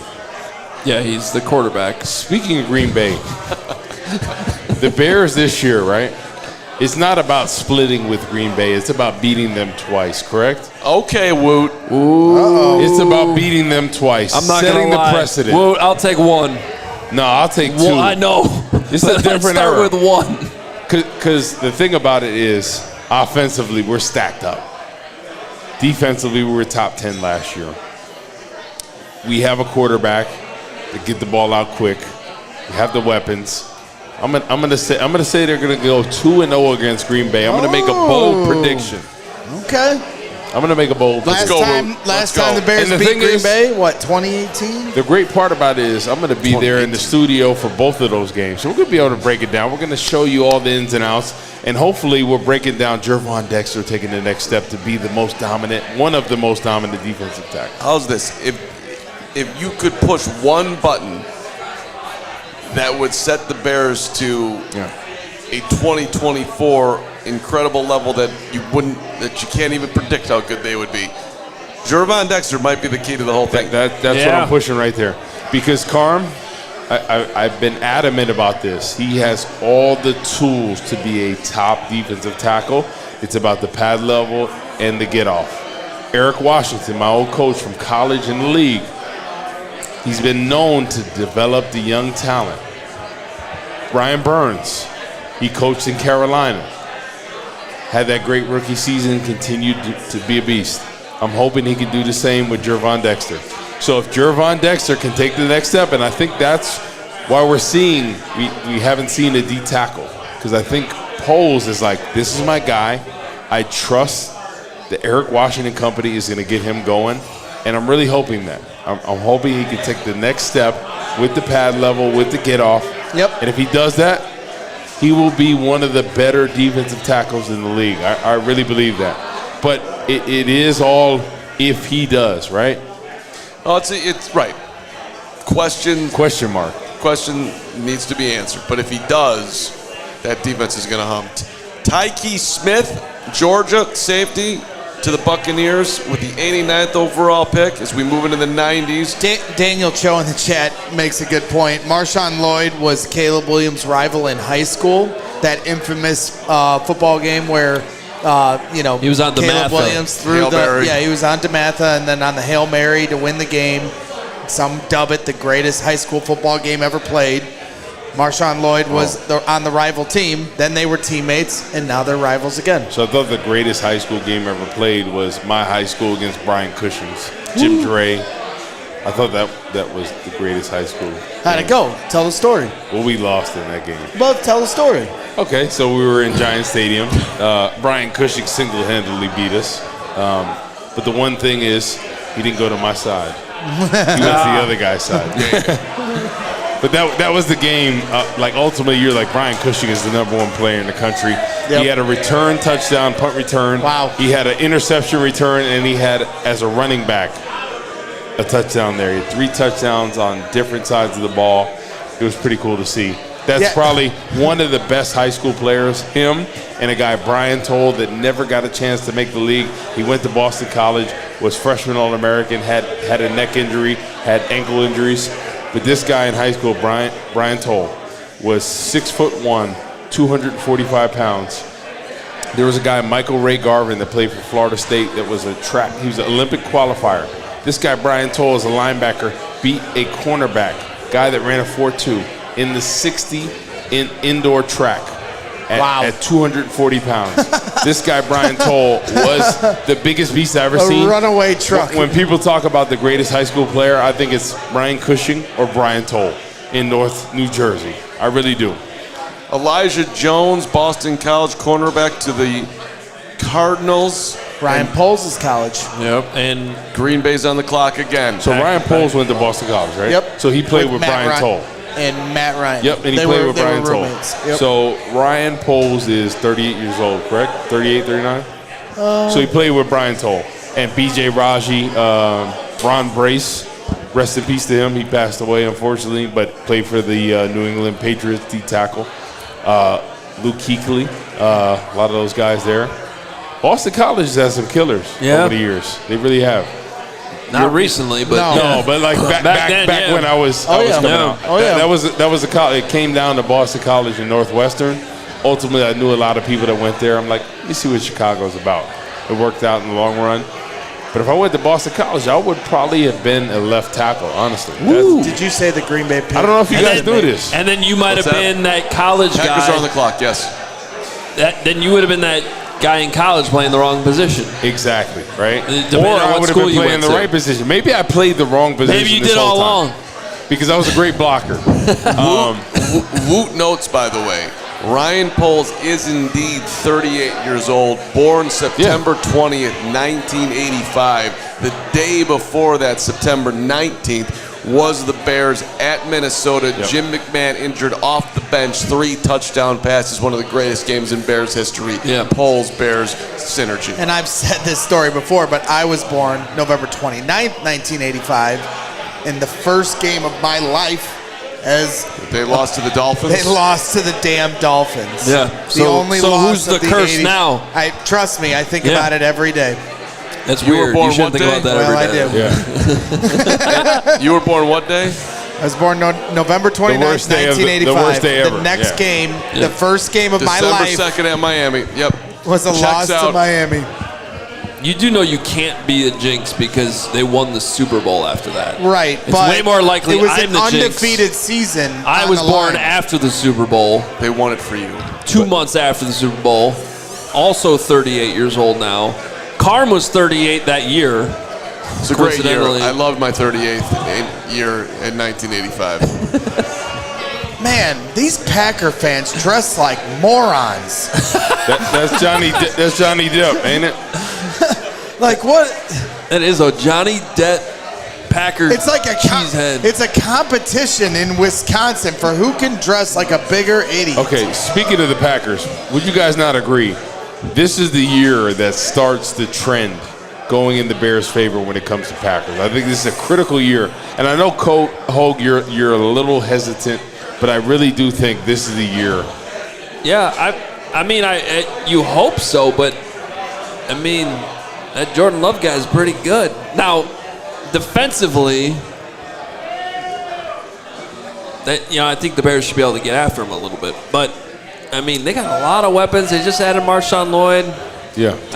I don't want to be that guy right now, but No, but at the end of the day, the last time the Bears and Packers played, Tyron Hopper, Missouri linebacker to Green Bay. Well, let's break down the last Bears game of the season, right? What was the key part that failed the Bears? Offensive line. all of it. But I think the offensive I line, thought that the was defense glaring. held up I thought decently. the defense was decent, but I think the offensive line was very The glaring. defense was holding on for dear life that whole game, and they still held them, under 20 and points, we had right? Also, the quarterback was terrible. Yeah. Right, I understand that. No. But at And the now same they have time, Caleb Williams. the offensive line was trash. Like, you remember we were talking after dark about that, and you go, no, this defense is terrible. And I go, Bragg, don't sleep on them. Nope, That you defensive called it. line is dominant. Kenny Clark. You called it. Rashawn Defensive line Gary got and after company. him. So do you feel better that the old line's better now? I do. I do feel better. All they've done is add Ryan Bates. Because the one thing is Nate Davis, I take that with a grain of salt last year. He was Yeah, I do dealing too. with a lot of emotional things. I think his mother passed away. Yeah. I made a comparison to Robert Quinn because when Robert Quinn got here, he had a terrible first year. He had a lot of stuff going on behind the scenes. He kind of needed an adjustment year to Chicago. And then his second year, he broke the all-time record for sacks in a season with the Chicago Bears. So I'm not saying that,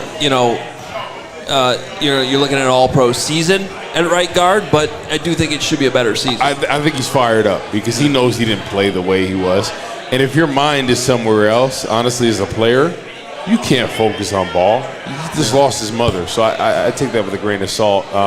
I think he's going to come back ready to go, and he's going to be the player that we saw in Tennessee. Yeah. That was a dominant run blocker. Now, by the way, another Washington wide receiver, Jalen McMillan, just got taken. So it's 3 Washington wide receivers who have been drafted. And I just, I don't want to keep slamming the Falcons for that Michael Penix pick because I do like Michael Penix. I don't like him that much.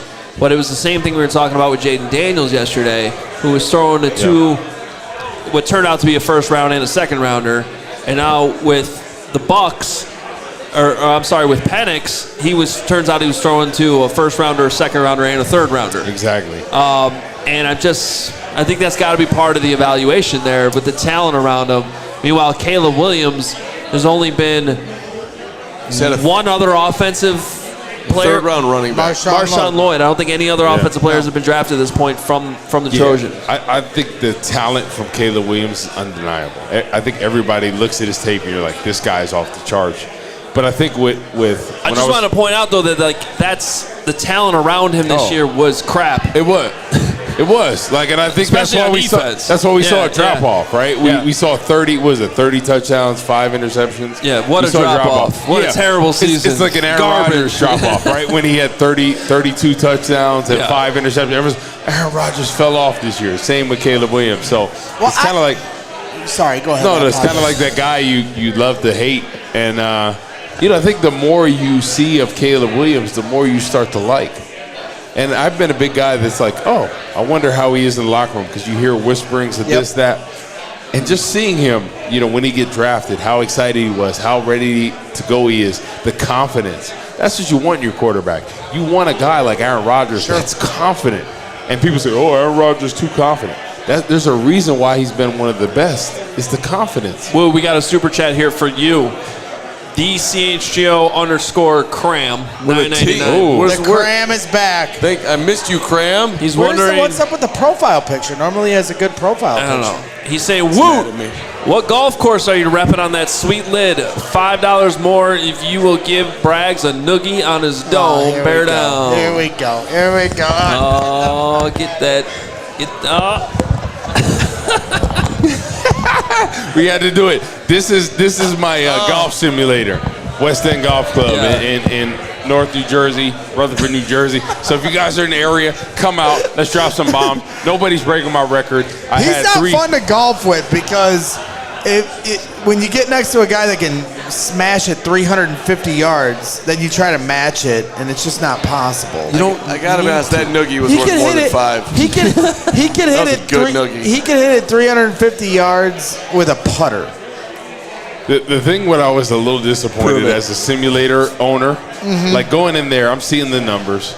I hit my 6-iron 210, and then I hit my driver 220. I'm like, what? Yeah. It just didn't make sense at all. The math wasn't mathing. Listen, as a simulator owner, I'm going to pick the most premium stuff. No disrespect to Midtown Athletic, but if they want to talk to me about what the best simulator options are. Get them hooked But up. the thing is, when it comes down to swing, Braggs, you've been talking a lot of mess about Carm not being a superior athlete. Yeah, I'm on the board where I think Carm could beat Braggs, and I think Hoge. Yeah, it's already been proven. But he says he cheats and all this stuff. He does. And he talks the entire. Well, I've retired from golfing with these two. Golf is a gentleman's game. Well, if you want to golf, we can golf. Yeah, no, I will obviously. And actually, I will golf with them individually. Right. Like, I go out with Carm. Yeah. I would definitely go out with you. Definitely. But after what happened in Indianapolis last year when the Bears were practicing against the Colts, he doesn't shut up. there will never be a time where I golf with both of them ever again. Gotcha. It was the worst round of golf of my life. I don't actually played pretty well, but but mentally and It also enjoyment. poured the last 7 holes. Yeah, it was a miracle we finished that. Well, we shouldn't have. I liked it. Braggs has a swing like an old 60-year-old guy that has no mobility, and he's like, Listen, you guys can say whatever you want. Have at it.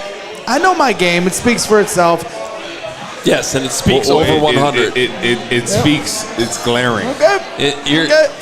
Your golf game did not make the top 100. Like I said, you can say all you want. I know what I'm doing out there. What are you doing? What are you doing? Like I said, I've been playing really well lately. What have you been doing? I'm just telling you, I've been playing really well lately. I'm asking you, what have you been doing? Well, like I said the other day at White Hawk, which is an Arnold Palmer course, I shot a 94, and I was very proud of it. How many mulligans did you take? I took 1 mully. Am I allowed to take a mully? Steven. Am I allowed to take a mully? You saw a swing today. How many mulligans Am I allowed to take a you had mully? to get a 94? Am I allowed to take a mully? Yes, you but can't. not 12. I've got people that'll confirm this. So which you guys? Say what your you boys want. that growing up? No, they ain't my boy. I'm just telling you, this is my golf group, but they're not like. I can't deal with it. Like Braggs on a different level. When it comes to golf, I can't take liars. And I'm he not said a liar. he beat I'm you. not a liar. I saw your swing. There's no Not a way. liar. Greg doesn't like being called a liar. I'm not a liar. I don't lie. Let me tell you something. I'm awful at golf, Terrible. but it's not close. We got out there. Literally the first 2 holes. This guy talked so much smack, and then he shot a. Listen. He was at a 40 after 2 holes. All when we were right. actually keeping score. Isaac is off the Adisa board. Isaac just got drafted. Oh, there it As is. we were talking about yesterday, franchises like the Ravens, guy just falls to him. It just happens. Like They stack up. they just like, oh yeah, we'll take that. Oh, we had obviously. Matthew Judon years ago. We'll just get Isaac here. Yeah. Classic Ravens pick right there. Just when you watch his tape, a pass rush, it's just the motor. I just love it. The hand usage. He would have been a great fit there. Yeah, they got to show him guess at the taking end down of a the day- Wildcat. It's messed up. Now he's taking down Indiana or Maryland. Now he's getting Indiana. Just the He's getting pass everyone. rush, the wiggle, it was all there. I thought he would have been a great right end, Carman, Hoge, and Braggs, to fit opposite Sweat. He would have been I think he'd have been a guy that's going to be a double-digit sack guy in this league. I really do. 14.5 sacks, 31.5 tackles for loss in Yes. his career at Penn State. You know who he reminds me of a lot? You guys like Hassan Reddick? Oh, that's a good name. Yeah. He reminds me a lot of Hassan Reddick. There you go. Right? An undersized guy when you talk about a defensive end. But just pass rush potential. Those guys are fun to watch. And that's what I thought with Isaac. That's a good fit for him, man. Baltimore, they're one of those franchise, slow and steady. Yep. They get the job done. They stack picks They every stack. year. Exactly. They do. They stack. That was exactly what, Well, they may stack, but we Amagachi. Amagaji. By the way, there was this story that Courtney Cronin shared on Twitter, speaking of Karan Amagaji. He grew up a Bears fan. He actually met Matt Eberflus last year at the golf club his father belongs to. He said that he told Eberflus he would one day be sitting in his office as a Bears draft pick. Oh, boy. Wow. Eberflus reminded him on that interaction when the team called Amagaji to inform him that he was being drafted tonight. Flus calls are amazing. I love a good Flus You get a good draft Flus call. Yeah. It's a good call. Remember it was called a Valus? No. You don't remember the Valus call? No, what They happened? were both super emotional. Valus, remember what I told you? Oh, yeah. And then Valus got super emotional. I got you, coach. And then he got here, And he dropped a punt. and he hasn't caught a ball since. Oh, where'd you have this guy, Hunt, that just got drafted? So I watched his tape. I was like, man. Like, obviously, it was against a conference-wise that wasn't the most talented. I don't have Jalix Hunt. Like, I watched some of his Houston tape. I was like, whoa. Is But he a pass rusher? yeah, pass rusher, edge rusher. Like he looked like a D1 talent that was playing against little boys. Yeah. Houston Christian. I mean, Yeah. So he looked like Adam Shaheen yep, and exactly. Ashland. Like grown man playing against little boys. Yeah. It's like, look at him outrun that corner. Okay, that corner is playing Division II football. But is there any part of you guys that's a little disappointed that they didn't take a project at like end or tackle, like On defense. defense? Because they did on offensive Yeah, tackle. but like as far as defense, I mean, a little bit. I would like Austin Booker. By the way, Austin Booker's still on the board. he is. This thing's not over yet. So maybe in the fourth round Yeah. there could be a potential. They still got one more pick at 122. There's still a tiny, tiny chance they trade up here to end the night, which is why we're still going with the show, just in case that happens. We appreciate everybody who's hung with us all night Yeah. long. We appreciate everybody who's come out to Joe's on Weed Street. We appreciate By the way, if you're still watching, please hit that like button. Jack those likes up. Hit the subscribe button. If you're here for the first time with us, we greatly, greatly appreciate it. If you're brand new to the channel, we do Monday through Friday at noon. We do pre and post for every Bears game. We do breaking news. Of course, we do the draft like we are tonight. We are here every single week, Monday through Friday and Sundays. 365, baby. We don't mess around. And shout out to Joe's on Weed Street. I mean, Amazing time. 2 years in a row doing the draft parties here, back-to-back nights. They have been killing it. Everybody's showing up. It's been a lot of fun. It's been awesome to see. And Man. honestly, I love the direction that CHGO is going. And we announced it yesterday, but I'm going to be doing the post game, the pre-game with you guys during the season. Let's go, awesome. Yeah. Because I'm just seeing this, and as a former player, just seeing the value that you guys have and the content that you deliver to the fans. This is something that I want to be a part of. You are. And, You're the and we're going to bedrock do here. this during the season, and we're going to make this the best pregame and postgame show in Chicago. Love for it, sure. love it. And we're here. And we are presented today once again by Circus Sports. Download the Circus Sports Illinois app at circusports.com/Illinois-app. Sign yourself up today. And also to our friends at ButcherBox. Join today using our link butcherbox.com/CHGO. Use that code CHGO to receive the exclusive offer today. They deliver the food right to your door. Yep, and also shout out to our friends at Circa Sports. They've been here back-to-back days. They did that. He literally just did that Yeah. before you Do started it talking. again. Yeah. It's okay. You can You do want it again? No, you gotta give them the Whoa, shout out. whoa, You know? whoa. Give them the 2 shout days out. in a row, Hoge. You gotta download the Circa Sports Bye, Illinois Jim. app. It's Circa Sports. Get out of here, Jim.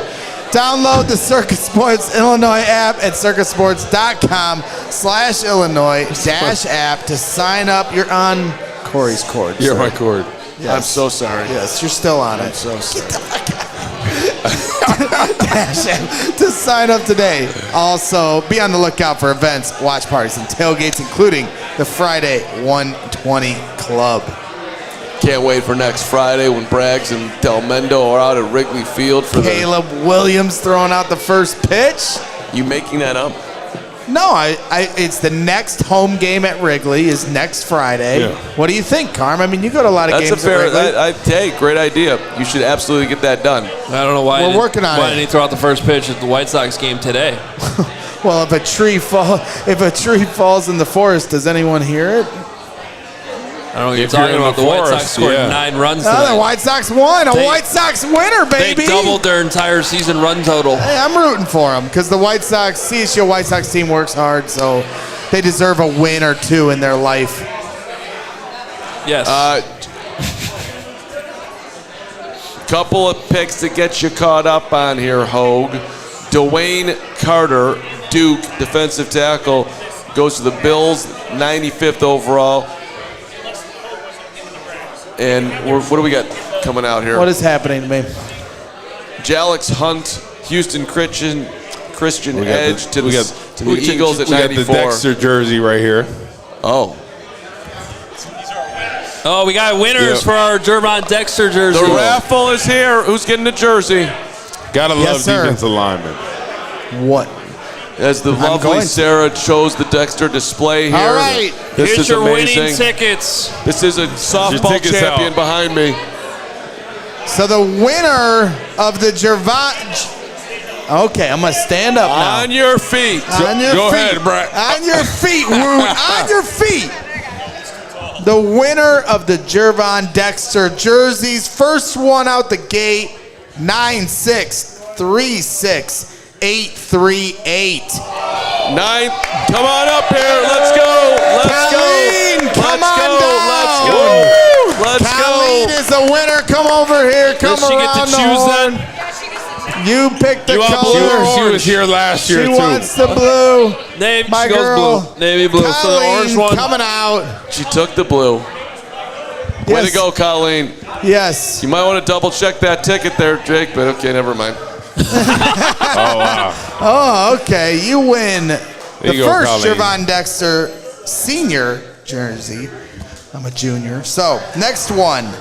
9-6-3-6-8-4-4. Oh. Anybody in the house? One more time. That is 9-6-3-6-8-4-4. Let's go, Christian. Christian. Shanafelt just won the Jervon Dexter jersey. Why didn't you hear it the first time, Christian? What happened? Because he was having. What happened? He was having a good I like time. the hat. I like the hat. Wait, Brian, can you just show the crowd the flex? Like, Come on now. no, like this time. No. Yeah, what do you mean? I'm working on it. Come on now. Wait, Greg, guys, can you sit down and Carm, put the shut up thing over your face again? where's that at? What are you doing? I'm sending this We to got Steven. more. I think it's a great picture of me. I think that look everybody like an wants to see idiot. a youthful Carm. So, we are giving away some CHGO Bears merch now, according to our good group here working hard behind the scenes. One t-shirt out the gate. Last giveaway of the night, 9-6-3-6-8-3-5. 9-6-3-6-8 again. 9-6. Oh, Karen, There we you go. are a winner of Jersey the in the Brick house. by Brick shirt. Jersey. There All you go. right. Congratulations. All right, we got to get Nicholas Moriano on the show because he's got to get on here quickly because Ryan Poles is going to be talking soon. Nicholas Moriano joining us from Howells Hall right now. Nick, can you hear us? I can hear you guys. Can you hear me? All right, got you. Nick Morano. Love that voice, Nick. Everybody should give Nick a huge round of applause right now for all the work he's been doing Yeah, Nick. behind Big the Nick scenes. holding it down Nick in the talking D. to Caleb Williams, Rome Odunze, and the newest Bear, Karan Amagaji, who you just got a chance to talk to. I think you guys talked to Trey Koziel too. Do I have that right? That's correct. Yeah, so we got a chance to talk to Trey Koziel, Kieran Amagaji, and I can tell you, Amagaji, man, he's got some confidence to him. He was humbled to be selected by the Bears. Grew up a Bears fan, like many of us, playing Madden, using Devin Hester on kickoff, but he was really appreciative of the moment, being a guy that went to Hinsdale, and now is going to be able to play, for his hometown Chicago Bears. And I asked him if you could write a scouting report about yourself. What traits would you highlight as a player? And one of the things, and what Koziel also talked about, is his length, is one of the things that he really likes about himself, and the physicality that he plays with. And one of the things he wants to work on as he's kind of learning to develop playing from the FCS to now the NFL is just to marry that physicality with technique. And if he could do that, he's very confident in himself. He said he has one of the highest ceilings, you guys, out of any player in this draft class. So you're getting a very determined guy, another local guy. We know the Bears really like that. And he exuded this sense of confidence. And I think Bears fans are going to like that once they see him and what he's capable of doing on the football field. Let's go back to last night, Nick. You got to talk to both Caleb Williams and Rome Odunze. What was that experience like for you? What stood out between both interviews?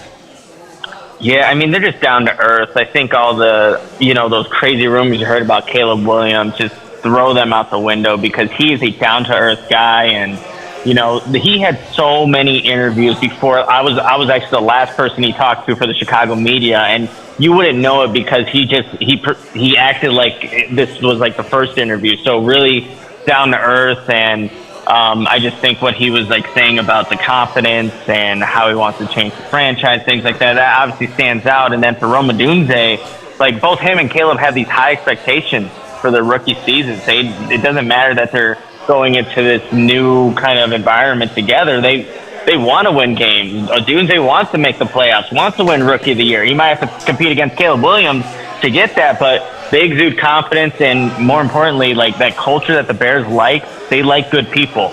Caleb Williams, Rome Odunze, they are good people. And so, Nick, was there any part of you that was surprised taking offensive tackle in the third round with all the needs on the defensive line? Was there any concern there for you?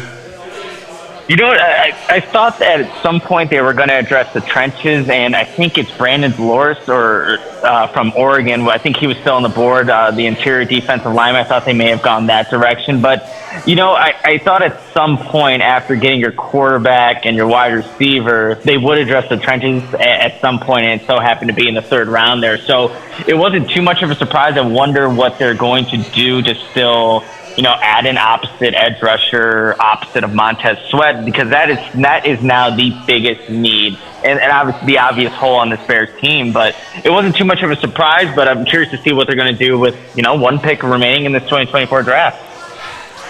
Nick, congrats on being up there and doing a phenomenal job for us. I loved watching both videos last night, and I did tell everybody to start the show today that I went to bed last night with you, because I did. Oh. It was me and you hanging out, watching you, and it put me in such a great mood. I slept great, so thank you.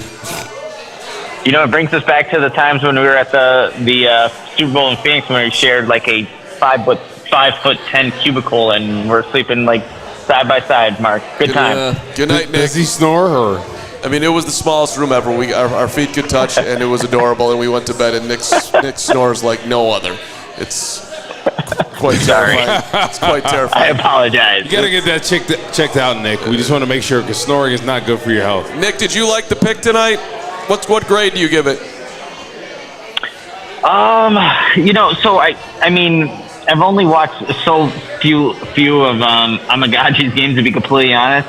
So, look, it addressed, I think, a need or what the Bears wanted, but I still would have liked to see maybe a defensive lineman on the interior.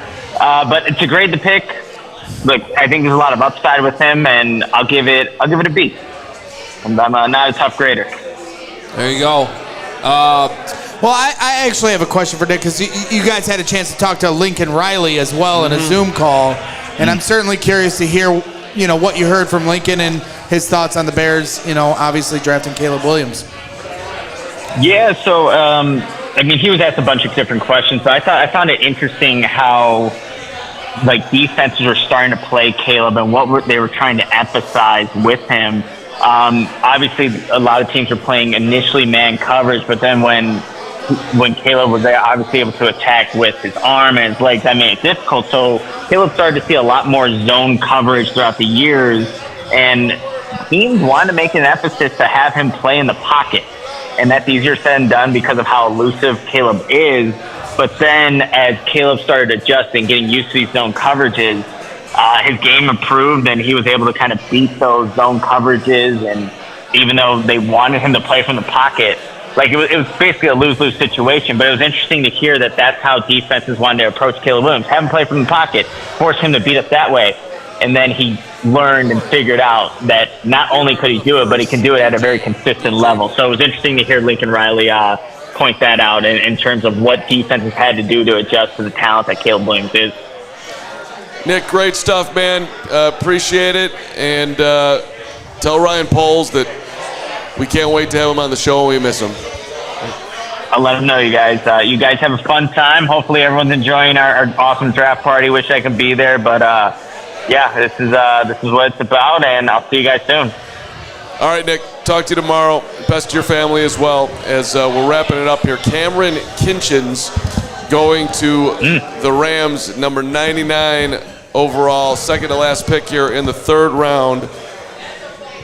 So the Bears obviously are not doing anything trade-wise, staying up. Yes, Hoge. Your memories of cuddling with Nick, though, at the Super Bowl had me wondering or trying to remember. You and I had a bet or a competition.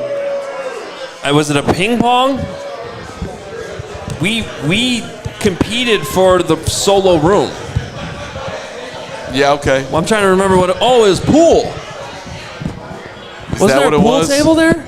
There's a pool table there. Hold up. Who I was talking to? You remember DJ Moore? Oh, yeah. Yeah. Yes, coverage guy. Not the other DJ Moore. No, not DJ Moore right now. The corner from the corner. Vanderbilt. Yeah. Ooh. Yeah, I was talking to him. Yeah. So it's been a while. So he's like, hey, how you doing, man? It's been a while since we talked to him, but DJ Moore was a dog. he was covering that slot receiver. He had some really good seasons there with Lovey, and they really liked him a lot. He's in South Carolina now. I was seeing how he's doing, and it was good to hear from him. We'll have to get him on the podcast. That'd be awesome. Yeah. Talk about now with his Tampa 2 and the corners. He's coaching at South Carolina? So he lives in South Carolina. I think he coaches high school football. Okay. He's a finance teacher, I believe, in the high school. But it was good to hear from him. I haven't talked to him in a while. Really good player. And he told me, he goes, I got DJ Moore on the phone. I said, shoot, let me talk to him real quick. So I apologize for that, fellas. Oh, that's what that was. Good. Okay. No, hey, this is what we do. You are allowed to take phone do. calls from former NFL players that you're friends with on the show. It's totally cool. Exactly. And we'll get him on the show. For sure. Love it. Commanders, pick is in. Wrapping it up here. Is this the last pick of the night, I think? This is the last pick of the night. Okay. So my goal, have you guys had Devin Hester on the show? No, I would literally cut my right arm off. I'm hoping to get him on the show this year, honestly. He wants to do it. He does. And the thing is, do you know that Hester's kid is like ridiculous? Oh, just like his dad. Oh yeah. The highlights are unbelievable. So is this Christian McCaffrey's brother? This is Christian McCaffrey's little brother, Luke McCaffrey, who goes to Washington at pick 100. I actually like this guy. I mean, I was thinking more maybe fourth round. Look, he's Christian McCaffrey light. The pedigree. But Christian McCaffrey regular is really, really, really, really good. So Christian McCaffrey light at pick 100, I'll take that. I like this pick. We also have one more super chat we got to get to. Australian 30 Australian dollars, I guess. Stefan says, boys, big fan from Melbourne, Australia. I played Aussie rules football with Tory Taylor. The dude has a wand of a right leg. He can make that ball do some nasty things. How would you lads feel if we picked him as our punter? I'm in. I'm actually in. I know you don't. You probably want something besides a punter in the fourth. We know you're in. No, not in the fourth round. Did anybody have the displeasure of watching any Iowa football this year? It was literally a joke offensively. I did. Their offense was terrible. Tory Taylor, the punter. That was their offense. Putting him in good field position for the defense. He was ridiculous as a punter. He's like Scotty Scheffler's wedges right now. Geez. Dialed in wherever he wants that football to land. I'm in. I might be the only person, but I'm in. In the fourth round. I mean, I actually think he will go in the fourth round. I think he's that good. Someone's going to get him in the fourth round. Okay, interesting. I'm going to remember tonight for a lot of reasons, being with you fine people, getting to sit next to Gregory P. Allen Braggs, our fearless leader. Let's go, baby. Woot, Hoge, Steven, Kevin, Jake. We got to run because Dalton and the Sheriffs are starting. But This was the Oh, night yeah, we got to run then. of Amagaji. Yeah. It's Amagaji night. I will say this, too. Make sure you hit up the Caleb Cares Foundation. Donate $5, $10 to our new quarterbacks foundation. Give it back for a good cause. That's what I'm talking about. Love it. Caleb What Cares about the Braggs Foundation? Yeah, where's your foundation? To get them bigger biceps. It's terrible. So speaking of, this makes sense, Corey. Greg Bragg's Golf Foundation. This actually lines up with the Caleb Cares Foundation because it's dedicated to eliminating bullying, increasing here, man. mental health awareness, and empowering the underdog. And Hey, Carl. who better embodies the underdog than me? You don't stand a chance. So if he was to try to buck up with the big dog, you know you made a mistake. All right, Listen, you ain't getting by me. I ain't getting by you. See my Come drop on, step. bro. You see my drop Everybody step. watching the show, we greatly appreciate the last couple days. Everybody here at Joe's, thank you for being here, sticking with us till the end. An awesome crowd both nights, last night and tonight. Thank you for the support. We've done a lot of shows here at Joe's. Thank you to all the people here that help us every single time because it's an awesome venue. I'm sure we'll be back. Thank you to everybody at Circa, Butcher Box, Ray Scarpelli, who I think is still here. Our guy Ray is in the house. Having spirited conversations over there. Yep. So thank you for everybody being here. If you're still here, guys. Dalton and the Sheriffs up next. We will be back tomorrow with I believe our plan is to go live when the Bears pick tomorrow. So that should be at 1:22. Should be relatively early in the festivities tomorrow during the day. If it gets moved around or whatever, we'll go live the second it happens. Push back, push up, whatever happens. We will be ready here at CHGO as always to wrap up everything tomorrow as well. So don't go anywhere. I think that's it, guys. It was awesome. Thank you to Joe's on Weed Street. Tip your bartenders. We'll talk to you all tomorrow. Caleb Williams. This offense. Braggs can't golf.